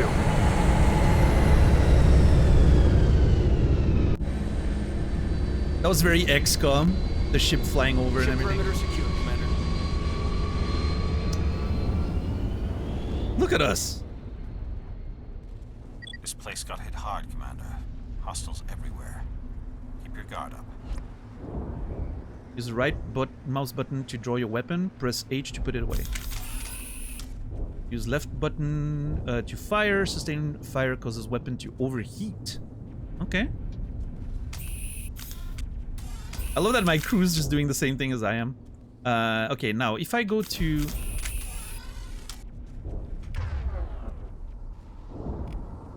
Okay, now I can give them orders.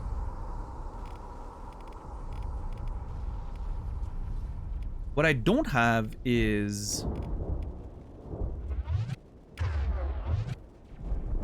There was this one thing. Hold on. There was this one option. Ordering them to attack, which I had to rebind because I wanted something else there.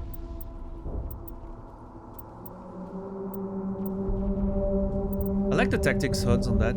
Okay, I will say one thing. The sound balance in this game could be better. The sound balancing is not ideal.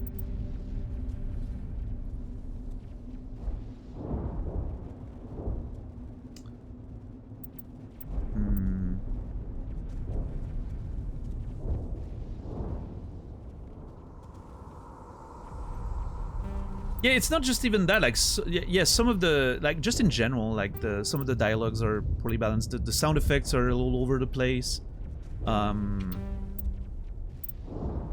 Like right now, you can hear like the ambient sounds a lot louder than than it should be probably. Gets much better in the second game. Yeah, it's not too big of a deal. I'm just noticing it. Okay, now's the time to look at certain keybinds though. Toggle walk left control.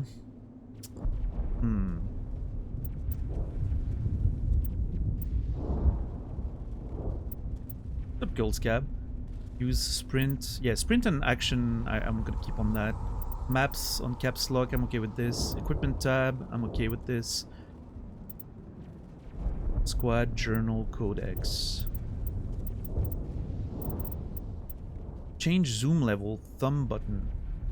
Okay, melee. Okay, melee could be...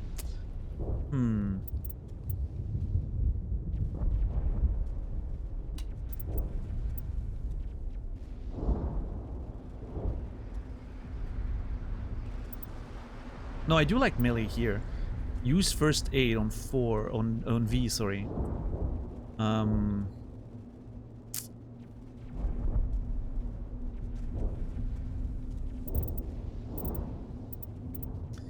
not sure.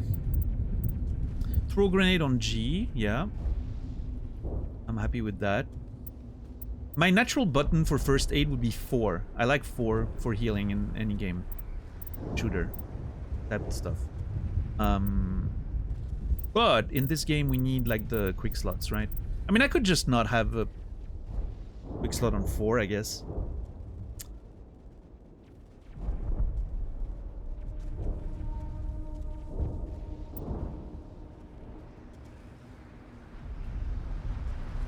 Can I get a mechanical QWERTY keyboard? Is it just a normal keyboard? What?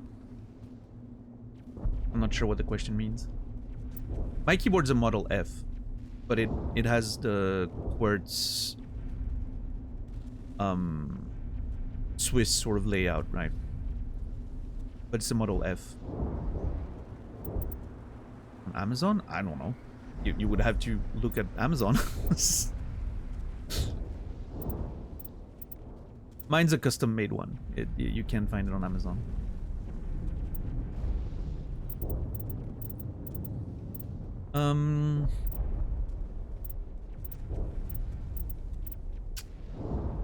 Toggle quick slots. What is that?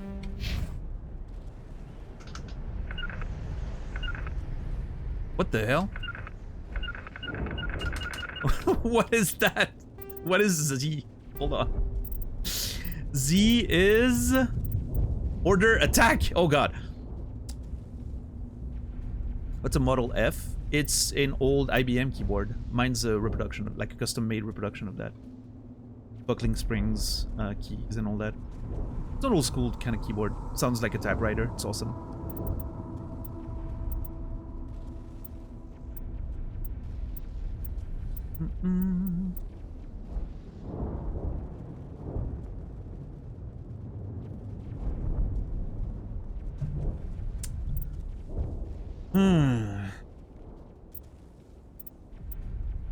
I think I'm gonna... I don't need last weapon. That's not something I need, I don't think.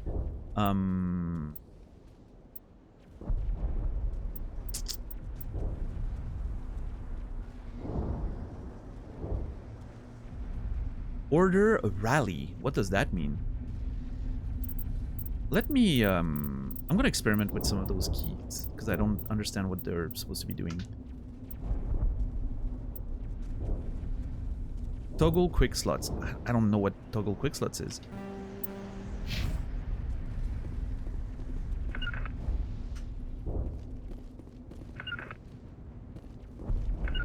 It doesn't do anything as far as I can tell. Hold on. Oh, wait. I think I understand. Let me try something.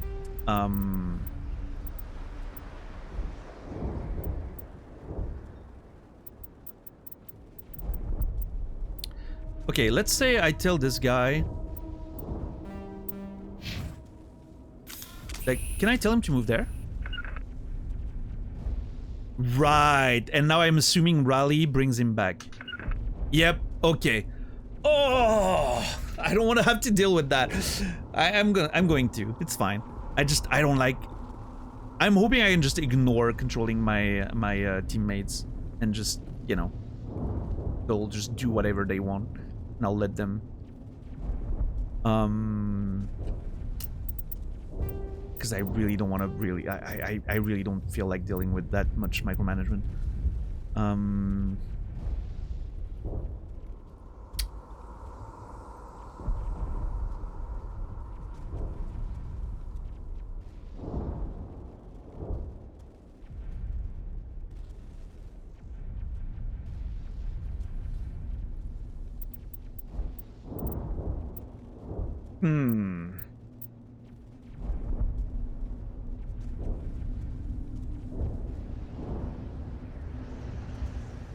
Can you do modifiers? Like...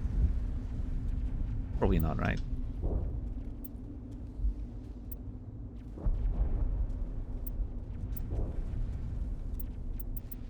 Oh, you can't. I would have loved to be able to use Alt as a modifier. That would have been great.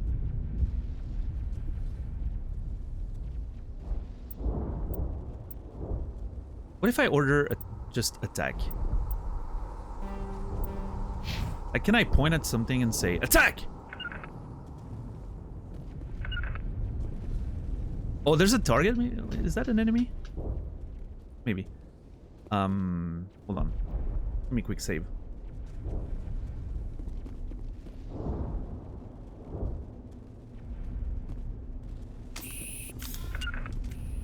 Because if I can just order them to attack, I don't very much care about, like...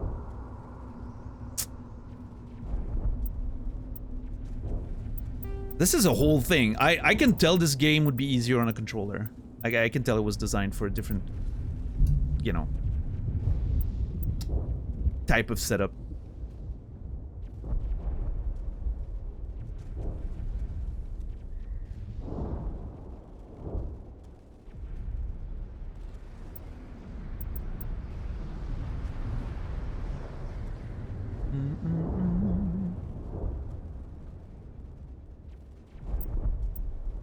I don't know, am I the only one who found that, like, did some of you guys also experience some struggle to bind your keys? Or is it just me? Am I overthinking this? I don't care about that, like, that stuff can stay on the side. That's all accessible, like, from Escape, right? So I don't care about any of this. Actually, in fact, I could probably remove equipment, because, like, the only thing that's doing is bringing this. Yeah. What about the map? Yeah, map's also accessible with Escape. No, I do like having the map on, like, a quick... on a quick button.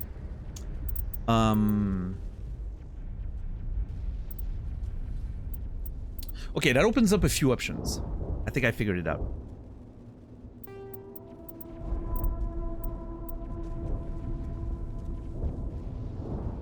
I'm gonna put...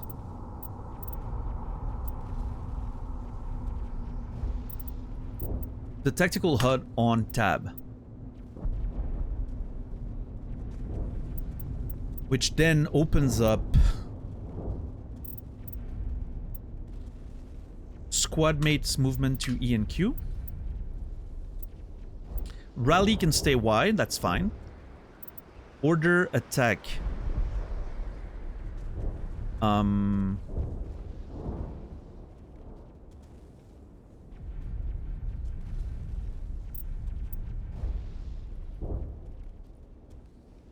Maybe X? X would be attack. And Y is rally. And then that means I can do melee on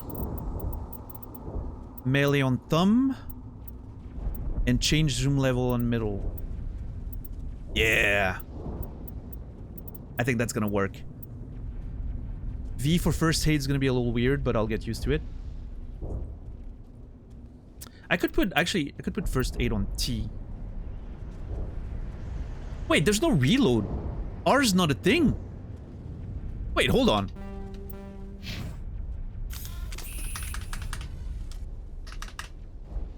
Oh, they explained that there was like an overheating mechanic. Does that replace bullets? There's no reloading. Oh.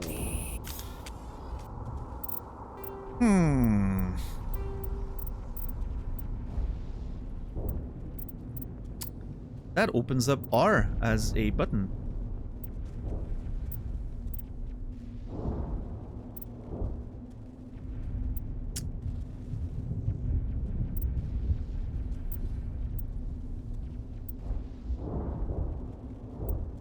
I guess R could be healing. First aid. Like instead of reloading weapons, I'm reloading my body. My body! I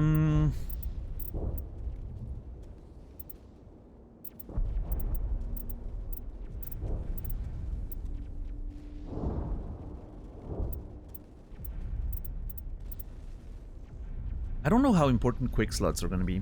Probably pretty important. My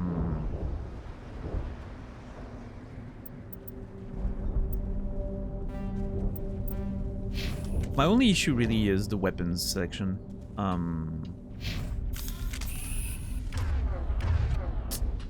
don't want to have to do that every time. Although, I mean, I guess it's fine. Because I don't have quick access to F1 keys with my keyboard, sadly. So I would love to have, like, my weapons on 1, 2, 3, 4. But then I'm losing access to some of the quick slots, right?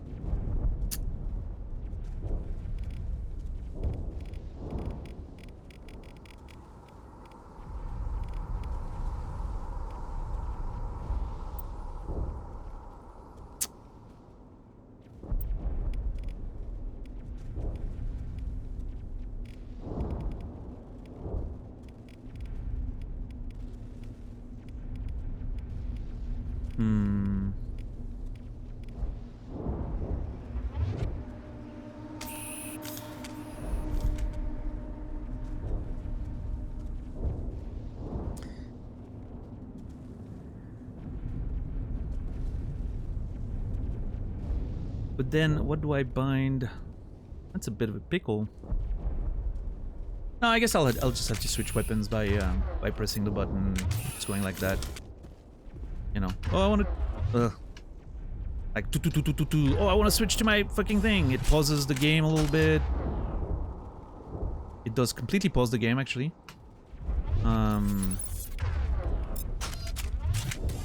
Which is probably fine. I mean, I can always do like this with the mouse wheel, but it's just not ideal.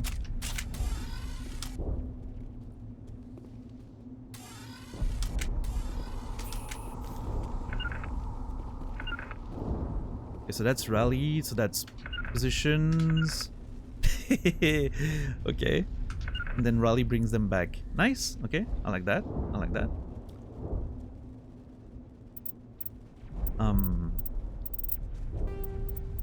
I'm sorry I'm taking so long with the keybinds, but it's a one-time thing. We have to deal with those keybinds and then we're free forever. Outside of maybe a few changes here and there. If we find something... something turns out not to be as good as we thought.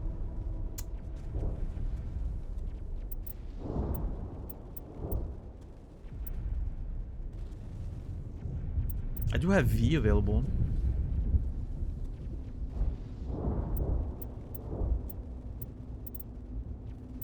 Because I replaced maybe toggle quick slots. I'm not sure exactly what toggles quick slots it is. I don't know if it's maybe like you can have like 2 rows and you can switch from one to the other. If that's the case, I do need to be able to do that, I think. But like you get 8 quick slots, which there's 8 on top there. So what's V for? Oh, wait. Oh, you can display it or not. That's just it.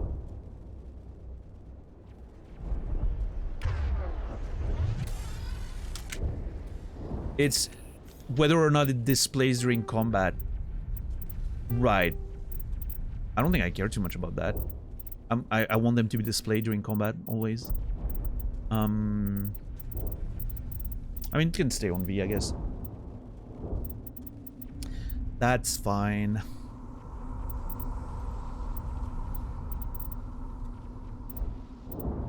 Yeah, vehicle, we'll have to deal with that when we get a vehicle.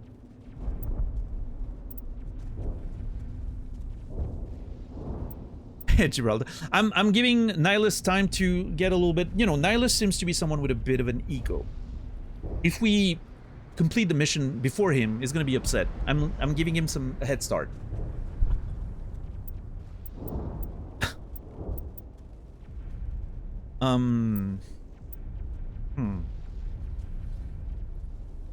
I guess my question is, I wonder how many quick slots I'm gonna need, because if I don't need too many, I can always just use 5, 2, 8. Just use 1, 2, 3, 4 as a weapon.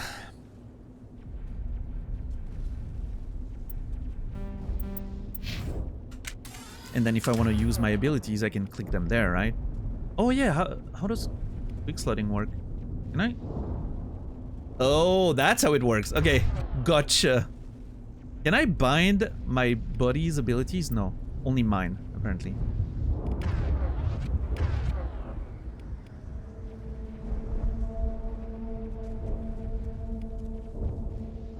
Okay. Oh, so I can always click my abilities here. What am I gonna need more? Quick abilities or quick guns? I guess, considering I'm a soldier, I have a feeling my abilities maybe won't be as necessary. I would rather have my weapons, maybe? And then a couple of quick slots if I suddenly need a couple of abilities. Because like, as a soldier, I feel like it's not like I'm playing an adept, right? Where I'm assuming it's more ability-based. For me, it like, I want my guns to be accessible. So what I think I'm gonna do is...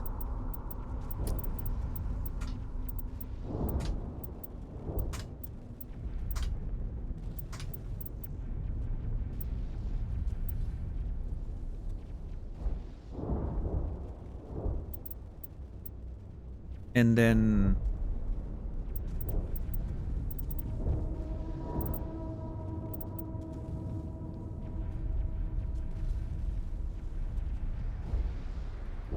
yeah. That works, I think. Man, I really wish I could use a modifier. Like just using Alt as a modifier, and then I could do Alt 1, 2, 3, 4 for the abilities or something. But not a modern game.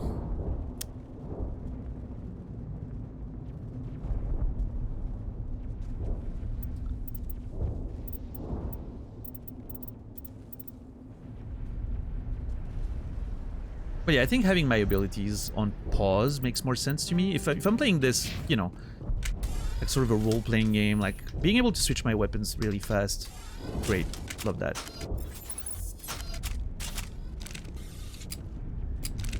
Yeah, I love that.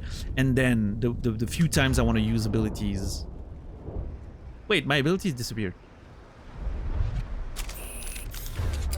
Oh, is it bound to a specific weapon? It is. Okay. Oh yeah, assault rifle. Okay. Allows long burst of assault rifle without overheating. Oh, that's awesome, actually. But yeah, every time I want an ability, then I can pause and think about it. Right. That makes more sense. The weapons I might have to switch, like, sort of quickly during combat. Yeah, I think I'm happy with this. I think I'm okay with this.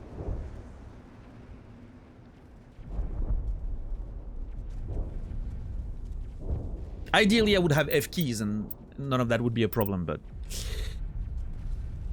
I have to do with what I have.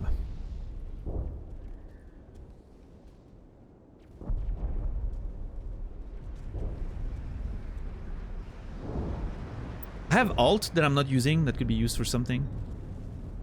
I don't think I need anything at this point. I have my melee attack here, and I have my zoom level, which I'm assuming is for this.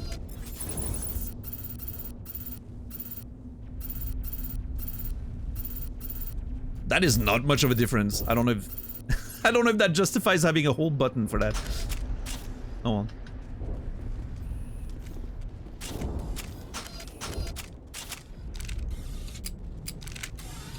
I do love the weapons though, like all the how they move on my back and everything. That's kind of cool. Okay, I think I'm good with my keybinds.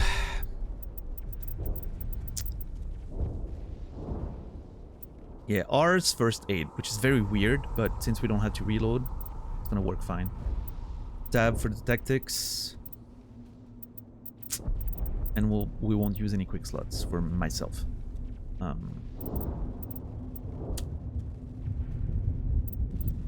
Reloading health, exactly. You get it.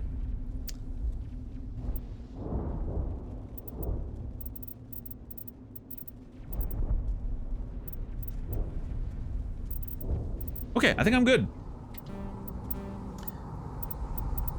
Squad. Kaiden Alenko has 2 points. And Dick Jenkins has 2 points as well.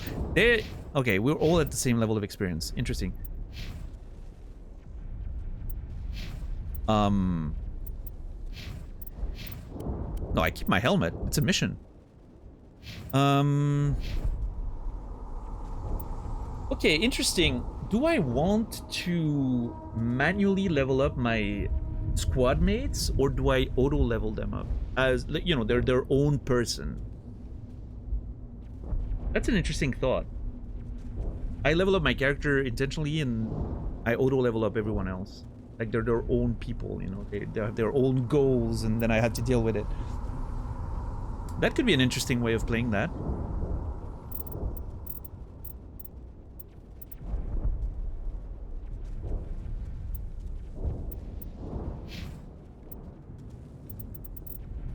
Who's Jenkins? Is a soldier. Okay, and Kaiden is a sentinel. Okay.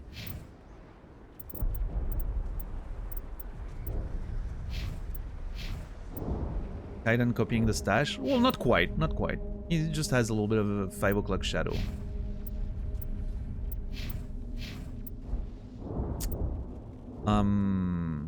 Okay, I wonder... Undo talent points. Hold on, does that cost anything? Oh, I think it's only, like...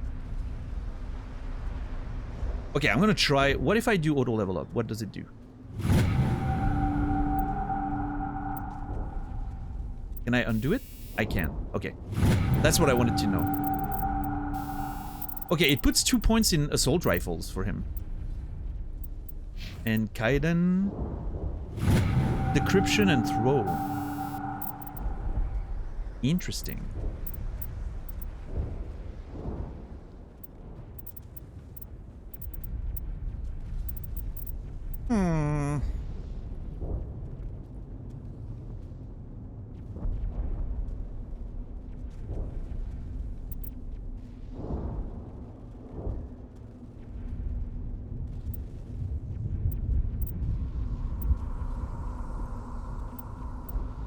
Stasis sounds crazy.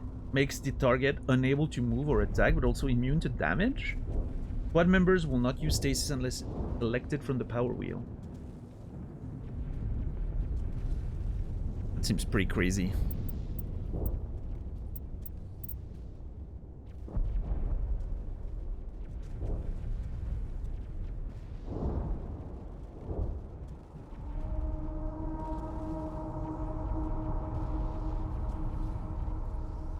I have to think about this. I don't know. I feel like there might be some merit in auto-leveling my teammates and leveling my character manually. So that... I don't know if I'm assuming auto-level up has like sort of a plan. It's not like randomly putting points. It has like a sort of a predetermined path, which could be interesting so that they can become their own character, right? And I avoid the problem which always happens with me in games like that is I don't know what I want to level early characters and how I want to level them because I don't know what other characters I'm gonna get.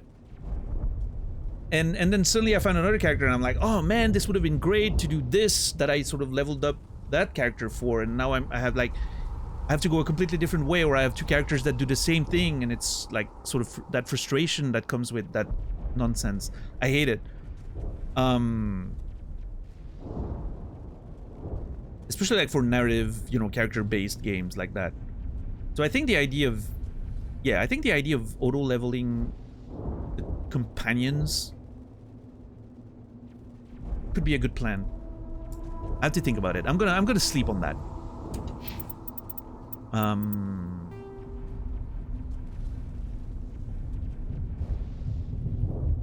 Yeah, Hugo. I like considering my characters as existing, like the companions as existing individuals for immersion purposes. Make your way to the excavation site where the beacon was unearthed. Do I have an assignment? Nope. Okay. And Codex had some stuff as well. Oh my god! Yo, what's up, Brandon? Roughly. Okay, we have information about the Protheans, Spectres, and regions in the Terminus system. I'm gonna have to go over all that lore. Spectres are agents from the office. Hold on. 50. Not too fast, not too fast.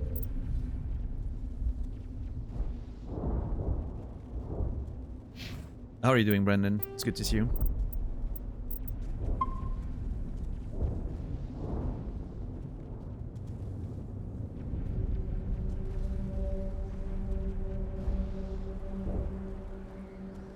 Just work. Work's good, I guess. You seem to be pretty happy about it last time we spoke. Alright, I think I'm good. My keybinds are done. We need to go over some lore. We need to determine how we're gonna deal with the companion leveling up. And we have a mission, which is to find a beacon on Eden Prime, which probably was a beautiful planet before it got attacked just now. Yeah, plenty of stuff to do. But that, ladies and gentlemen, it's been a while since I haven't done that, is a story for tomorrow. I think that's gonna be it for right now. I think it is late. That's the usual end time of my stream. I'm very hungry. We just, you know, we just got everything set up. We're ready to start properly engaging with the mission tomorrow. Beautiful. Beautiful. What a start.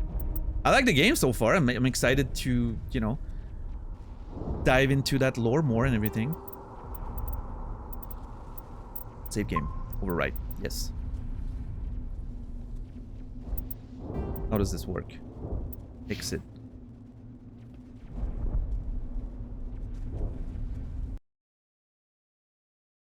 Oh, okay, that worked. Nice. All right, everybody. Holy, what a first session. Jesus. That was a bit, there was a bit of that charming jank from the late 2000s, right? Mid-late 2000s. We're gonna have to, it's funny because this game sort of came out around the, you know, a little bit later, but some of the same era of games as our beloved Fahrenheit, right? Which obviously is a perfect example of video game jank from that time period. This is obviously a lot more polished and you know, I'm sure the Legendary Edition also makes it a lot smoother. I'm sure if I was playing the actual original from 2007, it would be a lot jankier. I don't know how much has been like quality of life improved with the Legendary Edition, but it feels sort of smooth for that old of a video game on modern hardware. Everything's running out of the box, which, you know, that in itself is pretty impressive for an old Unreal Engine 3 game. It's not always the case with those, you know, older games, so I think we can be happy about that. Everything's working out of the box. Slightly improvement on that much in the first one, yeah. Well, you know, it feels good so far. I'm excited. I'm excited to start the mission. I'm excited to learn more about the characters. I'm excited to go through the whole adventure. I'll be back tomorrow, 7 p.m. Central European Time, 1 p.m. Eastern, 10 a.m. Pacific, for more adventures of Mass Effect. You can join the Discord if you want to get all the notifications. I'm always, you know, despite my starting time being well established, I'm always sometimes a little late. So if you want to know exactly when I'm going live, there's a channel in Discord that has notifications. There's a spoiler chat where you can talk about all the spoilers you want if you're tier 2 or above, and you can read it no matter your subscription status. Yeah. Oh, that's pretty much it. Thank you so much, everyone, for the huge welcome back. Lots of support tonight. I'm very, very grateful. It's always a little, you know, a little uncertain when you're away for a long time and you come back. You never really know what's gonna happen, especially with a new game that you know. Every new game is a new experiment when it comes to Twitch streaming. So far, so good with Mass Effect. I hope it continues. Yeah. Other than that, that's pretty much it. Yeah. I'm just gonna wish you all a beautiful rest of your day, evening, or night. I will see you guys tomorrow. And until then, remember me, and I will remember you.